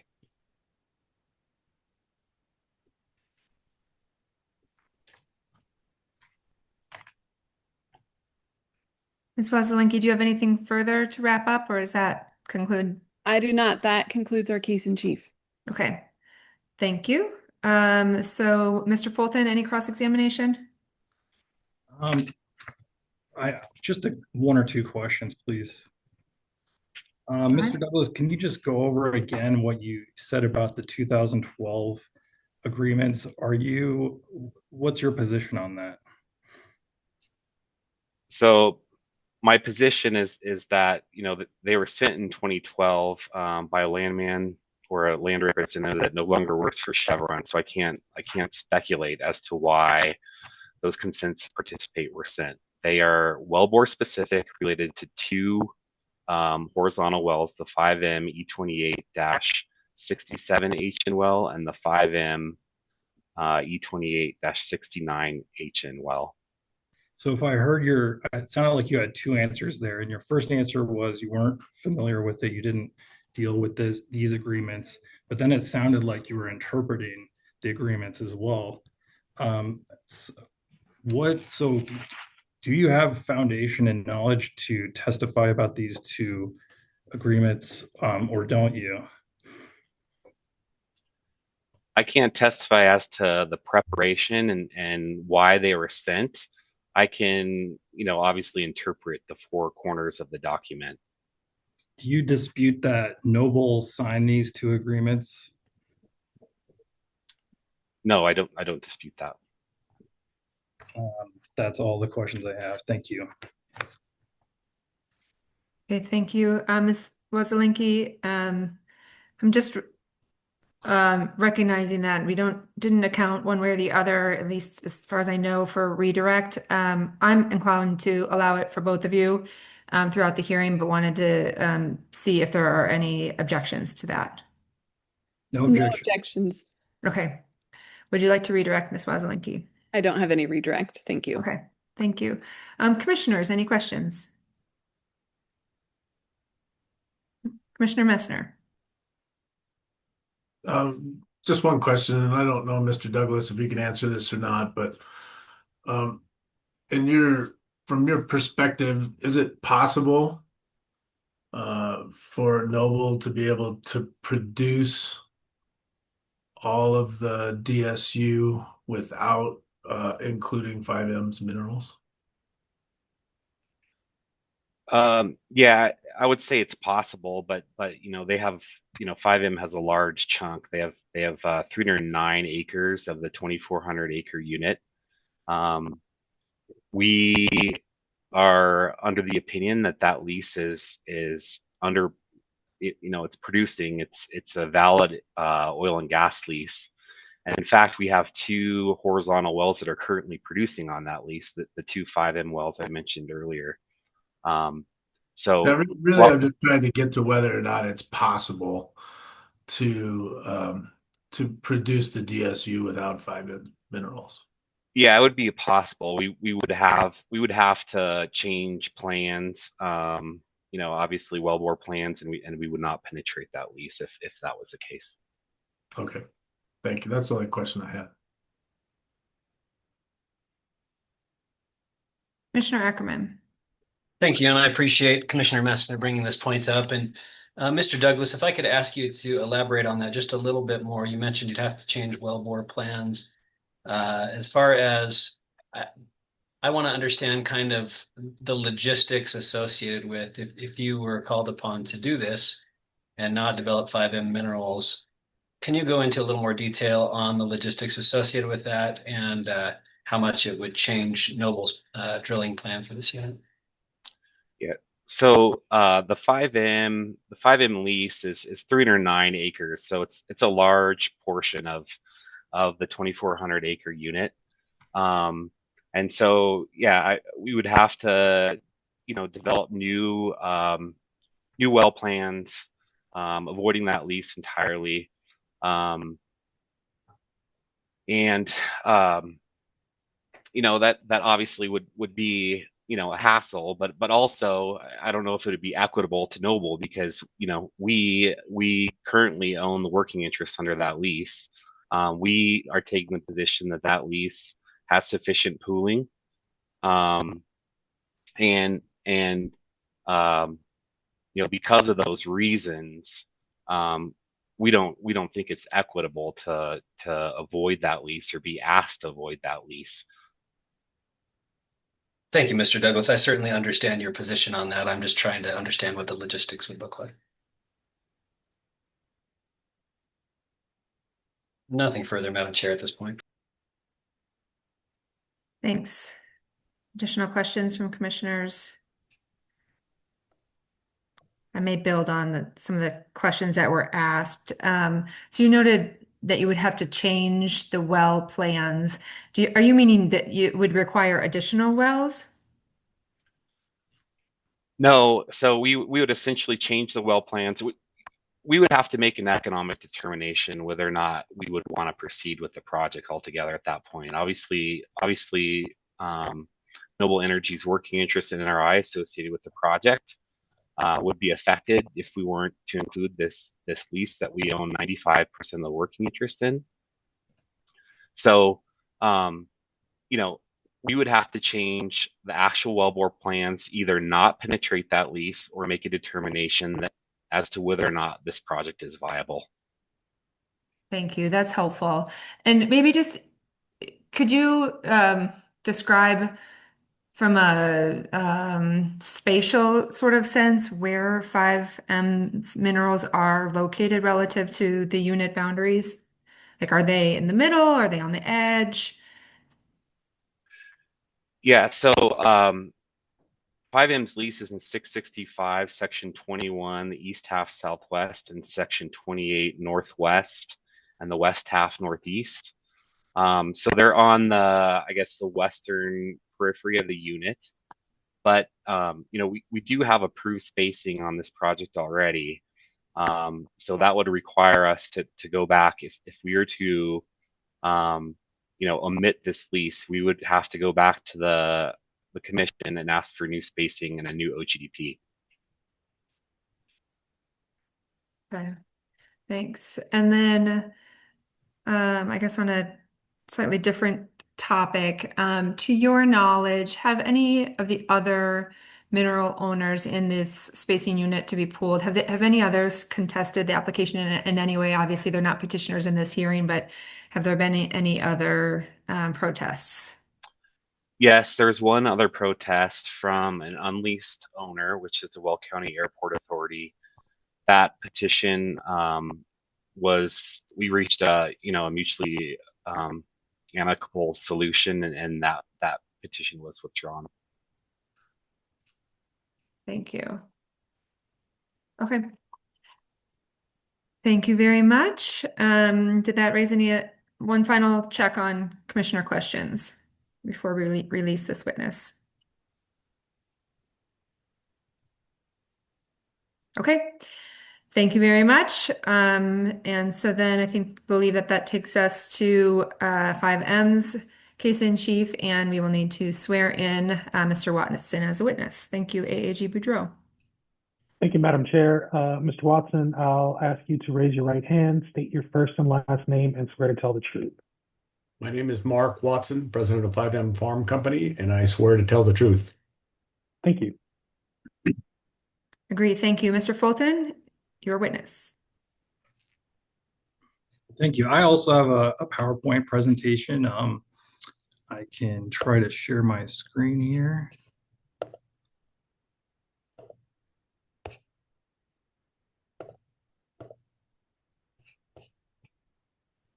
Okay.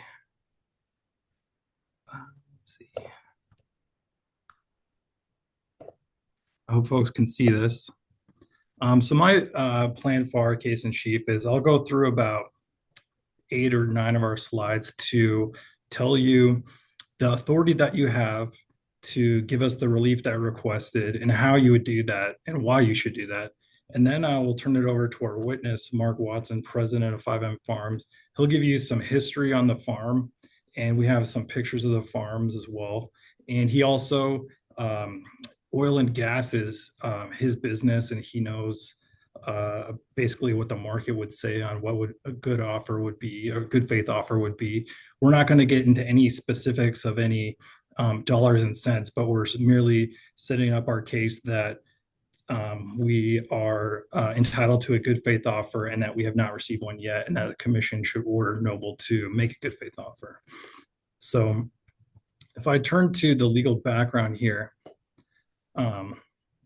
this is the part of our case where we're focusing on the aspects of the Colorado Oil and Gas Conservation Act that deal with just and equitable share and what that means in relation to the act. Just in terms of answering the question, what is equity?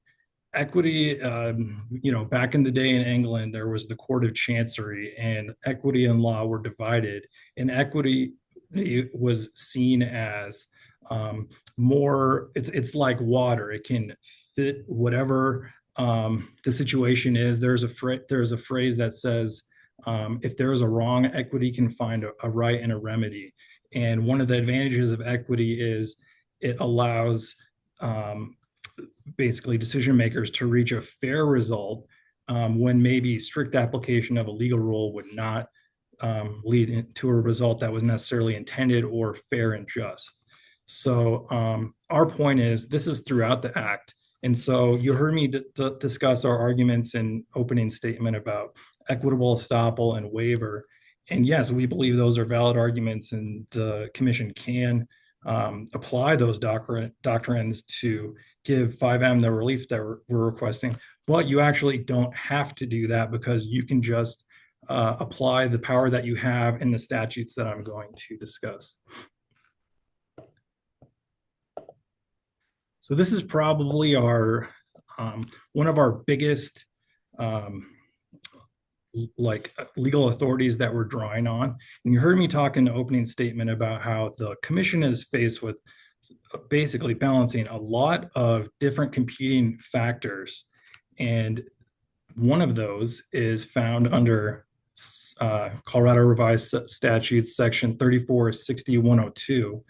This is one of the statutes at the beginning of the whole act that tells you what the Colorado General Assembly was intending when it passed this statute, created the commission, and wanted the commission to do. So this, we're arguing, applies to the rights that 5M Farms has here at issue today. So you can see just right here, I won't belabor it too much, but like I said, this is one of our stronger legal authorities that we're relying on. And it says it's declared to be in the public interest, and the commission is directed to safeguard, protect, enforce the co-equal and correlative rights of owners and producers in a common source or pool of oil and gas, to the end that such owner and producer in a common pool or source of supply of oil and gas may obtain a just and equitable share of the production therefrom.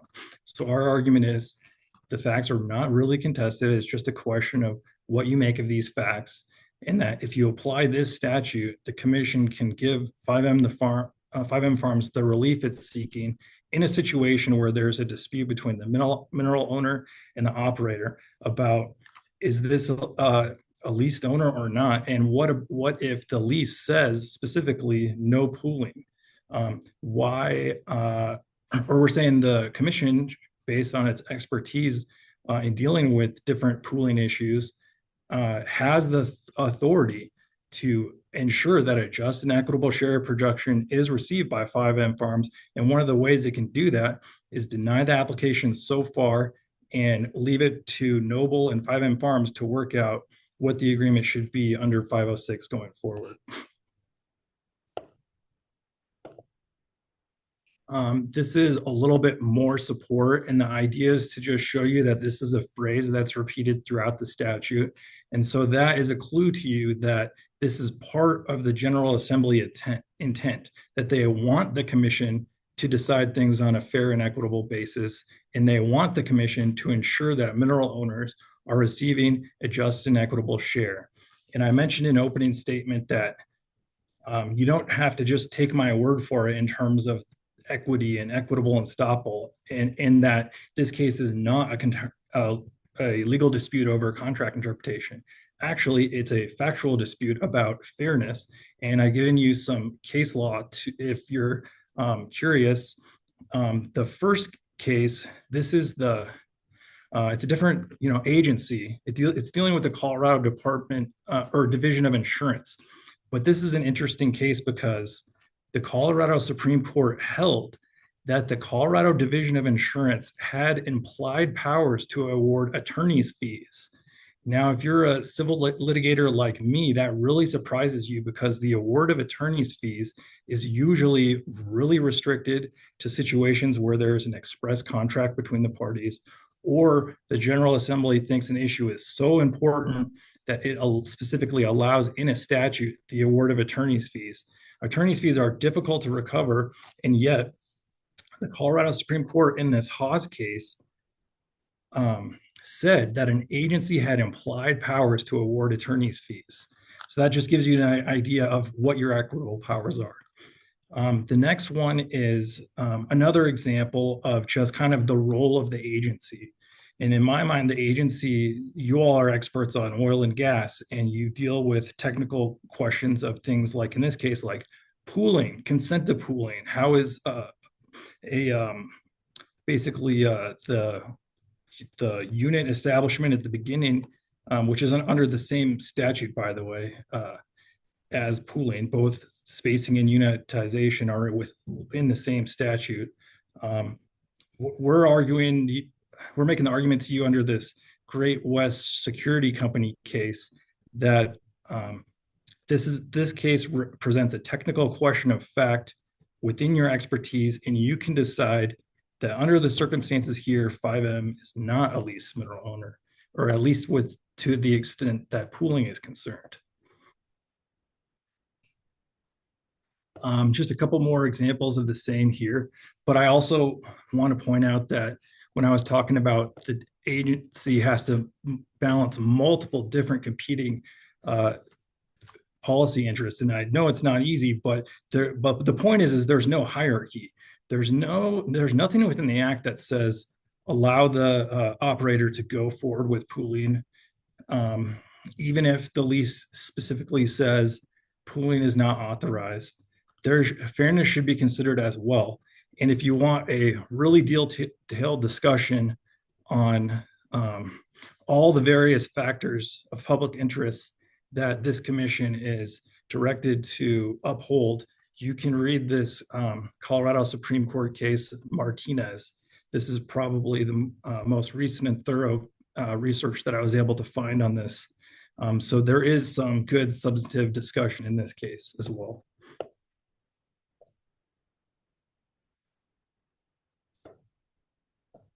So the duty to pool in good faith, really we're using this in two different ways. The first way is under Rule 506, which has its own definition of what a good faith offer is.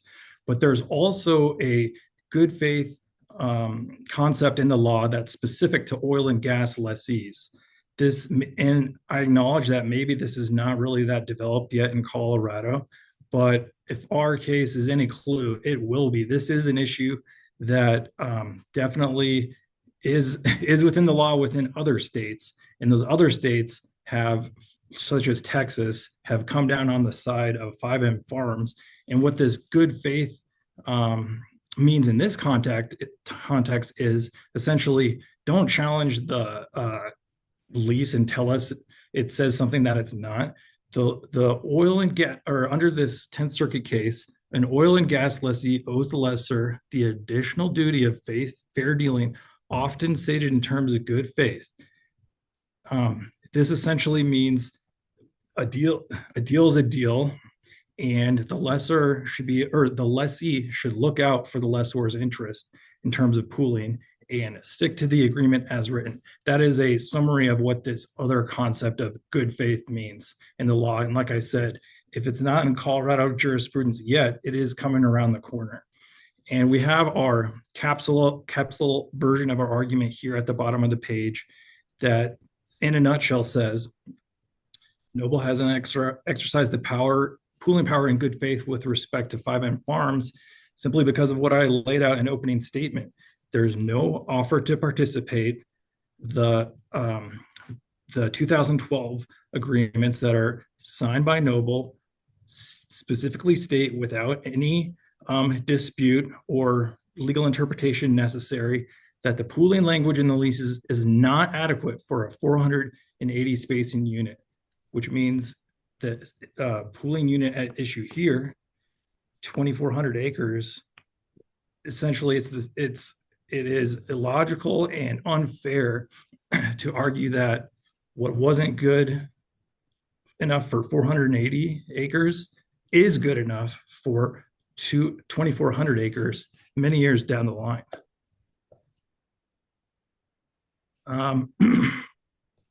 And same basic argument. As I said, I don't think there is much disagreement about the facts. Noble's taken the position that 5M is a lease mineral owner, end of case, and we think it's more complicated than that, and we have Noble's own admissions on our side to help us paint the picture.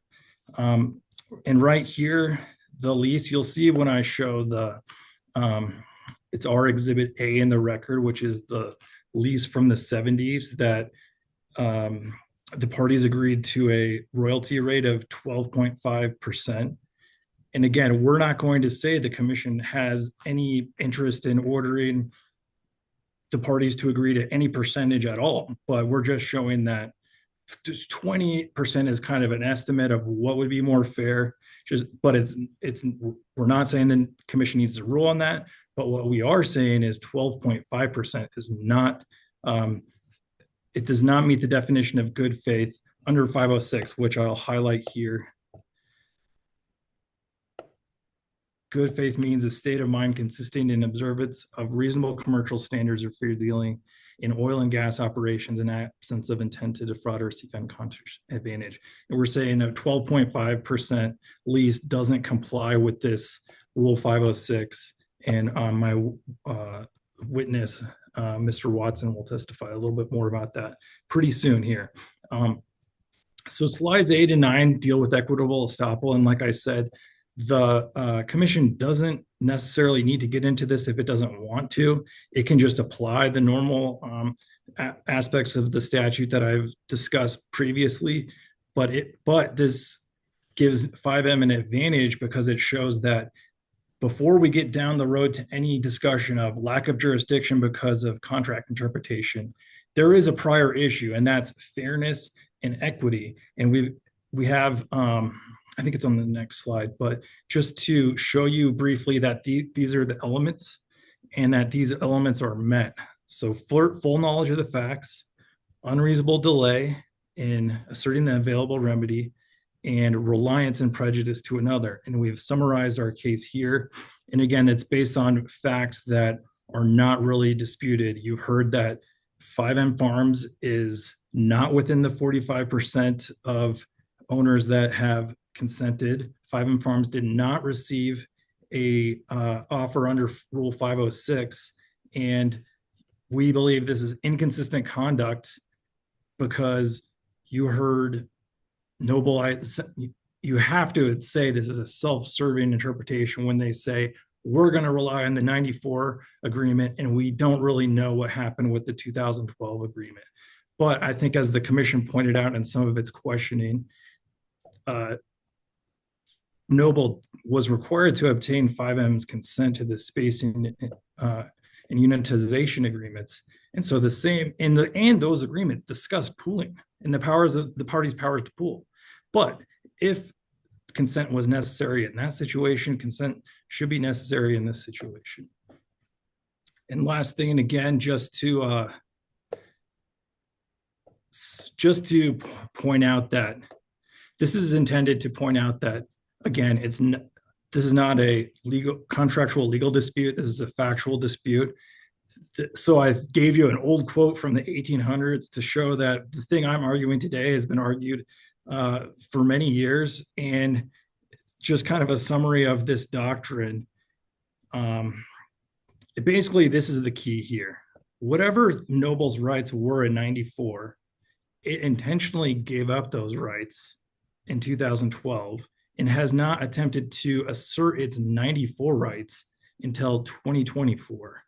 And again, more case law on point that supports our argument that equity is a prior issue.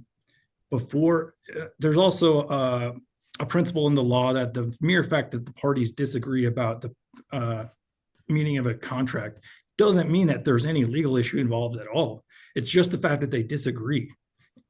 And you'll see for yourself when I pull up, and I guess you already have in Noble's case in chief, some of the language there, but later on, I'll show you the exhibits again and I'll point out the exact language I'm using.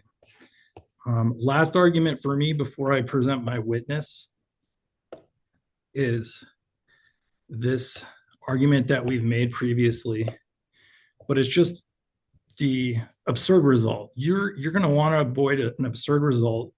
And again, we think this is an issue that's coming around the corner if it's not already part of Colorado law.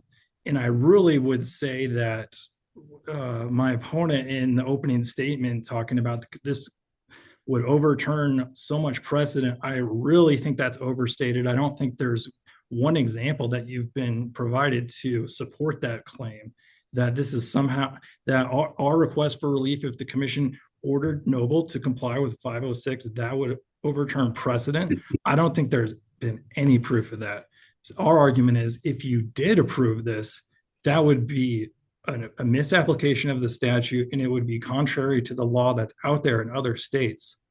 And clearly the intent that we've laid out, how the commission focuses so much on things like equitable and fair share, or just to have a choice. The pooling statute itself gives various examples of where the mineral owner has a choice. First, they can consent to pooling. Then, if they don't consent to pooling, they can potentially accept an offer under 506. Then, after that, they can still decide whether to be consenting or non-consenting. So there's various places in the statute where the mineral owner is supposed to have a meaningful choice to participate and get their fair share.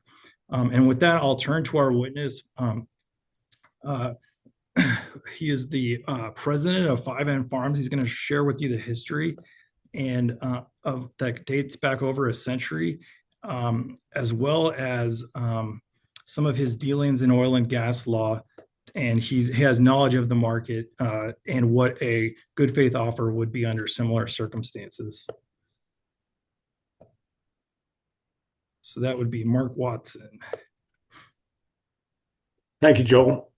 This is my only slide, so bear with me as I go through some little bit of history about our family and our farm. So I don't have a lot to show in this, but I thought I would give you a good idea of what I want to try to introduce and to explain. So the 5M Farm Company has a rich history like many of the centennial farms in Colorado and has roots that date all the way back to the beginning of the settlement of Greeley. The 5M Farm Company and its family heritage has contributed to the growth and establishment of many aspects of the Greeley community in Weld County. Our great-grandfather, Henry Corwin Watson, was one of Greeley's first settlers with the Union Colony Pioneer Group. H.C. Watson was a corporal in the 6th Regiment of the Army in the Civil War, and he arrived in 1869 with the first party to settle Greeley and was actually part of the original group that came out from New York for the Horace Greeley Go West Young Men campaign. He purchased our farm in 1891 with all the water rights, irrigating canals, laterals, and shares of the Cashlaputer Irrigating Company. He was a very prominent businessman involved in many aspects of the growth and history of Greeley and was mayor from 1901 to 1904. During that period, he also was a major factor in the development of the first water canals and bringing water from the Cashlaputer near Fort Collins to Greeley through a 35-mile wood-line pipe. His son, John Porter Watson, continued on with the family heritage until his death in 1925. Guy's son, John Porter Watson, and his wife, Mary, kept the farm alive through the many years during the passing. John Porter Watson's Guy's son eventually took over the farm and also ran a farm management company in Weld County after graduating from CSU in 1949. The primary crops that were grown on the 5M farm over the years, following many years of potatoes, have included carrots, sugar beets, yellow beans, onions, alfalfa. Cattle and sheep ranching also occurred up until the early 1980s. The farm was incorporated as the 5M Farm Company in 1983. That name evolved from the 5 children shown here and so forth from John and Patty Watson, hence the reason for all of them named as M's, hence the reason for our name of our company. Since the passing of John Watson in 2012, Mike, Marty, and myself have been the primary directors of 5M, overseeing the management side of the family business. 5M Farm Company has been a partner to Noble since 1977 with some of the first vertical wells that were drilled in Weld County on our farm. We've dealt with all the aspects that are there with the vertical wells on our farm, having to farm around these wellheads and cooperate with the repairs and upkeep of these wells through the years. In 2012, Noble used the 5M farm as one of the first areas for them to start drilling some horizontal wells. They built 2 pads on our farm, and each pad only had 2 wells. During that time, one pad ran wells east and west, which is typically the industry standard, and the other pad wells ran north and south. Those 2 wells we were not even included on the royalties of those for certain reasons, but we did have to deal with both pads and the areas and so forth of all the things that you have to deal with as a farmer, farming around those wellheads and giving up the land for those. 5M allowed Noble to use our water from our wells from the initial drilling of those and fracking operations. As everyone knows, a lot of water is required for the fracking operations. 5M will also have to deal with the reclamation work that will have to take place for both those well pads, since those horizontal wells will also need to be decommissioned for the new GC1 wells that are part of this overall application. Noble also has 3 existing old non-producing vertical wells that still have not been abandoned correctly, since Noble is dealing with the high pressures of these wells that are produced in this highly productive region around Weld County. Moving forward through the past years in today's market condition, that lease and its 12.5% is not current to fair market values of pooling interest. 5M has communicated to Noble in good faith our desire to be able to renegotiate the lease from 2012. We've had many offers from other companies wishing to take over our lease as a working interest, which cannot be done at the moment, and for these lease rates that are equal to what today's market rates are offering. When the first initial protest was filed by 5M in this case in January 10th, 2025, Noble contacted 5M to inquire why this was filed. 5M expressed our basis of the filing to be able to renegotiate the past lease from 2012. 5M was willing to act in good faith to discuss this, and Noble said that they would consider our offer. 5M thought this was a reasonable and fair market offer for the current market conditions and for all the years of our relationship working together and through the acquisitions that have taken place, making Noble now part of one of the largest oil companies in the world. As this case proceedings have moved along through the filings, 5M has expressed again a revised offer that it would be willing to readjust the lease rate to show a willingness to act in good faith and keep our relationship going. 5M is asking for the commission to be fair and equitable towards 5M based not only on an invalid lease, but what is consistent with current market pooling interest rates. Thank you for your time to give us a chance to kind of give you a little history of who our family farm is and the perspectives of a farmer. Thank you. Thank you, Mr. Watson. I will go through a few more slides and then I'll conclude my presentation.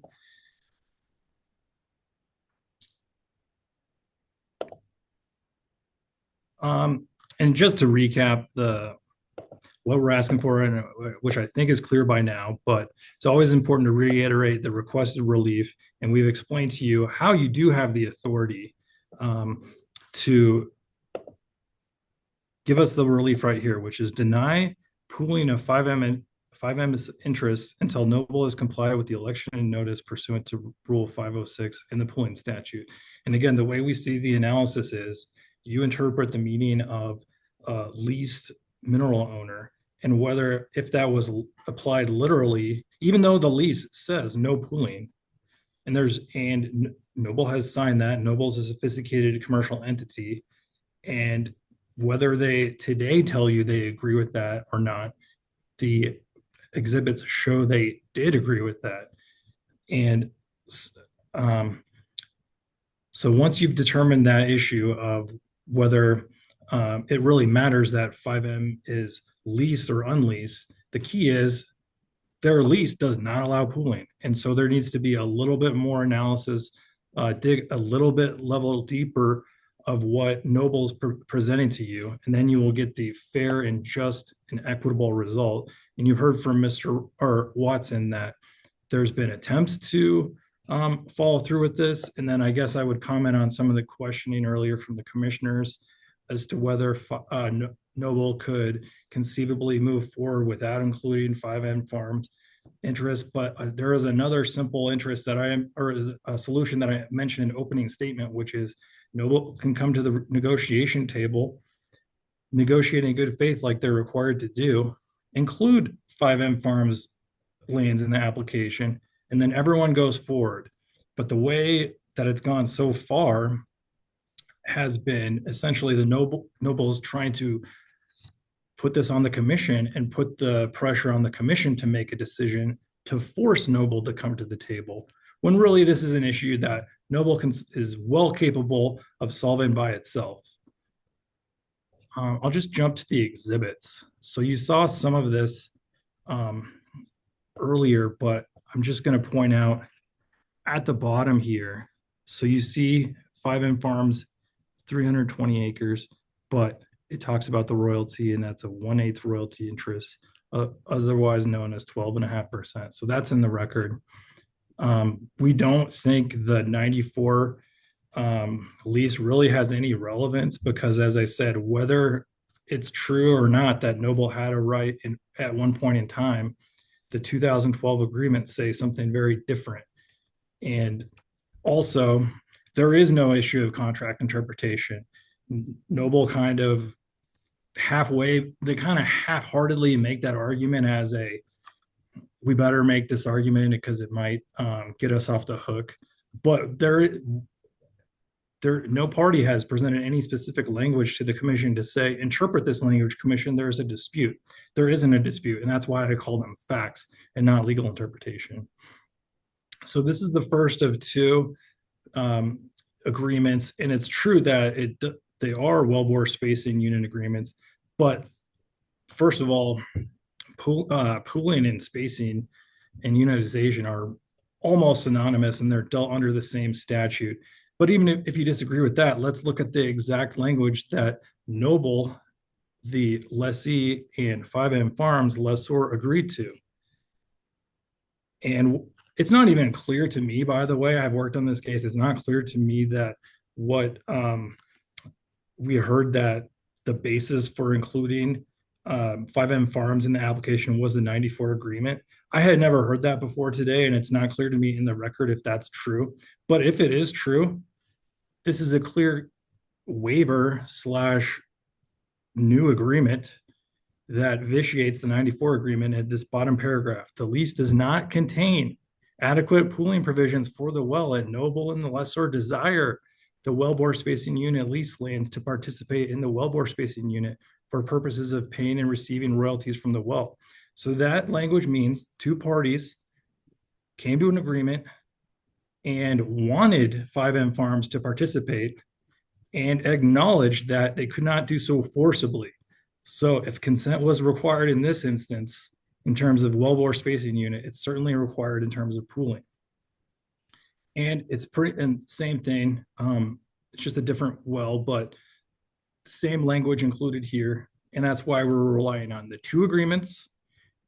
There's nothing in here that's open to interpretation. And if you look at the conduct, Noble's conduct, they're going through the involuntary pooling statute. They did not include 5M Farms within the 45% of consenting mineral owners. So clearly there is no agreement to pool. So let's just, my conclusion kind of tries to put this all in context. Obviously, we've already gone through the motion to dismiss phase. And also, there was no motion to dismiss after remand. So my take on it is we're hearing on the merits today, and my opponent's arguments about failure to state a claim or lack of jurisdiction are kind of dealing with things we already dealt with in the past, and they did not file a motion to dismiss after the commission vacated order number 407-3704. So we're on the merits, we're making factual arguments, we're deferring to the commission's expertise in the area of pooling and leasing, and we're asking the commission to find, based on these facts, which most part are uncontested, that a fair and equitable result will require Noble to comply with Rule 506 and make 5M Farms an offer before 5M Farms is forcibly pooled. And thank you very much. Thank you, Mr. Fulton. Ms. Wasilenki, any cross-examination of Mr. Watson? I did have just one question for Mr. Watson. Go ahead. Mr. Watson, thank you for your testimony today. I find the history of your family very interesting. Just one question for you. Are you receiving royalty payments for any production under the 1997 oil and gas lease and amendment that are subject to this dispute? We are receiving small payments, yes. I'm not you're referring to a 97 one that I don't know the difference between what they are. So the original lease that's subject to this dispute, and it was as amended in 1994. No, we're receiving payments from the 2012 wells. only. Those are the horizontal wells. The vertical wells haven't been producing, to my knowledge and stuff lately. It's the 2012 horizontal wells, which is only 2 wells. And to your knowledge, are those wells subject to the 1977 lease? I don't know that answer, no. No more questions. Okay, thank you, Mr. Fulton. Any redirect? No, thank you. Okay, thank you. Commissioners, any questions for 5M? Commissioner Cross. Thank you, Chair. I want to try and ask a few clarifying questions. First of all, I want to make sure I understand. One of the arguments you're trying to make is that 12.5% is not a reasonable commercial standard for oil and gas leases. And can you clarify what you think is a reasonable commercial standard and what that is based off of? Is that a question to me? If you know, Mr. Watson, otherwise, yes. Yeah, no, as Mr. Fulton had mentioned, our family's involved with multiple leases from various companies for some different areas around Greeley. And I'm also in charge of a nonprofit group, which is the Union Colony Company of Colorado, that is dealing with various small leases that company actually has the title to since 1800s or late 1890s and so forth. So I've had the ability to deal with a lot of companies and what the rates and stuff of those are and our ability to negotiate those. Also, we've had obviously for those other properties or 5M in particular, we've had multiple offers through the years from those companies who just flat out want to go buy your mineral rights. And it's from my experience of dealing with all the stuff, as I mentioned, we know what the values are and so forth. When they come with just those type of offers, they're not near, what they should be worth. And we've been talking with some other companies, particularly one that actually dealt with the Greeley Weld Airport Authority to compare some notes and so forth of what the typical commercial rates are going for now, especially with signing bonuses also. And so, under your argument, that's the 20% that Mr. Fulton talked about, not 12.5%. They range. There's a range of what they go for, depending upon your area, of course, of productivity and other factors, and the size of your farm, etc. And so, what would you say that range is? The range would probably they're 20 to 22% right now. Okay. Right now, but in looking at, I know you talked about going clear back to the 1800s on some of those. Have you looked at a range of like further back leases, or are you just talking about what people are trying to offer right now in terms of trying to, especially as you talk about some of the signing bonuses, et cetera, or are you so is your commercial standard based on if we were to come up with a lease right now or to come up with something right now, this is what we would get versus what standard from the 1970s, what standard from the 1800s, what standard from the 1990s. Yeah, I don't think there was any leases in the 1800s. If I said that, excuse me, but no, it's pretty easy to understand what's been going on lately with other farmers and people around our area in new leases and what's there. And those rates were expressed actually to Mr. Douglas when he called me on January 10th to ask what we were reasonably wanting in current market rates. Okay. And so, again, following up on the question that Ms. Wazelinski just asked you, you said you have not been receiving royalty payments for the wells associated with the 1977 lease. Do you know if those are producing? No, they're not. We have most of those have been abandoned, and we have 3 remaining vertical wells that need to be totally abandoned to be able to allow Noble to do this new application correctly, if I'd say. But they're having problems abandoning a couple of them in our fields that we try to farm through right now because the pressures in the Greeley area are so high, it's making it very hard to take out some of these old vertical wells right now. So those still haven't been taken out. And of course, in addition, they will have to totally reclimate and take out the 4 vertical wells that the 2 pads are on our farm to be able to go ahead with this new plan. So you're saying that they want to plug in abandoned wells so they can start a new development. Do you know if there's still any kind of production holding the existing lease? Only off the horizontals from 2012. So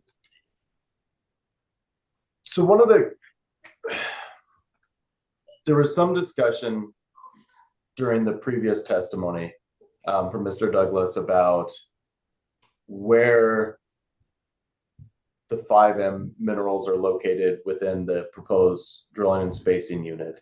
And I think his testimony was on the western periphery of the unit. And so they would need new spacing order if they were to not drill the 5M minerals. We have a diagram that Joel could have put up, or there was one that was sent. I have a diagram and stuff from their application where I drew in the boundaries of exactly where our farm is on that. I don't know if that's possible to get. If it's helpful to look at that, Mr. Fulton, if you could bring that up, if that's helpful. Yes, we have a slide. If you have the one I sent today, Joel. Yeah, sure. So just to let my opposing counsel know, this is actually a updated version of slide 16, which shows the boundaries, if that's okay. But we haven't seen it, so I'll reserve the right to object after we see it. Okay. Pardon me here.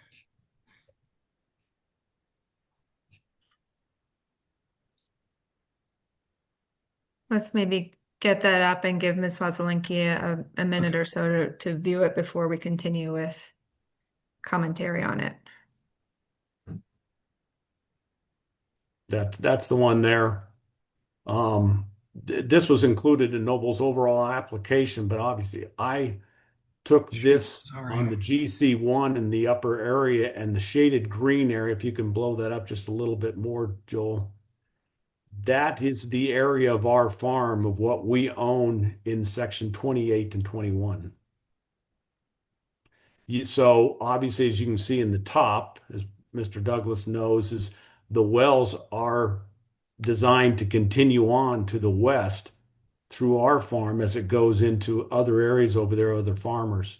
But, 5M is a 300-acre farm, which in these days in small family farms does not allow a tenant farmer cannot make money off of 300 acres. He has to farm at least 600 acres. So he farms other area 80s in this area to be able to make a profit for farming. And I want to give Ms. Wasilinski a chance to object before I ask any kind of questions. Sure, I'll just say this wasn't, the base map certainly was within 5M's initial exhibits. I believe only the green part is in addition. We haven't had any chance to verify that ownership. So for now, I think it's fine to continue on this line of questioning, just still reserving the right to object. Thank you. And we'll just note that it has not been verified and take that into account. And I appreciate that. And I don't want to have any kind of reliance on the accuracy, whether it be with strictly where exactly this is within those sections or the percentages. I just want to try and get an idea of, as you're looking at this, as I ask some of these questions. So again, as Mr. Douglas talked about in his testimony, it's on the western periphery, which is consistent with what you're seeing here. But as you just noted, Mr. Watson, there will have to go through part of the 5M to hit part of the other areas within this drilling and spacing unit. Is that correct? Yeah. And I believe from some of your testimony, you've said that other operators have reached out to you about potentially drilling in this area, or is that with respect to different areas and some of the, or is that respect to different leases altogether? No, these are not operators because Noble has the rights to be the only driller on here. These are actually The terms are different from who these companies are, but they want to take over our lease. And that's Okay. where we're able to find out what those rates that they are offering at as a Okay. working interest. Okay. And so one of the things that I'm curious about is in looking at that, one of the potential options that could come about a decision here is to say, okay, we won't pool your lands. Do you know whether you would get an additional lease from somebody else to drill your lands if that were the case? Only if Noble um, releases our lease. Then you have the options of other people coming in acting as a working interest person to take over those leases.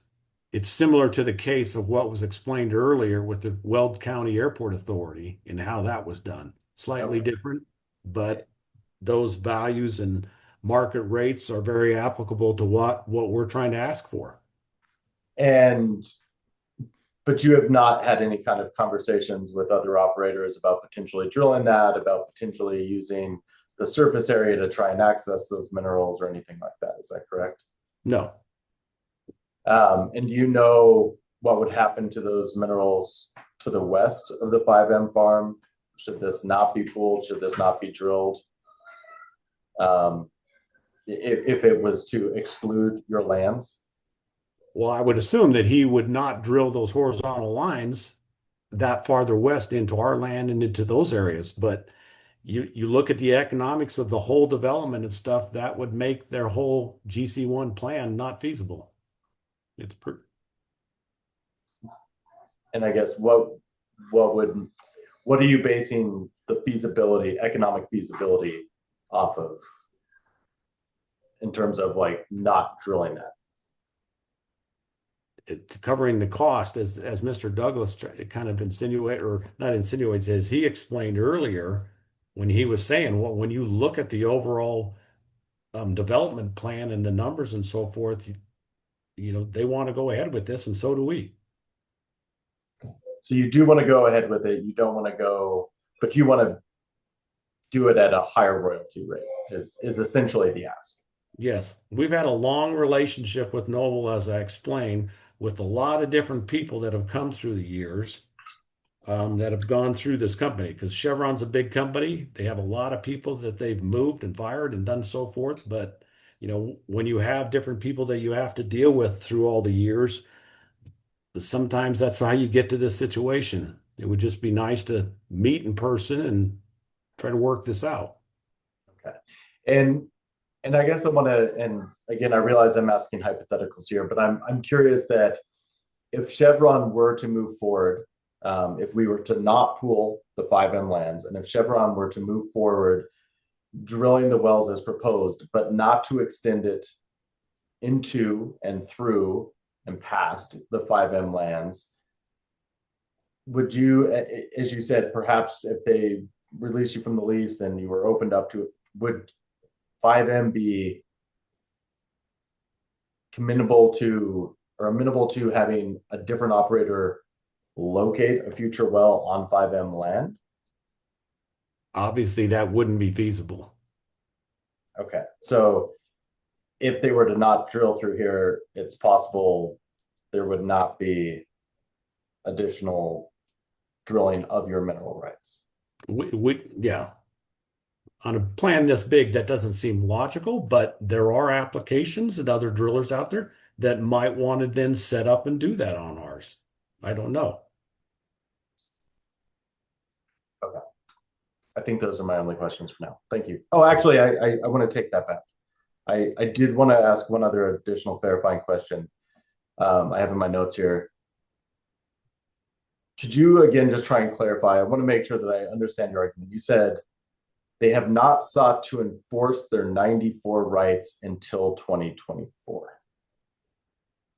Did I state that accurately with what you testified to? I think that's something I said. That was okay. Yeah. Could you clarify that again, that they didn't try and enforce their 94 rights until 2024? here's what I meant by that, and it just comes down to pooling.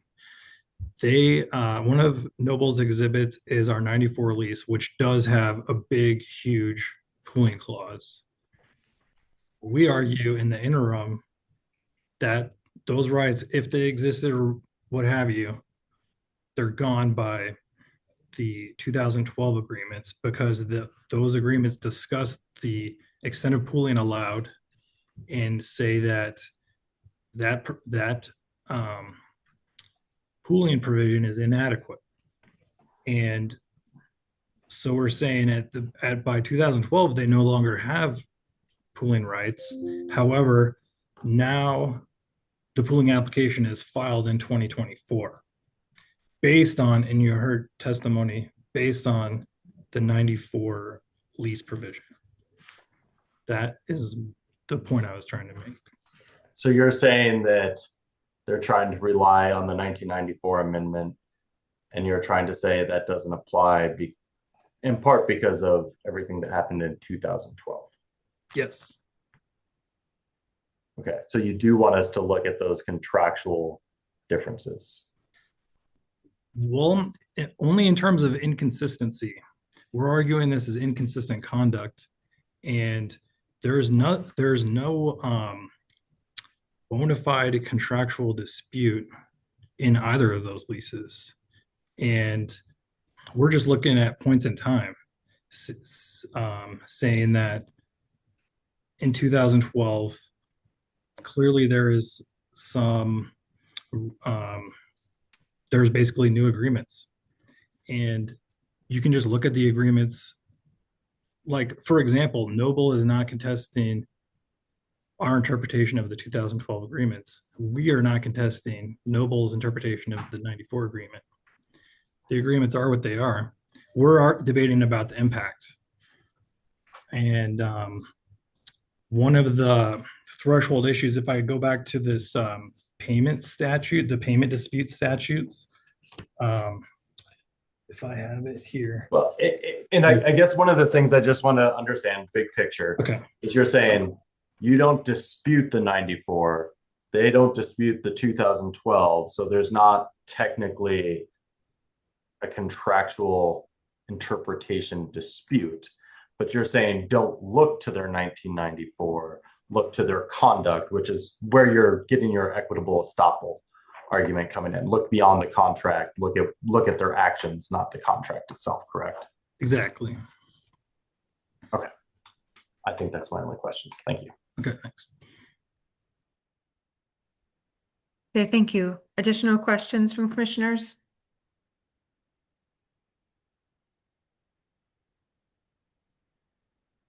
Okay. Seeing none, thank you to 5M for the case in chief. I think before we move into rebuttal testimony and closing arguments, it probably be good to take a short break here. So maybe let's come back at 7 or 8 minutes, so 2:53. It does look like we have everyone back. Thanks, everyone. So now we are shifting into rebuttal testimony. Noble, Ms. Wazelinski, do you have some rebuttal testimony? I do. Thank you, Chair. I'd like to ask Mr. Douglas to just clarify a few points. Mr. Douglas, can you describe the wells that are producing under the 5M lease? Sure, Ms. Wazelinski. So historically, there have been a series of vertical wells that have been drilled on this 1977 lease. Those, for the most part, have been P&A'd. And the lease is now currently, the 1977 lease, as amended in 1994, is currently held by production by the 5M E28-69HN well and the 5M E28-67 well. 5M is currently receiving royalties for these two wells. Thank you, Mr. Douglas. And to clarify, are those horizontal wells? Yes, the 5M E28 wells are both horizontal wells. Thank you. And you just stated that Noble is sending royalty payments to 5M for those wells? That's correct. It's probably through Chevron, but yes. Thank you.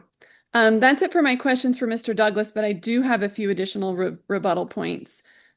First, the center of this dispute really is on contracts. Noble very clearly disputes 5M's interpretation of the contracts, and specifically the contractual authority to lease. Noble's position is that the 1994 amendment allows for pooling, and the 2012 consents to participate are not relevant or dispositive to Noble's ability to pool. So we do have a disagreement over the language and rights governed by the relevant contracts at issue in this case. And the Colorado Supreme Court makes it very clear that the ECMC has no jurisdiction over this dispute. Regarding jurisdiction, this is not simply limited to payment of proceeds cases. The substantial case law around this issue, and specifically the Antero decision, in no way limits the jurisdictional determination to a payment of proceeds case, as 5M argues. The relevant case law very clearly prohibits you from interpreting the terms of a contract when two parties to an oil and gas lease have a dispute over the terms of that contract, even if the contract terms are unambiguous. So what 5M is asking you to do is to look at the contracts before you, the 1977 lease, the 1994 lease amendment, and the consents to participate, to interpret them, and to essentially convert 5M's interest from a leased interest to an unleased interest, which would then trigger the obligation to provide a new lease offer and election to 5M. I want to touch briefly on the discussion regarding developing the unit without 5M's interests included within the unit. First, I don't think the facts and law here would support that action. Colorado law does prohibit a pooling applicant from drilling the unleased tract of a local government that rejects a lease offer, but not here, where it is undisputed that 5M's interests are leased. Second, any reconfiguration of the unit would require a new spacing application, likely a new OGDP application, and it raises serious issues around mineral waste and harm to correlative rights for Noble and other mineral owners within the unit. From the map that was shared by 5M today, a significant portion of the unit would be cut out, creating mineral waste in violation of the Act. Noble cannot cut 5M out without causing significant waste and harm to correlative rights in this development plan. And one last point, to come to the just and equitable conclusion that 5M Farms is requesting would be to ignore the lease, ignore commission rules, ignore the Oil and Gas Act, and misappropriate long-standing interpretation of correlative rights in Colorado. Doing so would not protect correlative rights, but would effectively take away Noble's correlative rights and assign it back to 5M. 5M acquired its interests subject to the 1977 oil and gas lease and associated royalty rate. The lease was subsequently amended, and as discussed before, 5M leased its ability to drill and produce the minerals within the unit to Noble in exchange for a royalty. It's that royalty that's the protection of 5M's correlative rights and is the opportunity for 5M to receive its just and equitable share. There have been tens of thousands of pooling applications that have been approved under Colorado's pooling process. The Oil and Gas Act has been around since, I believe, the 1950s and has been consistently applied. And there have been multiple instances when this commission has dismissed a petition based on very similar contract interpretation issues. And these are cited in the record here and in the hearing officer's order initially dismissing 5M's petition. So 5M argues that approving the application would result in absurd results, but in fact, granting 5M's requested relief would lead to absurd results in this matter. So this concludes my rebuttal. Thank you, Ms. Wasilenki. Mr. Fulton, any cross-examination of Mr. Douglas? Yes, briefly, please. So, Mr. Cross, you testified that 5M has received royalties. Do you know if it's 12.5%? Mr. Fulton, was that directed at Mr. Douglas? I believe you said Yes. Mr. Cross. I'm sorry, I meant, let me rephrase. Mr. Douglas, I have a question for you. It's about Mr. Cross's questions of Mr. Watson. But ultimately, my question is, do you know if 5M Farms is receiving a 12.5% royalty interest? Yes, to my knowledge, they're receiving a 12.5% royalty interest, proportionately reduced for the unit for the 5M wells. And here's why I brought up Mr. Cross. I was going to ask you if you have knowledge about what would be a range of a good faith offer that would comply with Rule 506, which is talking about kind of the state of the industry. Just So to clarify, Mr. Fulton, the way you phrased it, I think is Okay. a bit confusing. That was a question for Mr. Douglas, correct? Not for Commissioner Cross? Yes. Thank Let you. me try again. So, Mr. Douglas, if you heard Mr. Cross, he was asking Mr. Watson about what would be a range for a good faith offer under 506 in terms of a percentage of royalty interest. Do you have any testimony about that, or anything that you would, based on your experience and knowledge in the area, anything that would allow you to testify of what you think a good faith offer is, or a range? Mr. Fulton, I'm going to object to that question. I don't think it's relevant here, and it would call for speculation. Mr. Fulton, do you have a written response? I'm following up on questions already in evidence. The Nobles offered Mr. Douglas as an expert. I didn't object to anything so far. It's definitely relevant, and it's not speculation unless the witness tells me it is. Okay, let's allow Mr. Douglas to answer within the realm of his knowledge. Sure. Whether the offer to lease today applies to a lease in 1977 is inapplicable here. We have a valid lease that was taken in 1977. There's an agreed upon royalty rate in that lease, and it's 12.5%. So are you testifying that, if I could give you a hypothetical as an expert to follow up on that, let's say it was a new lease with similar minerals and land, would you say that 12.5% today would be a good faith offer under 506?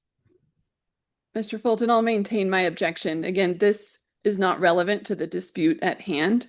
No new lease offer is at issue here, and it would also call for speculation. And same responses as before. This is following up on relevant questions from the commissioner, and this is the expert witness proffered by Noble. And experts are allowed to answer hypotheticals, and I said it was a hypothetical, and it's not speculation unless the witness tells me it is.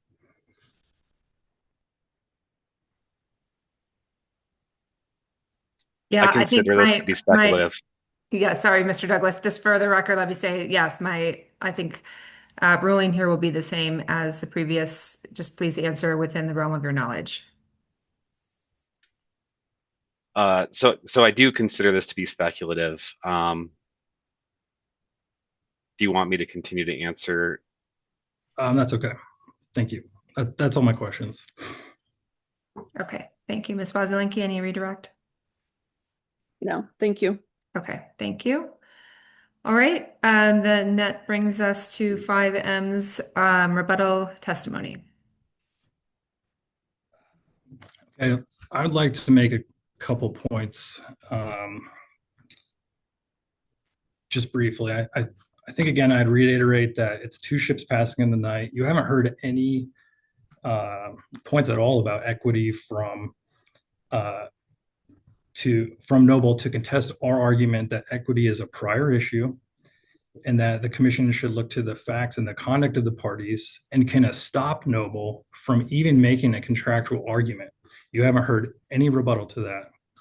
Furthermore, the mere fact that parties disagree about the interpretation of a contract does not create a bona fide dispute of contract under the law. And my cite I'll give for that is a Colorado Supreme Court case. It's called Add to Inc. versus City and County of Denver, 9P3 373, with the pinpoint site is at 377. And again, we think this argument about jurisdiction, the commission should consider this as negative on Noble's credibility overall. First of all, there is no language that Noble has put at issue before the commission to interpret, and neither have we. And just to point out, if we get to this issue about contract interpretation, I mean, you saw on our briefing, we agree the commission doesn't have jurisdiction to do that. What the case law talks about, and a lot of it is in the payment disputes context, is when parties come before the commission, their rights are assumed, basically. And so the commission doesn't need to determine the rights and obligations of the parties because that's what courts do. But there is a prior issue. Again, even if we get to this contract issue, so I'm looking at 3460.118.5, subsection 5.5. Before hearing the merits of any proceeding regarding payments of proceeds pursuant to this section, the commission shall determine whether a bona fide dispute exists regarding the interpretation of a contract, defining the rights and obligations of the payer and payee. So my point of reading that is, it's not as if anything that involves a contract that's before the commission has to raise its hand and say, I don't have jurisdiction. Before that happens, under this section I just read you, the commission shall determine whether a bona fide dispute exists. So we submit, there's been no identification of a bona fide dispute of contract interpretation. And again, I'd reiterate that the commission has the power to stop Noble from relying on its 1994 rights that were waived or altered in 2012 and not asserted until 2024. I think those are my main points in rebuttal. Thank you.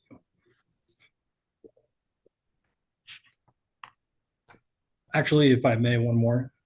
Sure. I was going to ask Mr. Watson. So it has to do with your question. Mr. Cross was questioning you. And I know that you basically this week, but before then, have been making calls and trying to find out information, just like Mr. Cross was asking you. So I was just going to give you a last opportunity to comment on kind of the state of the market in terms of the royalty rates, if you wish to do so. I think I mentioned just a lot of the sources that we've recently been allowed, or not allowed, but it just through the years that I explained of the experience of dealing with a lot of this on the family stuff, that always have the ability to talk to a lot of other farmers and lease people what those rates are. If it's appropriate in the proceedings now, if I could ask a question, maybe it would be directed to Mr. Douglas, though. If he knows the lease. No, I'm sorry, let Mr. me- Watson, that's not part of, that would right. not be in order I of the didn't think proceedings. so. Let me cut you off there, Mr. Watson. But basically,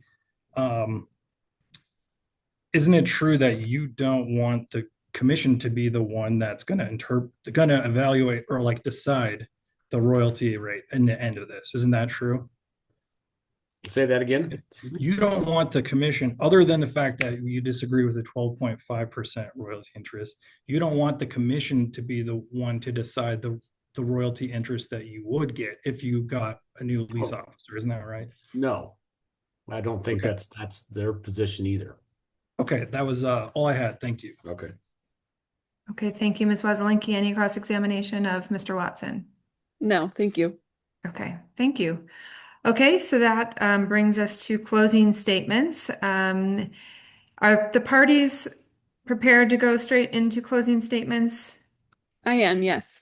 Okay, I'm seeing nods from Mr. Fulton as well. So we will start with Noble. Great, thank you. I'm going to bring a PowerPoint back up. So we'll just get that in presentation mode. Perfect. So you will heard arguments today from 5M that it is not just, equitable, or fair for 5M's lease to be pooled within the unit. Under the Act, just and equitable refers to ensuring that each mineral interest owner in a pooled unit gets the opportunity to receive a fair share of production or proceeds proportional to their interest. There are various ways in which that is accomplished. In the case most relevant to this dispute, the lease is the mechanism to ensure that the just and equitable share of production is received by the lessor, here 5M. 5M argues that Noble's application does not comply with Rule 506 because it never had the authority to treat 5M's interest as leased. As the testimony and records show, Noble has established that 5M is subject to the lease, a fact that is stipulated between the parties, and that it has complied with all regulatory requirements that are prerequisite to the ECMC's approval of the pooling application. 5M further argues that the doctrine of equitable estoppel should apply to this case based on 5M's interpretation of the contractual lease language and the consents to participate. 5M is asking the Commission to consider the validity of the lease based on a discretionary action by Noble in 2012, which does not impact the underlying validity of the lease and is not legally dispositive to the matter being heard.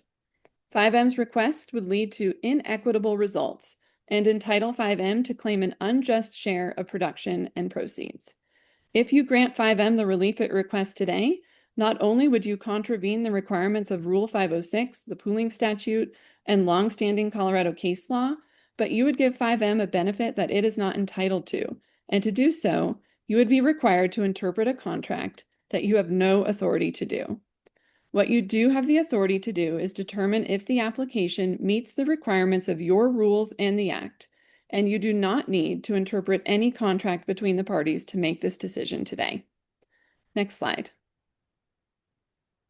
What the record makes very clear is that Noble's pooling application is compliant with the Act and ECMC rules and may be approved by you today.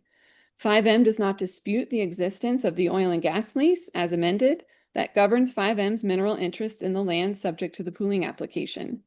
No provision of the Oil and Gas Act or ECMC rules requires Noble to make a new lease offer or new election to participate to leased royalty owners. Noble maintains that the oil and gas lease, and specifically the 1994 amendment, allow for pooling all or any parts of the described land with other land or leases. The fact that the parties dispute the language within the lease and amendment regarding whether these contracts allow for pooling creates a contractual interpretation question over which the Commission has no jurisdiction. Next slide. In closing, you can properly exercise your jurisdiction and approve this compliant pooling application today. Based on the applicable facts and law, we respectfully request that you approve Noble's application to pool all interests within the approximate 2,400 acre drilling and spacing unit established by Order Number 407-3681 for 23 defined Chinook wells for the development and operation of the Niobrara, Fort Hays, Codell, and Carlisle formations, and to subject any non-consenting interests to the cost recovery provisions of the Act and deny 5M's petition for the reasons we articulated today. This concludes my closing statement. Thank you. Mr. Fulton, your closing statement? Well, thank you again, everyone. I know it's been a long day full of many hearings, and it's my first hearing before you, so thank you for your time and consideration. Just a couple points in closing. I think one of the things we learned in this case is Noble really does not want the Commission to look at these contracts. And like I said, I agree, that's not the Commission's job, but I still don't think there's been an identification anywhere of a bona fide dispute regarding the interpretation of a contract. You can take the 94, or you can take the 1997 contract as it is. You can take the 94 contract as it is. You can take the 2012 contracts as they are. The only dispute is that Noble thinks they should be allowed to pool 5M Farms. 5M Farms thinks Noble should not be allowed to pool. Under the case law I cited earlier in my rebuttal, the mere fact that the parties have different opinions regarding the interpretation of a contract doesn't necessarily create any legal issue. It's just the mere fact that they disagree. And we're not just relying on the contract language. There's facts and context you can look at. Number one, Noble is pooling under the involuntary pooling statute. Noble's obtained 45% or more of consent of the owners within the pool. But 5N Farms is not within those 45%. In other words, Noble has not consented, 5M Farms has not consented, and Noble is treating 5M Farms as if they didn't consent. In fact, but they also have this legal argument about how they're not forced to give another offer under 506. Our argument is that this is just not credible and that this is a problem that Noble can solve on its own without involving the commission. And if you just look at the facts, we have this 2012 agreement. It is undisputed that there is a lease or language in there that contemplates the lease and that says the lease does not allow pooling. There's nothing to interpret there. That's just the facts, and that's how the parties have been treated. Also, another fact is that is inconsistent, and Noble's application now is inconsistent with its 2012 agreements. Also, the fact that the pooling application here involves 2,400 acres when the 2012 agreements said that the 94 provision doesn't even allow pooling for 480 acres.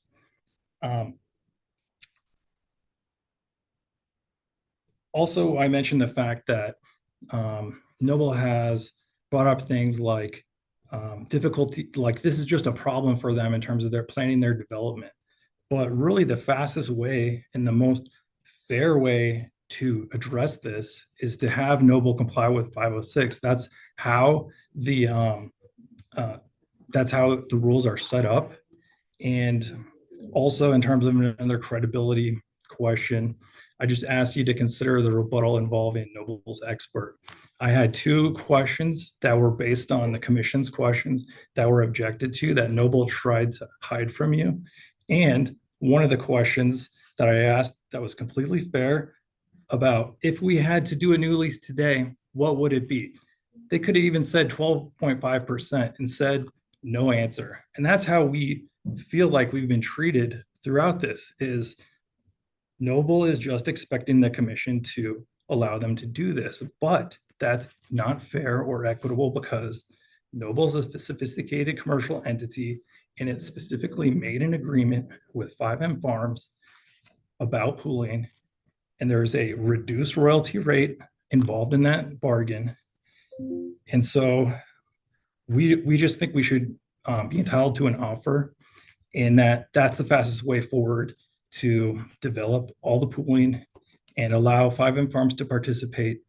And that would be what we're asking the commission to protect 5M Farms' correlative rights and ensure that 5M Farms gets a fair and equitable share of the oil to be produced. So thank you very much. And please rule in favor of 5M Farms. Thank you. Thank you. Okay, that is all of the testimony and evidence I think we are going to be receiving today. So commissioners, we are now moving into deliberations. I do want to do a check-in. I want to see if commissioners are prepared and ready to go straight into deliberations, if you'd like a short break before we do so, or even potentially a continuance if commissioners need some time to review their notes and consider their thoughts.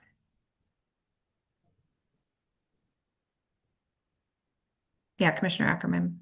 Madam Chair, I'm certainly open to all of those, but prepared to go forward if we continue on. Okay. Or others? Yes, Commissioner Messner. Yeah, I would agree with Commissioner Ackerman. I'm prepared to go now if we have enough time. Okay.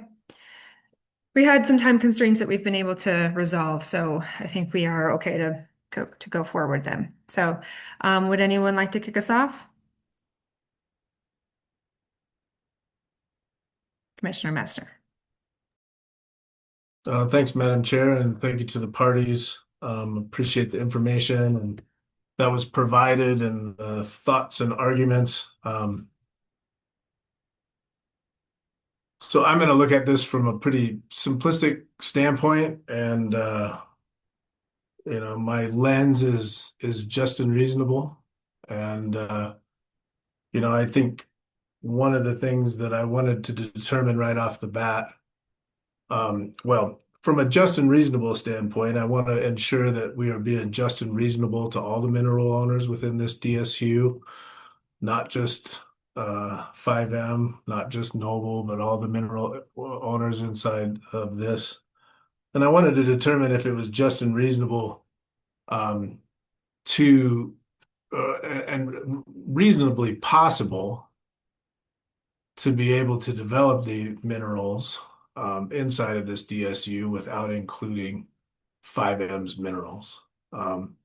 There's clear that there's a contractual dispute in this situation. It's also clear to me that this commission does not interpret contracts.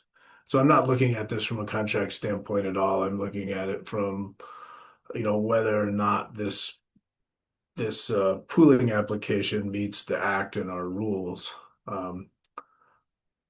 Initially, I heard testimony from Noble that indicated that it seemed to be reasonable to be able to produce the minerals in this DSU without including 5M's minerals. And so my initial reaction was going to be to eliminate or stay any decision associated with 5M's minerals until Noble and 5M sorted out this contractual issue, but move forward with the approval of the pooling application for the remainder of the minerals in the DSU. But after seeing additional information, including maps of exactly where 5M's minerals were, and understanding that on the other side of those minerals there was potentially stranded minerals that would be associated with the DSU, it didn't seem to me that it was reasonably possible for Noble to be able to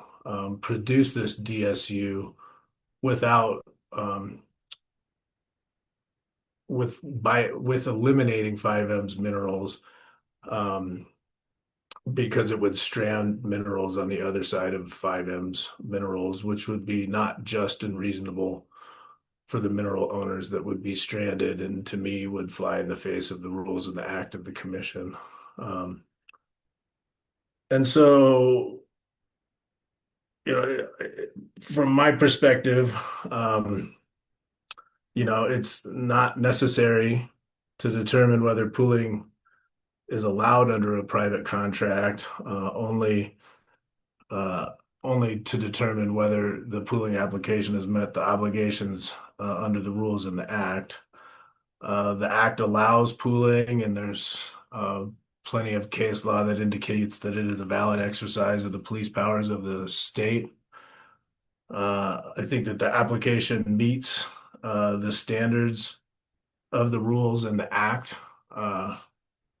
And as this commission doesn't interpret contracts, I would be leaning towards approving Noble's pooling application, including 5M's minerals. Also understanding that there is, to me, a contractual dispute here, and there's further relief available to 5M through the court system to determine interpretations of contracts. I just think that place is not here. So those are my initial deliberative thoughts, Madam Chair. Thanks, Commissioner Messner, for getting us kicked off there. Appreciate those thoughts very much. Other commissioners? Commissioner Ackerman. Thanks, Madam Chair. And I'll just lead with the end that I'm largely in line with, entirely in line with Commissioner Messner here.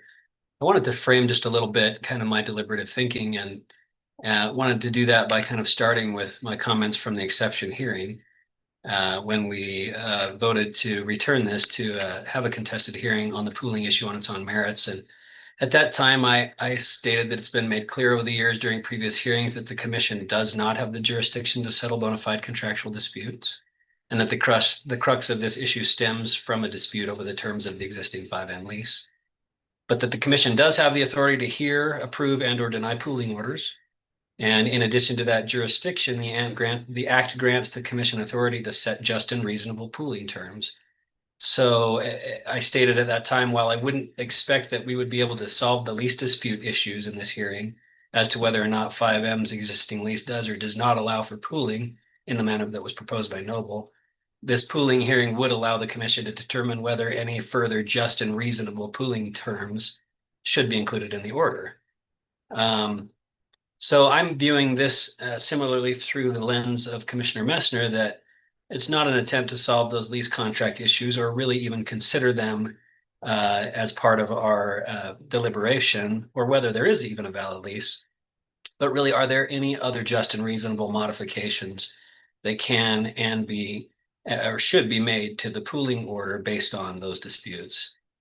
I wanted to kind of share some of my thinking associated with what I saw as some of the primary legal issues that were raised by 5M, and I think that adds a little bit more light to my thinking. And I wanted to start with the disputed issue argument raised at the beginning in the pre-hearing statement, and 5M asserted that the hearing officer's statement was leading and potentially biased. I don't agree with that. That statement, paraphrased, asked the question, does a provision within a private contractual agreement supersede the pooling statute such that the commission may interpret said lease despite the legislative mandate preventing the commission from contractual interpretations? So as I stated during the exception hearing, lease contract language interpretation is the primary issue here. And in my opinion, the hearings officer did adequately boil down the decision to the most applicable unresolved legal issue, as really evidenced by the focus of this hearing around those contractual issues.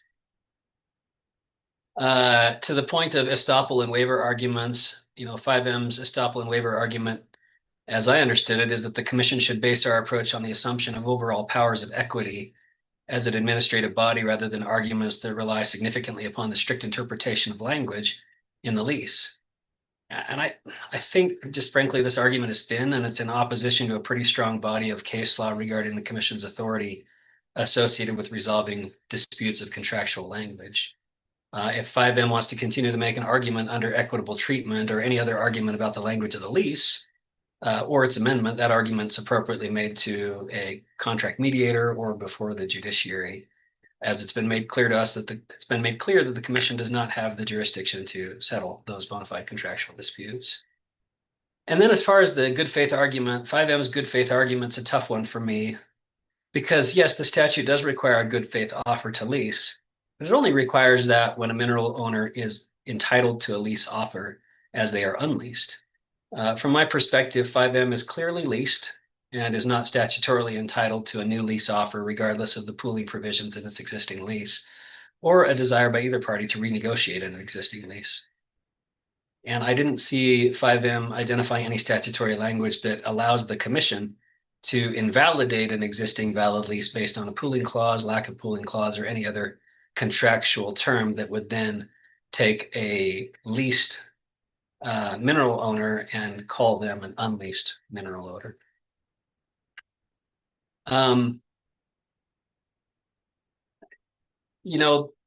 5M argued that the fastest way forward is to order Noble to treat 5M as an unleased mineral owner and to comply with Rule 506, 506 being the regulation that requires operators to submit a good faith offer to unleased entities. In testimony from 5M in response to Commissioner Cross was that 5M could only bring in another operator if Noble releases their lease. Again, further substantiating there is a least interest at play here. And I can't find any support in the Act or the rules for 5M's argument that it should be treated as an unleased mineral interest owner under the ECMC rules. The lease does exist and has been voluntarily signed and in place for many years and amended at least once. And there may be provisions in that lease, and I'm cognizant of that are inconsistent with the ultimate desires of either party. But the fact that a lease does indeed exist and that the signers of that lease are independently contractually obligated to its provisions doesn't, in my opinion, render its interpretation as an actual valid active lease within the realm of an absurd conclusion by this commission. I think I agree with Noble that the opposite conclusion would be closer to an absurd conclusion. And that said, there isn't any statutory or regulatory language that takes a leased mineral owner, regardless of the quality or nature of the provisions in that lease, and then converts them to an unleased owner based upon the terms of the existing lease, pooling or otherwise. So, I am sympathetic to all parties being treated fairly in a dispute. And I certainly am familiar with family farms and the way that they work, and often feeling like they're going up against difficult circumstances. I'm sympathetic to that. I do think that the case law is quite clear here. And this is clearly a financial dispute rooted in a desire to renegotiate the terms of an existing enforceable lease. I was a bit confused by 5M stating there's no bona fide contractual dispute, but really it's just a disagreement about the terms of the lease, which I would interpret as a contractual dispute. So, I mean, either way, the preponderance of the arguments that were made today to substantiate 5M's status as unleased are clearly contractual disputes based on the lease language, and they're appropriately made before an arbiter or a court, as has been made clear a number of times today. And so, as I was considering potential actions, I had considered the same actions, it sounded, as Commissioner Messner. And I was strongly considering, as was Commissioner Messner, some kind of an exclusion or stay about 5M's portion.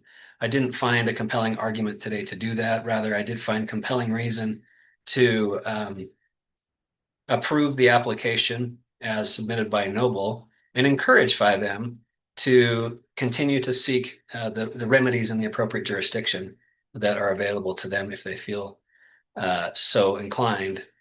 Some of those logistical considerations were that Noble clearly holds sufficient mineral interest to initiate a pooling order, even without 5M's leased interest, which they also hold, although the terms of that lease are disputed, as has been made clear here today. Putting Noble in a position in which they would have to entirely modify the project under a new OGDP and spacing order and/or determine if they would even go forward within the scope of our regulations is tough for me to consider a just and reasonable modification to an otherwise compliant pooling order application. And we did hear testimony from 5M themselves that the withholding of their already leased land would potentially make the GC1 plan not feasible, both due to not developing the 5M land and the land beyond 5M land. I would agree that that would certainly raise that specter. And that would significantly impact Noble's existing legal rights, as well as causing harm to the correlative rights of other existing mineral owners. And so for that point, it's really tough for me to consider excluding those lands as just and reasonable modification. So my preference also is to approve Noble's pooling application, including 5M's already leased land, and encourage 5M, if it does feel that issues remain with the validity of the terms of its existing lease, to seek the remedy as it sought here today for those contractual issues in the appropriate venue. Thanks, Madam Chair. Thank you, Commissioner Ackerman. Yeah, Commissioner Cross. Thank you, Madam Chair. And I'll make every effort to be brief on this because I do believe that the majority of my comments have been addressed by my fellow commissioners thus far. I do want to spend a little bit of time on the contract interpretation.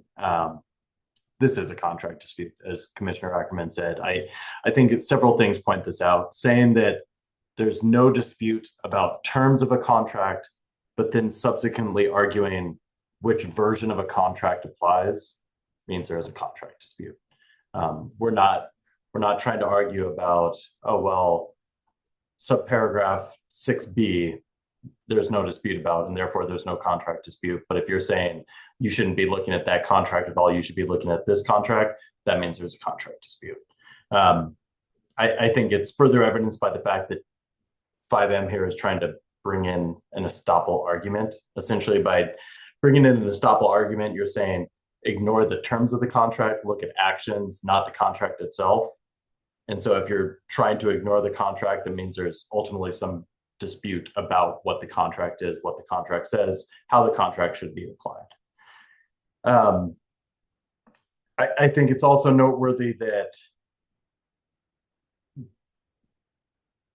as Commissioner Ackerman just noted, having to 5M specifically testifying that if they were to try and get somebody else to go in there, Noble would have to release them from the lease. And that means there is a contract that applies here. The contract has to be looked to. And so you can't have it both ways and say, if they truly thought that there wasn't a contract dispute, if Mr. Watson and 5M fully believed that their lease was not being held in production, then they would be free to try and have the lease ended and try and go get somebody else to drill it under that. But that's simply not what's happening here. So again, I think this shows that the lease does need to be looked at. This is a contractual dispute. And as Commissioner Messner said, that's not in our jurisdiction to look at. I think that's also very clear. I think one final point in this, I thought it was interesting, Mr. Fulton's argument about the absurd result. And when I'm going to pull up the slide here myself and read it, because it said approval of Noble's position would adopt an absurd interpretation of the pooling statute because it would arbitrarily determine that a mineral owner with a lease that does not allow for pooling should be treated as the same as a mineral owner with a lease that does not allow for pooling. And so, again, I think even under the absurd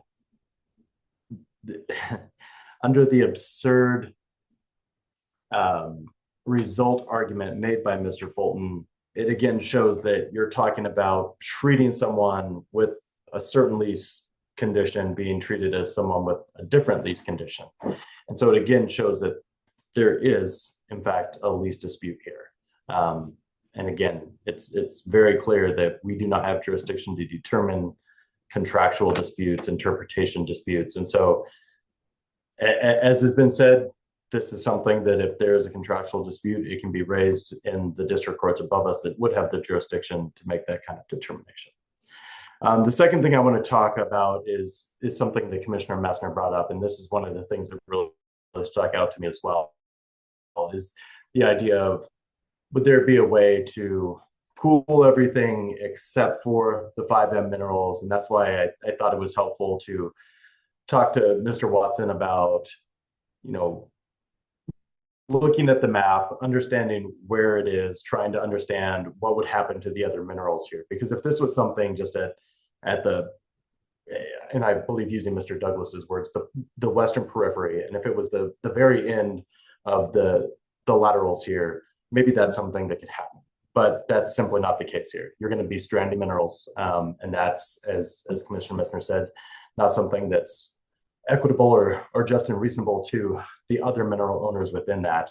As Commissioner Ackerman also touched on, I think it's important to note that, again, we can do a just and reasonable determination. I know at the very beginning of this dispute, Mr. Fulton said, the fact that we held for 5M and the exception before meant that we somehow agreed with their arguments here, that there wasn't the jurisdictional arguments. I didn't quite follow that, because the fact that we thought that there could be some kind of decision that we could make, some kind of relief that could be granted, does not mean that we necessarily believe that a certain relief should be granted, as Commissioner Ackerman pointed out. And so, I think one of the things that really stuck out to me is what we're seeing here is an application that's trying to come through the whole area. Under our legislative mandate, we can provide a just and reasonable relief for a pooling order. And it's something that can be specifically done by application. It's something that we can do on our own as long as it's just and reasonable. And the idea of stranding minerals is not a reasonable result. I think the idea of leaving those minerals, then losing the lease, and somehow a different operator coming in, then you have to consider additional concerns with having multiple locations or multiple operators coming in from different areas. And so having to do additional drilling is going to have other concerns with the rest of our rules. And so I do think it's noteworthy that there are potential economic concerns with the inability to develop this as full. And so overall, what you're seeing, has been said by my fellow commissioners, is that what you're going to have with granting this pooling application, including the 5M lands, is the full development of these lands, and therefore the payment of royalties, the payment of the mineral interests to all the mineral owners within this drilling and spacing unit. I will just quickly say something, and I'm not going to make a decision on what is the commercially reasonable standard for royalty rates or anything else, but I thought it was at least noteworthy to make a couple points on the 12.5%. The idea of this somehow being inequitable, I don't think was proven through the testimony today. I think that it's hard to argue a certain percentage of royalty rate is inequitable when it's a historical federal royalty rate. I think it's hard to argue it's inequitable when the vast majority of leases you see, especially from before, were traditionally 1/8, which is 12.5%. And so I think it's important to note that just because somebody could get something more now does not mean that it's necessarily inequitable for an existing royalty rate within a lease, particularly as oftentimes the royalty rates are developed based on a certain level of a guess as to how productive a lease may or may not be. And so understanding the potential productiveness of wells in this area, horizontal wells in this area, is almost certainly going to provide a higher royalty rate or additional consideration for that lease if it was negotiated now than if it was done in the 70s, knowing that they'll be able to have a producer and probably not going to drill a dry hole. And so I think that's important to just note as well. Again, not making a decision on whether 12.5% is the commercial standard, but I do think that it is an equitable amount, and it is just inequitable to rely on that. So I am in agreement with my fellow commissioners thus far, and I will be voting to approve the pooling application of Noble as done. Thank you, Commissioner Cross, for those additional remarks. Sounds like we have alignment. I too will add my name to being in agreement with the comments of my fellow commissioners. I don't have any additional remarks or points to make. I think everything has already been covered by my fellow commissioners. So I think I will just take the initiative to make a motion to approve. Oh, AAG Boudreau is coming on. I will just pause here visualized for a because you were minute. moving on to the motion. I didn't have anything to add. Okay. All right. Thanks. I just wanted to make sure. My motion would be to approve Noble Energy's pooling application, including with respect to 5M's minerals. Second. That is a motion and a second. All of those in favor signify by saying aye. Aye. Any opposed? Motion carries 4-0.